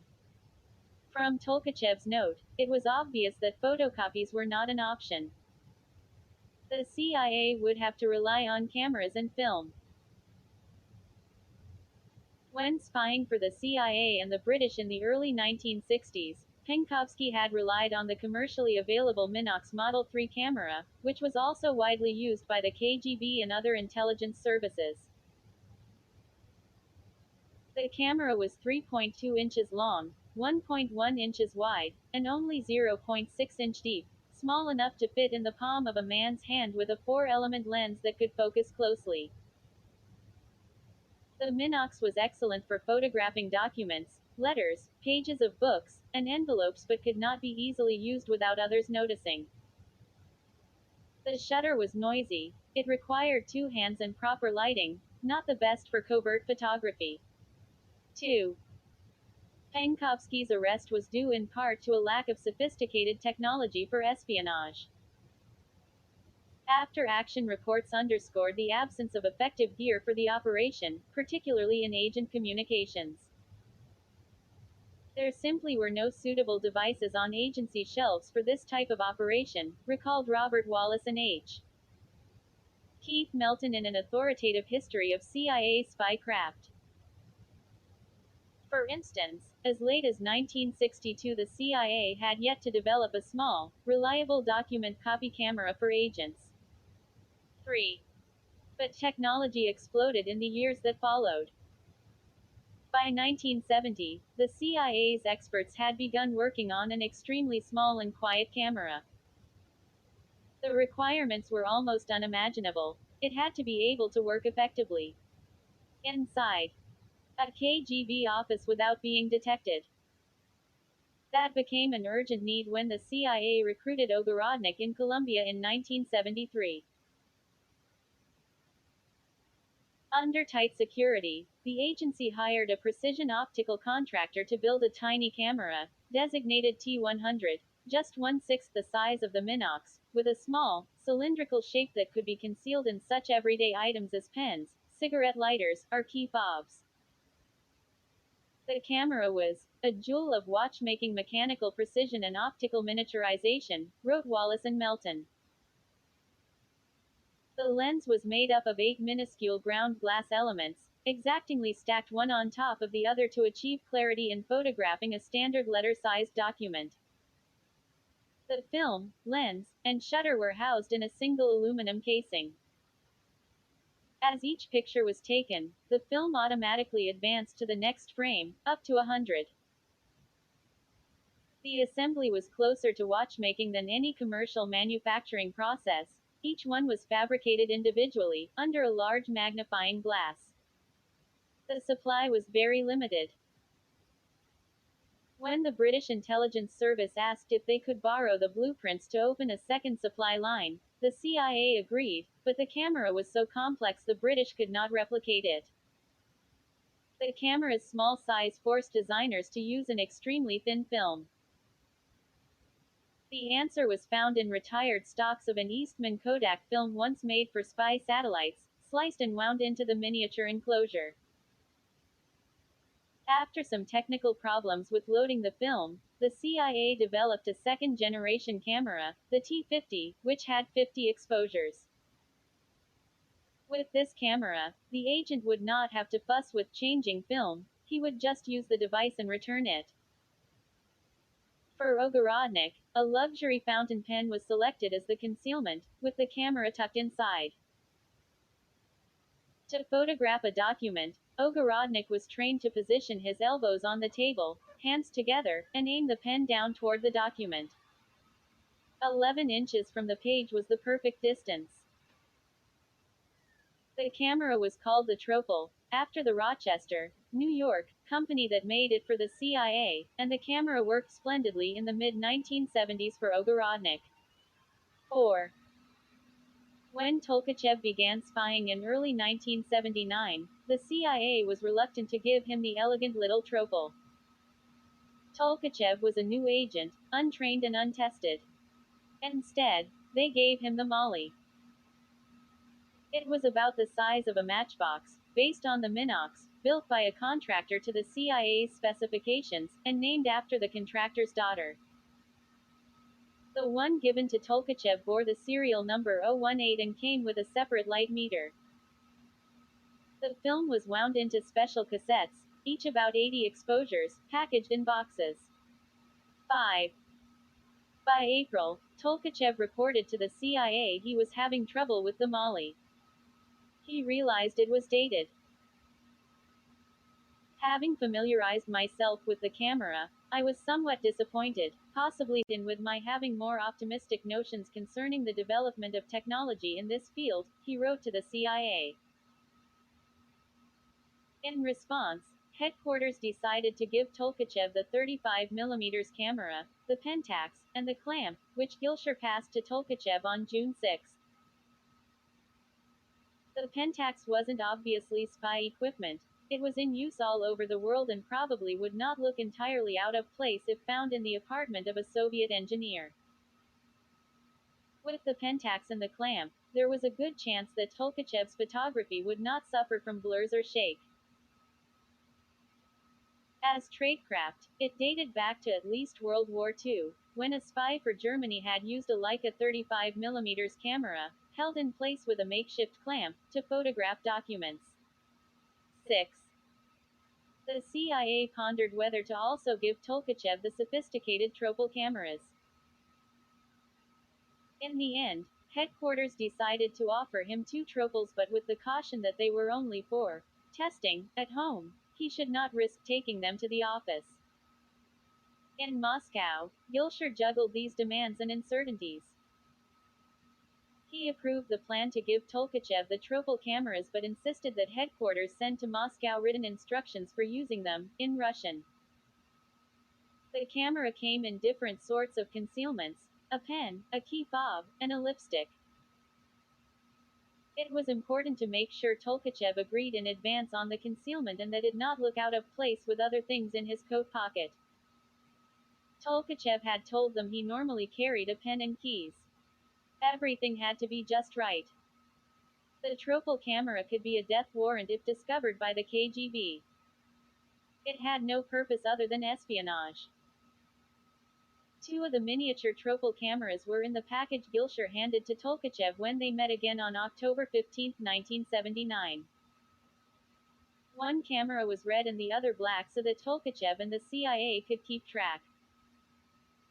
Each was preloaded with 120 frames of film and concealed in a pen, for testing at home. When they met, Gilshire sensed that Tolkachev was irritated about something else. More than 4 months had passed since they had seen each other. Tolkachev complained that his request for a suicide pill, made in the spring, had been ignored for half a year. Tolkachev pressed Gilshir, saying he wanted it soon. Tolkachev described to Gilshir an incident in which the driver of a Moscow trolley bus had slammed on the brakes to avoid an accident, causing passengers to fall and seriously injuring some of them. He reminded Gilshir that he regularly took the bus and the streetcar with secret documents in his coat. What if that happened to him? Tolkachev promised he would carry the suicide pill with him only when he had secret documents on his person. The rest of the time, he would hide it at home. He promised it would be only a last resort. He did not want to face the ordeal of interrogation and trial. If caught, he wanted to take his own life. 7. Tolkachev said he didn't want to waste precious moments talking about finances, but he had written out a reply to the CIA in an ops note. Gilshir put the note in his pocket. The next morning, back in the Moscow station, Gilshir opened Tolkachev's note. After a few pages, he reached item no. 7, concerning finances, and saw trouble. The last financial proposals passed to me in June did not enthuse me, Tolkachev wrote. These proposals sharply deviate from my desires, communicated in one of the notes.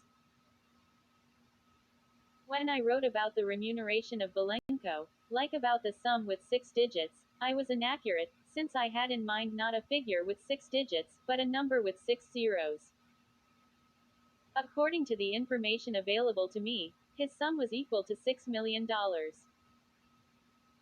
Gilshir had read and translated all of Tolkachev's handwritten notes since his first days in the Moscow station.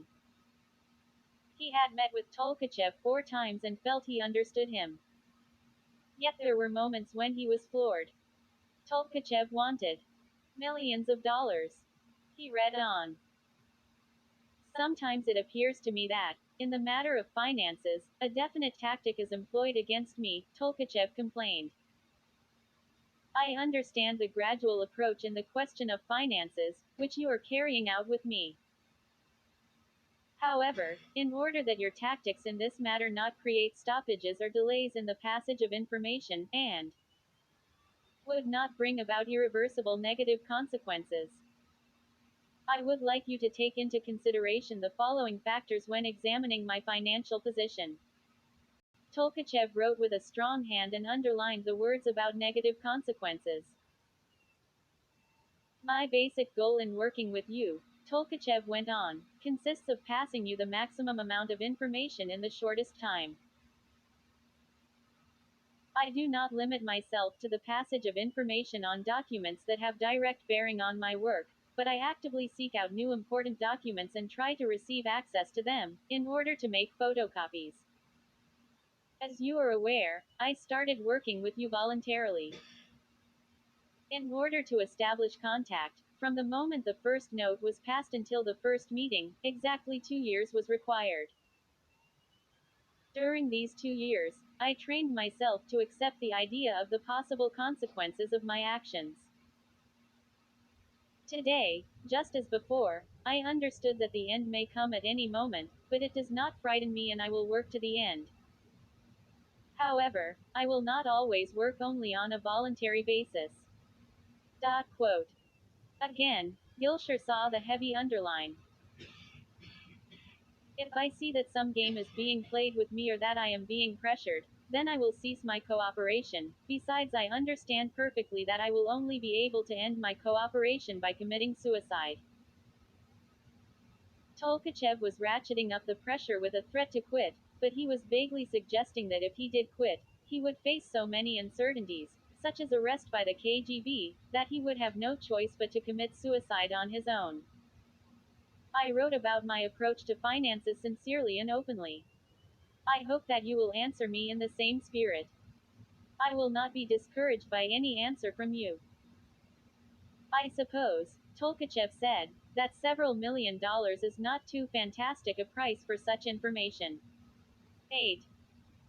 In the weeks that followed, the CIA wrestled with Tolkachev's demand for millions of dollars.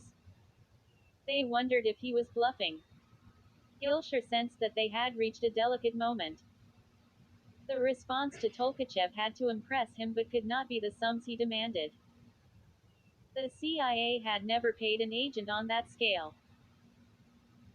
On November 16, Gilshire and Hathaway sent a message to headquarters, pondering how to respond to Tolkachev. Perhaps they should challenge why he had escalated his demands from hundreds of thousands of dollars to millions. Or just act surprised.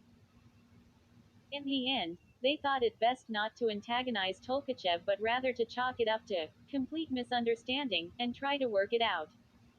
9. The CIA knew that Tolkachev was right. Several $1 million was not too fantastic a price for the espionage he was carrying out, looting the crown jewels of Soviet military research. But they just could not pay him that much, primarily because they feared he would flaunt it and jeopardize his own security.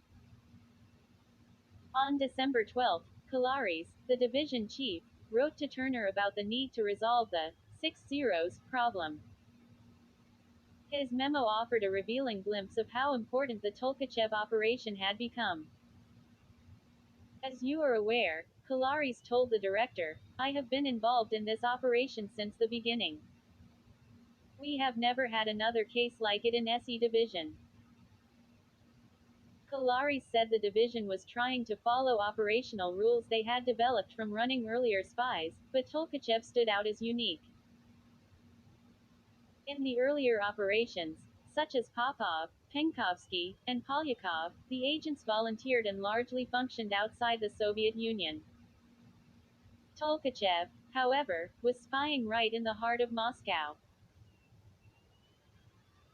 Kolaris also reminded Turner of Tolkachev's stubborn drive to establish contact with the CIA and described Tolkachev as a mature, low-profile man, compared with more youthful and exuberant agents they had dealt with. We still are not certain what motivated Speer to seek us out and work for us, Kolaris said. Our best reading at this time is that he is inspired by vengeance. Up to this point and for the foreseeable future, the division intends to treat this case with extreme caution because the chances of being taken for a ride are high. But he also wrote, Tolkachev has produced some extremely high-quality intelligence which is already impacting on our Air Force, and he has promised more for the future. The stakes were high, but Kolaris noted that the disagreements over money were creating serious doubts about his in Speer's mind. Kolaris recommended that the CIA make a payment so generous that Tolkachev's doubts would be erased. 300,000 rubles, or about $92,000, at the December meeting. I think it is important to demonstrate to him that we are not always going to nickel and dime him, Kolaris wrote. He added that while the money should be delivered as proof of good faith, Tolkachev would have to be warned again about the high risks he will be running by the mere possession of such a large amount. Still, meeting his specific monetary request for the first time in toto will provide a good foundation to talk about the future. Then Kolaris moved, gingerly, to the more difficult question. Quote, Speer has asked for $10 million, more or less, over the next 10 years, he wrote. We have not agreed to that and I propose that we do not agree to any such amount at this time. Instead, Kolaris proposed to leave things somewhat vague. The CIA could point to the 300,000 rubles and tell Tolkachev, we will commit ourselves to pay him properly in the future, but the size of the payment will depend on our evaluation of the product. He added, I think we should add that if he produces what he has promised, our estimate is that the material will be valued in the seven figures area. I would say no more than that. Having talked about a seven-figure amount allows us to raise once again the idea of an escrow account for security reasons, Kolaris said. If he balks, as I think he will to the suggestion of an escrow account, we can ask him to think about the possibility of leaving the USSR with our help. This was a brand new wrinkle. Kolaris informed Turner that the CIA would not have to actually commit itself to exfiltration, smuggling the agent out of the country, they could just gently suggest it. Although Kalaris didn't say so, the CIA had never before carried out a successful exfiltration from Moscow. Kalaris said he didn't know if Tolkachev had thought of leaving or would be interested. But there was another benefit of talking about it. It might help dissuade Tolkachev from the suicide pill. We want him to live and enjoy the fruits of his labor, Kalaris wrote. If he insists again that he wants the pill and will not accept no as an answer, we can agree in principle. We can delay delivery by almost a year by asking for his recommendations for appropriate concealment devices, etc. 10. Charles Battaglia, an assistant who was close to Turner, was in the office when Tolkachev's demands for a big payment came up for discussion with the director. In Turner's mind, human agents were fallible and unpredictable, and this one was asking for millions of dollars. I will never forget the look on Turner's face, Battaglia recalled. He gulped, and then gave a green light. 11. On December 15, headquarters sent word to the Moscow station that, we have received the go-ahead from the director, to give Tolkachev 300,000 rubles at the next meeting as, proof of our good faith and the value we place on the information he has provided. Headquarters cautioned that Tolkachev cannot realistically expect us to commit ourselves to a specific dollar amount for his future product, although if he produces what he has promised us, it may be valued totally in the area of 7 figures. We fully intend to pay him properly in the future, but we will decide the size of each payment, the cable said, based on the value of the information to us. 12. In fact, the value of Tolkachev's intelligence to the U.S.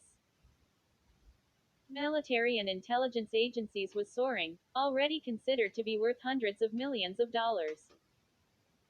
But CIA headquarters did not want to reveal this to Tolkachev. They needed to find a way to impress him, to show that his espionage was prized, while not forking over millions of dollars.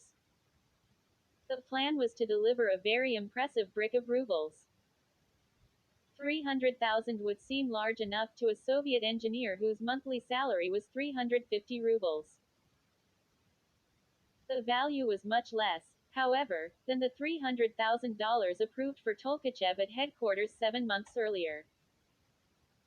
Gilshire, who would deliver the cash, was instructed to ask again about paying Tolkachev in precious stones or valuables or with deposits in an escrow account in the West.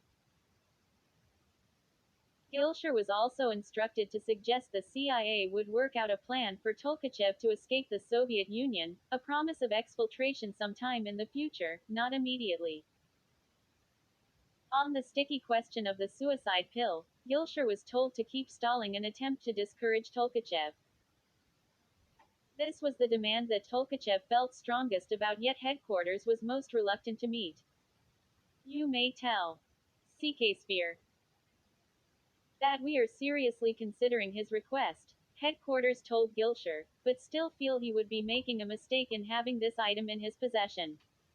8. Windfalls and hazards.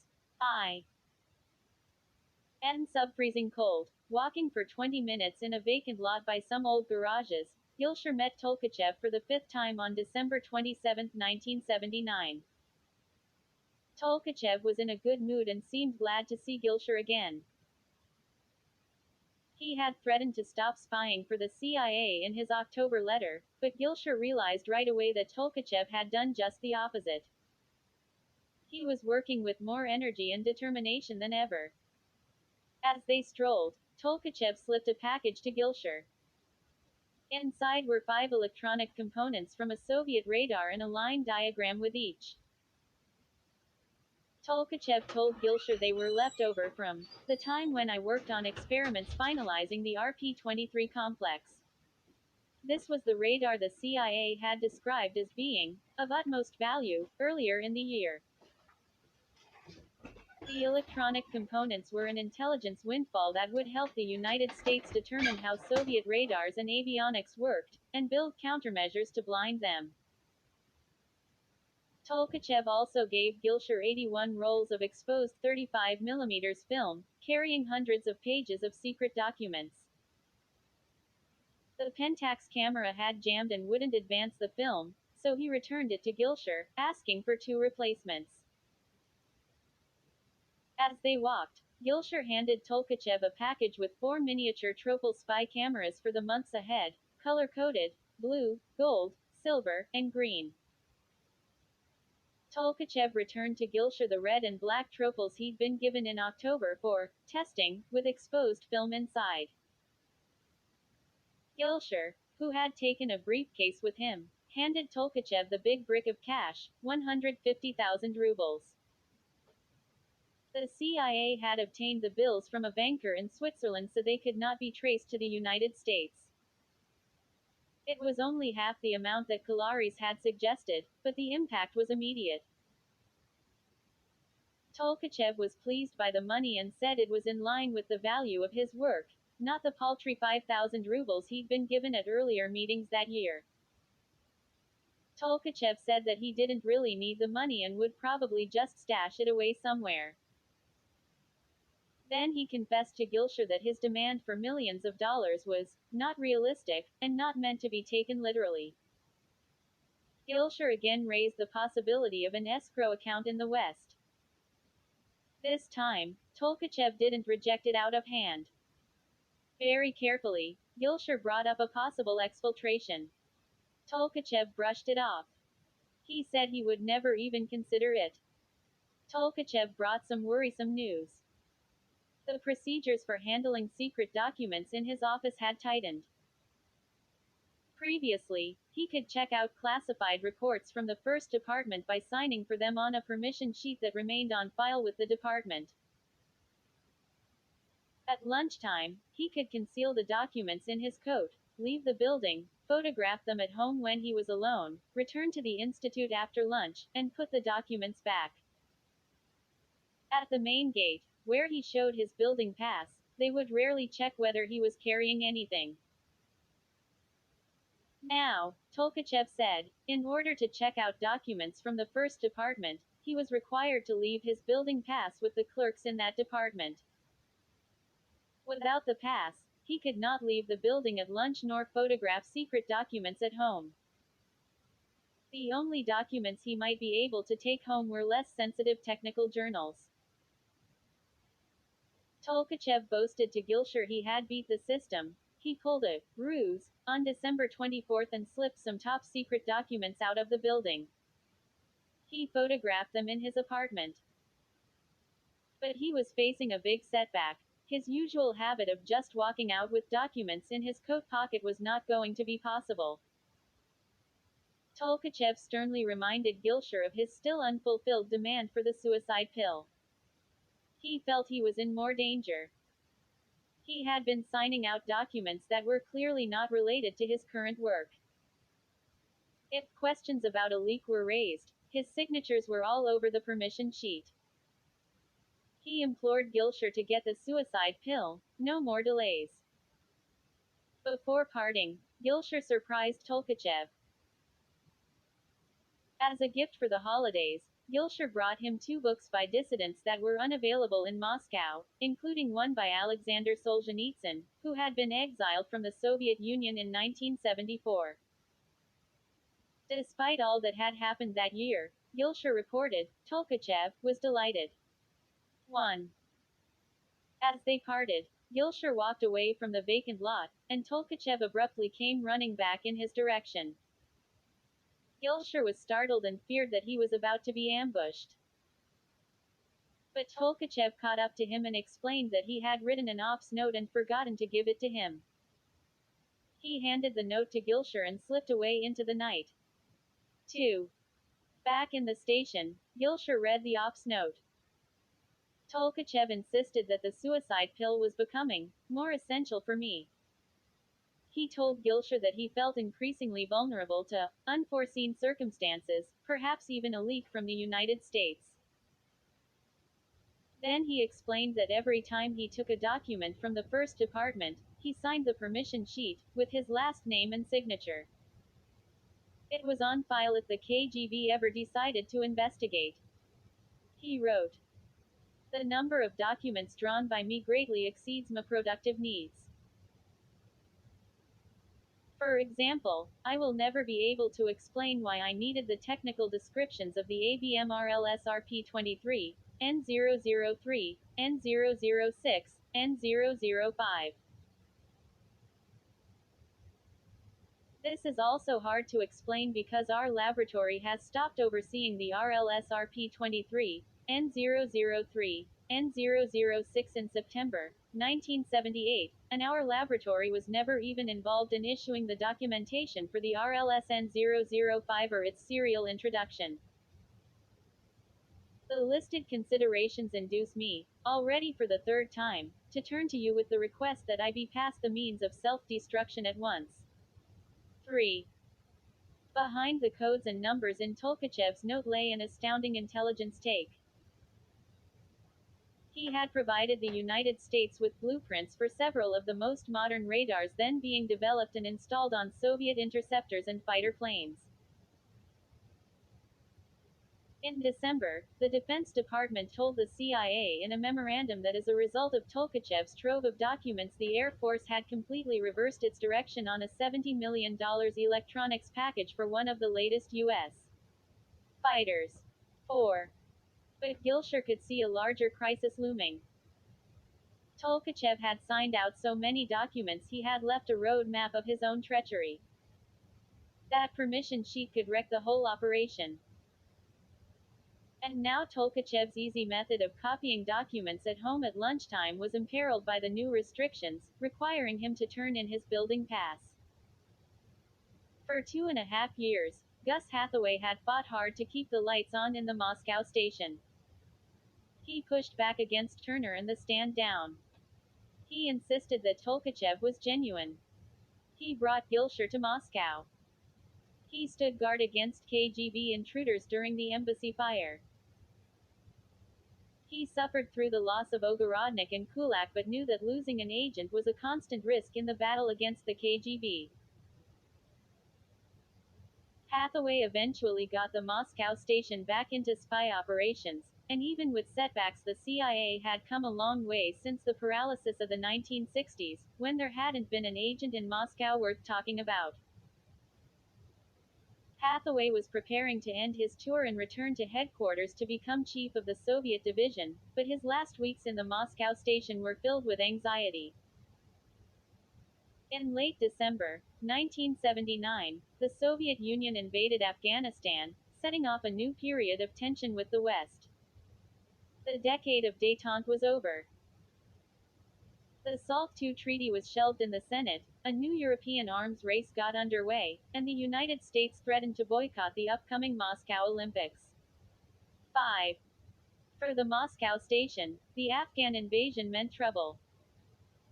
Hathaway warned headquarters on January 9, 1980, that the KGB would intensify surveillance on the streets. Having come so far with Tolkachev, he was determined not to lose him and vowed to step up security measures in the deteriorating political situation. He said the CIA station would monitor, electronically, all known and suspect surveillance frequencies, on days when they were planning to meet Tolkachev. They would also pay special attention to the surveillance around the embassy and keep watch on Tolkachev's apartment windows for signs of activity. 6. Tolkachev's words to Gilshire and his letter in late December, describing the new security procedures at his institute, warning of his vulnerability for having signed out so many documents, and his ruse to steal more, worried headquarters. Chilling, observed one headquarters cable. 7. The new security restrictions preventing Tolkachev from taking documents home to photograph might prompt him to take an even bigger risk, the CIA feared, such as sneaking the tiny Tropel cameras into his office. Already, Hathaway and Gilshire realized, Tolkachev was ignoring their plea to be careful. They needed to do something that would strengthen his confidence and their sway. On January 8, they wrote to headquarters, insisting it was time to give Tolkachev the L pill that he so often demanded. They hoped it would reassure Tolkachev the CIA was paying attention to his needs. Tolkachev's appeal for the suicide pill the previous month made valid points and draws logical conclusions, they told headquarters. Tolkachev was right to feel vulnerable, they added. His security situation was worsening because of his own tendency to overproduce, to take out documents without a justifiable cover, and to carry them home. Gilshire and Hathaway told headquarters. CK Sphere is not heeding our requests to proceed slowly and is charging ahead, following his desire to pass the maximum amount of materials in the shortest period of time. They were not surprised by his willingness to commit suicide for a cause, they wrote.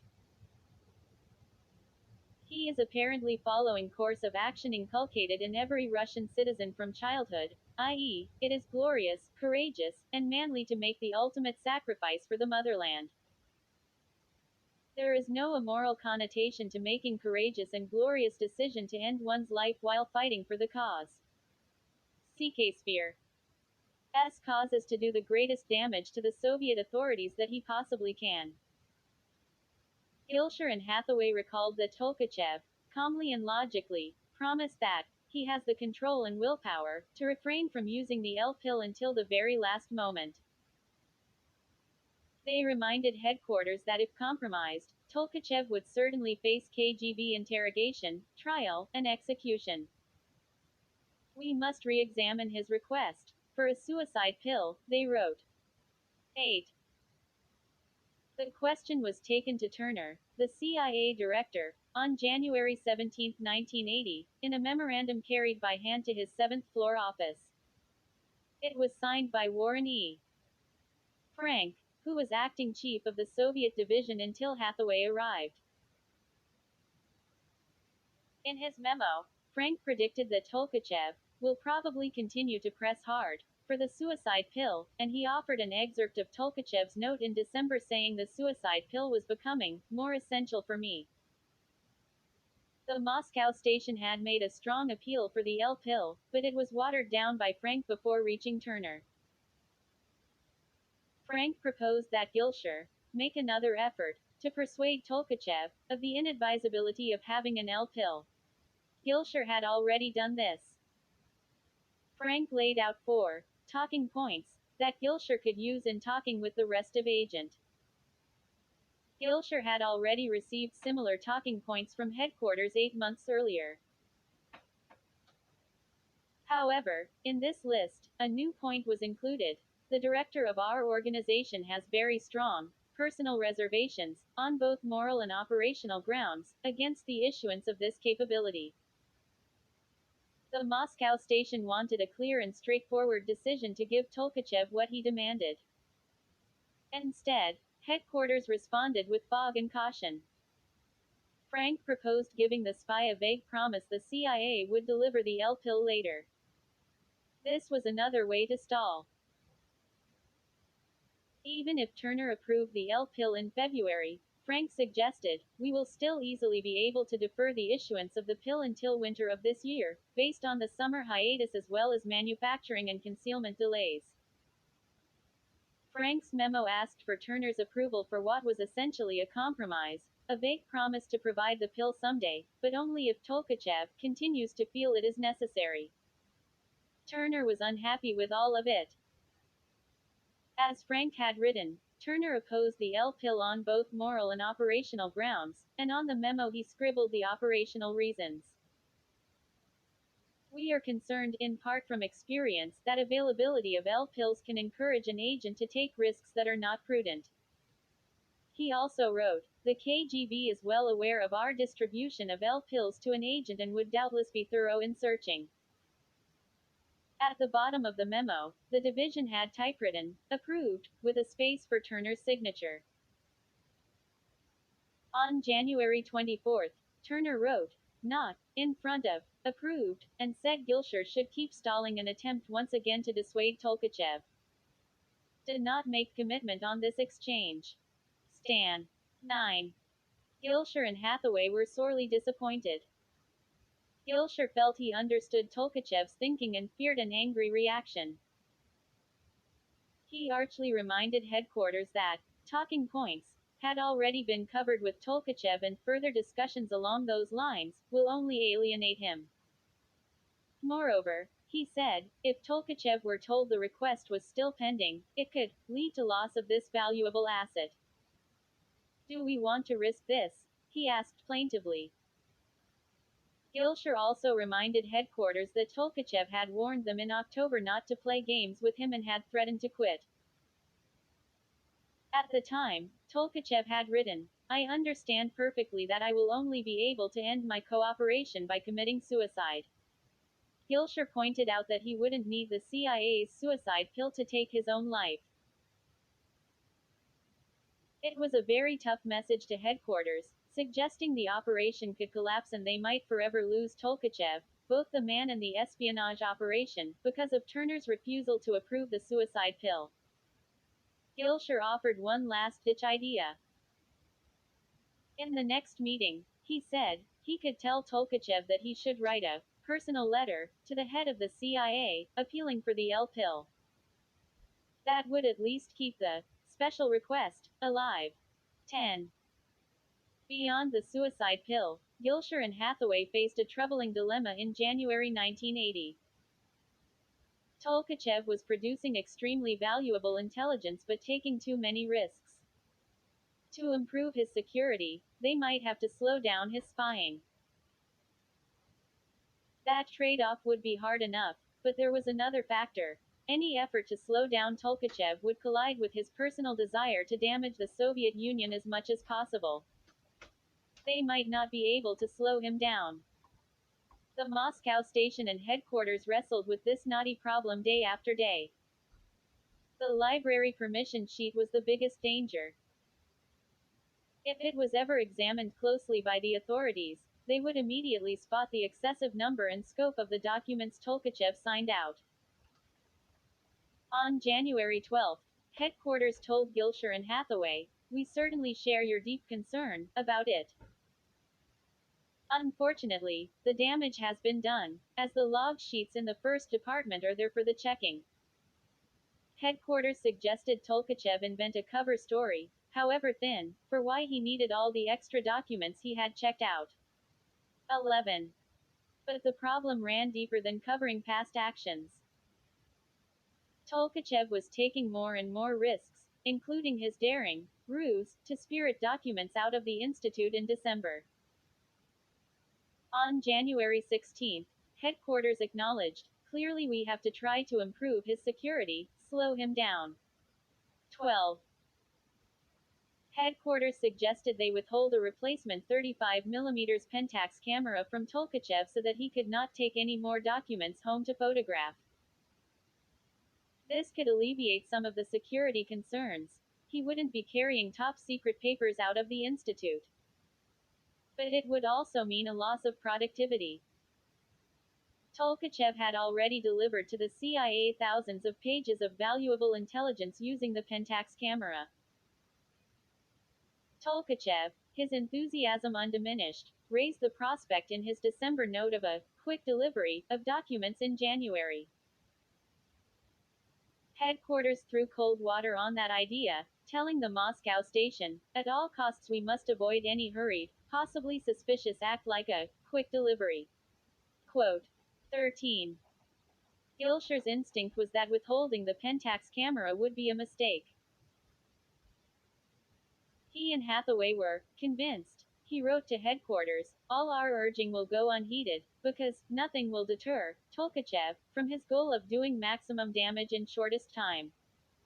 In a flurry of messages, headquarters expressed concern that Tolkachev was heading toward disaster. 14. Gilshire replied that they must break Tolkachev softly, without damaging his motivation, offending him, or having him lose faith in us. Aside from Tolkachev's immediate security risks, Gilshire had a nagging worry about a longer-term danger. As Tolkachev turned over more and more documents, additional military and intelligence experts in the United States would see them. Over time, the design of U.S. weapons would change, battle tactics would be revised, and countermeasures would be created, all based on what Tolkachev had provided. Gilshire wrote to headquarters, "It is not inconceivable word will eventually trickle back to Soviets that we are in possession of certain types of information. Investigation of possible leaks at Soviet end could quickly point finger at CK Sphere. Quote. 15. The first thing the Soviets would look at was the permission sheet with all Tolkachev's signatures on it. Gilshire felt squeezed and impatient. Headquarters wanted to reject Tolkachev's demands for the L-pill. Headquarters wanted to reject Tolkachev's request for the 35mm camera. Headquarters wanted to slow down the agent who, if anything, was racing ahead. The CIA's miniature Tropel camera, while an ingenious feat of engineering, was not foolproof. In January, headquarters reported to the Moscow station that film from the Black Tropel, which Tolkachev exposed in the fall, one of the two for testing, was unreadable. All the frames were underexposed, and precious intelligence was lost. 16. The Tropel cameras required a minimum of 35 to 50-foot candles to get a clear photograph. 17. Tolkachev told them he had taken special care in using the Tropels. He had fashioned a knitting needle on a small chain, hanging from his wrist, to help him judge the exact distance for good focus, and CIA analysts spotted the shadow of the knitting needle in his pictures. At home, where he could control the lighting, Tolkachev was still having difficulties. He said there was an ample 35 to 50-foot candles for the first 80 frames he had shot, and somewhat less for the other 40 frames, yet the exposures from the Black Tropel were unreadable. The CIA's technical experts had been working on an experimental, improved version with a wider lens opening that would work better in low light. But this was still being built, not in Tolkachev's hands. On January 28, the Moscow station asked headquarters to send 2 Pentax 35mm camera bodies and a clean lens, without delay. This time, headquarters said yes. The Moscow station held a going-away party for Hathaway in January, but he didn't like such festivities and excused himself to go to the industrial-sized paper shredder in the hall just outside the station. It was more than a paper shredder. It was a monster that turned documents to dust and could destroy them fast, just in case they ever had to get rid of everything suddenly. There, Hathaway stood in his final hours in Moscow, feeding documents into the rumbling, vibrating machine. His successor was an old friend, Burton Gerber, who had been among those ambitious officers who joined the CIA in the 1950s and pursued a more aggressive approach to espionage. Gerber subsequently served in Tehran, Sofia, and Belgrade and developed the Gerber rules for vetting potential agents. Given the shifting rotations and promotions, Gerber wasn't sure if he would ever be in line for the coveted Moscow post. When the offer came, he eagerly accepted it, chief of the most important station in the world. Gerber arrived in Moscow the third week of January 1980. He was a demanding boss, a no-frills and no-nonsense workaholic, known for pushing people hard and letting them know when something wasn't up to his standards. But he was also considerate of the hardships endured by officers and their families, long hours, disappearances, and constant tension about surveillance and secrecy. Gerber knew by heart all the names of the wives and children of his case officers and asked about them, even as he drove his officers to work harder and longer. His lifelong hobby was the study of wolves, and he kept a picture of a wolf in his office. He also put up a photograph of Rem Krasilnikov, the chief of counterintelligence for the KGB. Gerber wanted to remind himself that Krasilnikov's presence was always out there, his men lurking on the streets. Gerber would have to defeat them. Instead of the sleek IBM Selectric typewriters used by some others in the station, Gerber brought an old manual typewriter, and he typed fast on it. He believed that case officers should know their city and know their targets. One officer in the station recalled that Gerber would occasionally buy propaganda picture cards of leading Communist Party members, then mischievously come up to case officers in the station and hold up a card. Say you are on the street and you see this guy, he would ask a case officer. Who is it? Gilshire had been meeting Tolkachev for a year and acutely felt the burdens of keeping him safe and the operation alive. Getting ready for the next rendezvous, he drafted a very long ops note that he knew Tolkachev would read after they had parted. The letter allowed Gilshire to say more than was possible during a short encounter. Gilshire warned Tolkachev that the invasion of Afghanistan could prompt the KGB to tighten surveillance on the streets, and they might have to use dead drops to communicate, even though Tolkachev disliked dead drops. Gilshire reassured Tolkachev that the CIA would understand if he could not provide as many top-secret documents as before, at least for a while. Please do not feel badly about this situation, work quietly, and don't remove from the first department those materials which are not connected to your work, he wrote. At the same time, Gilshire's letter conveyed an entirely different and unmistakable message. The United States was hungry, absolutely starving, for more of Tolkachev's valuable intelligence. Gilshire sketched out a wide array of secrets that Tolkachev might purloin. We were very glad to receive from you electronic components, Gilshire said, asking Tolkachev for more, such as pieces of metal from airplanes and technical devices. The alloys from which they build airplanes present a great interest, he wrote. We will be very grateful. He added, I remind you that we wish very much to receive telephone and other handbooks of the institutes, ministries and other institutions with which your institute works. Gilshire said the CIA wanted to know about individuals and who goes abroad, if you know this.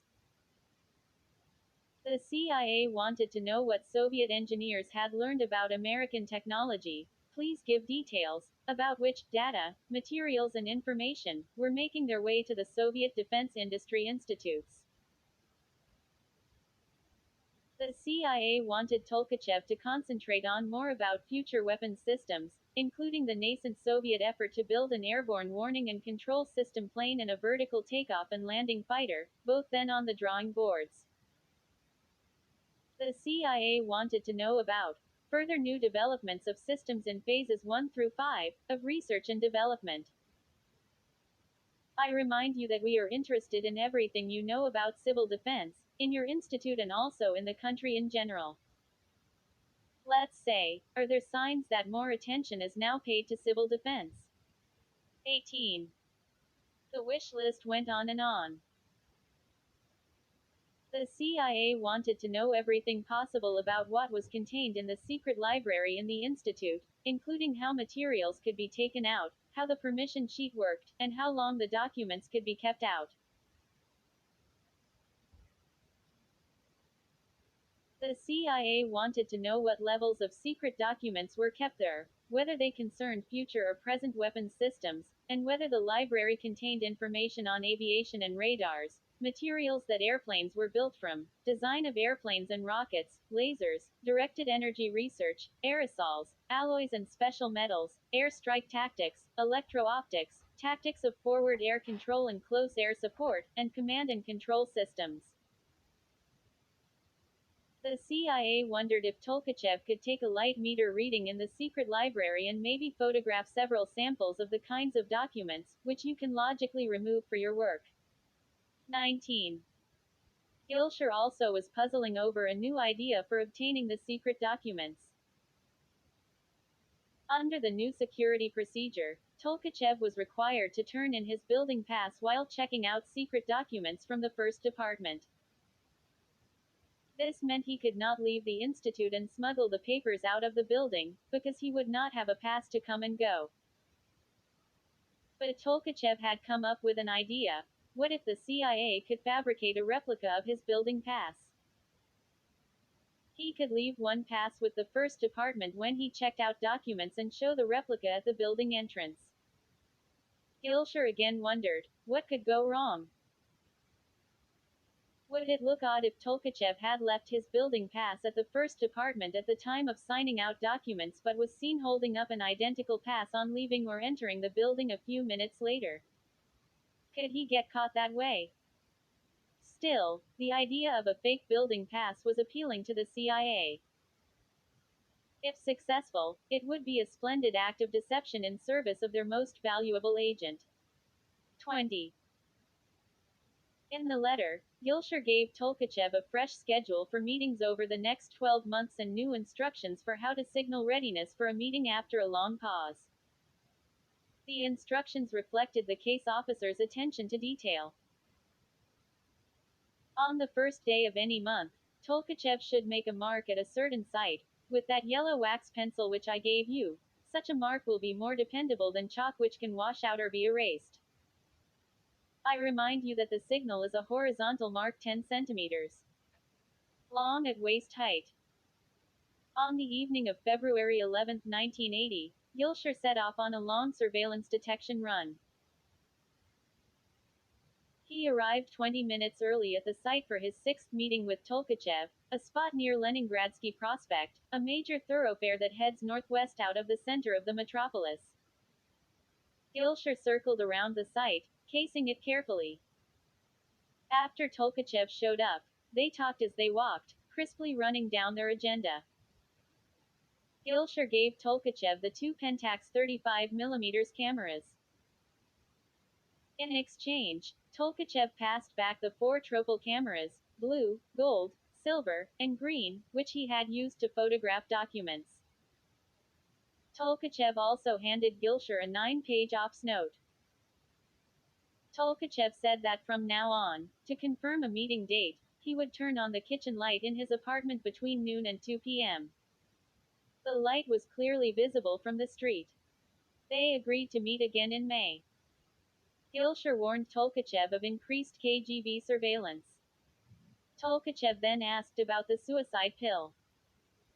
Gilshire told him, reluctantly, that the special request had been turned down by headquarters. Tolkachev was shattered.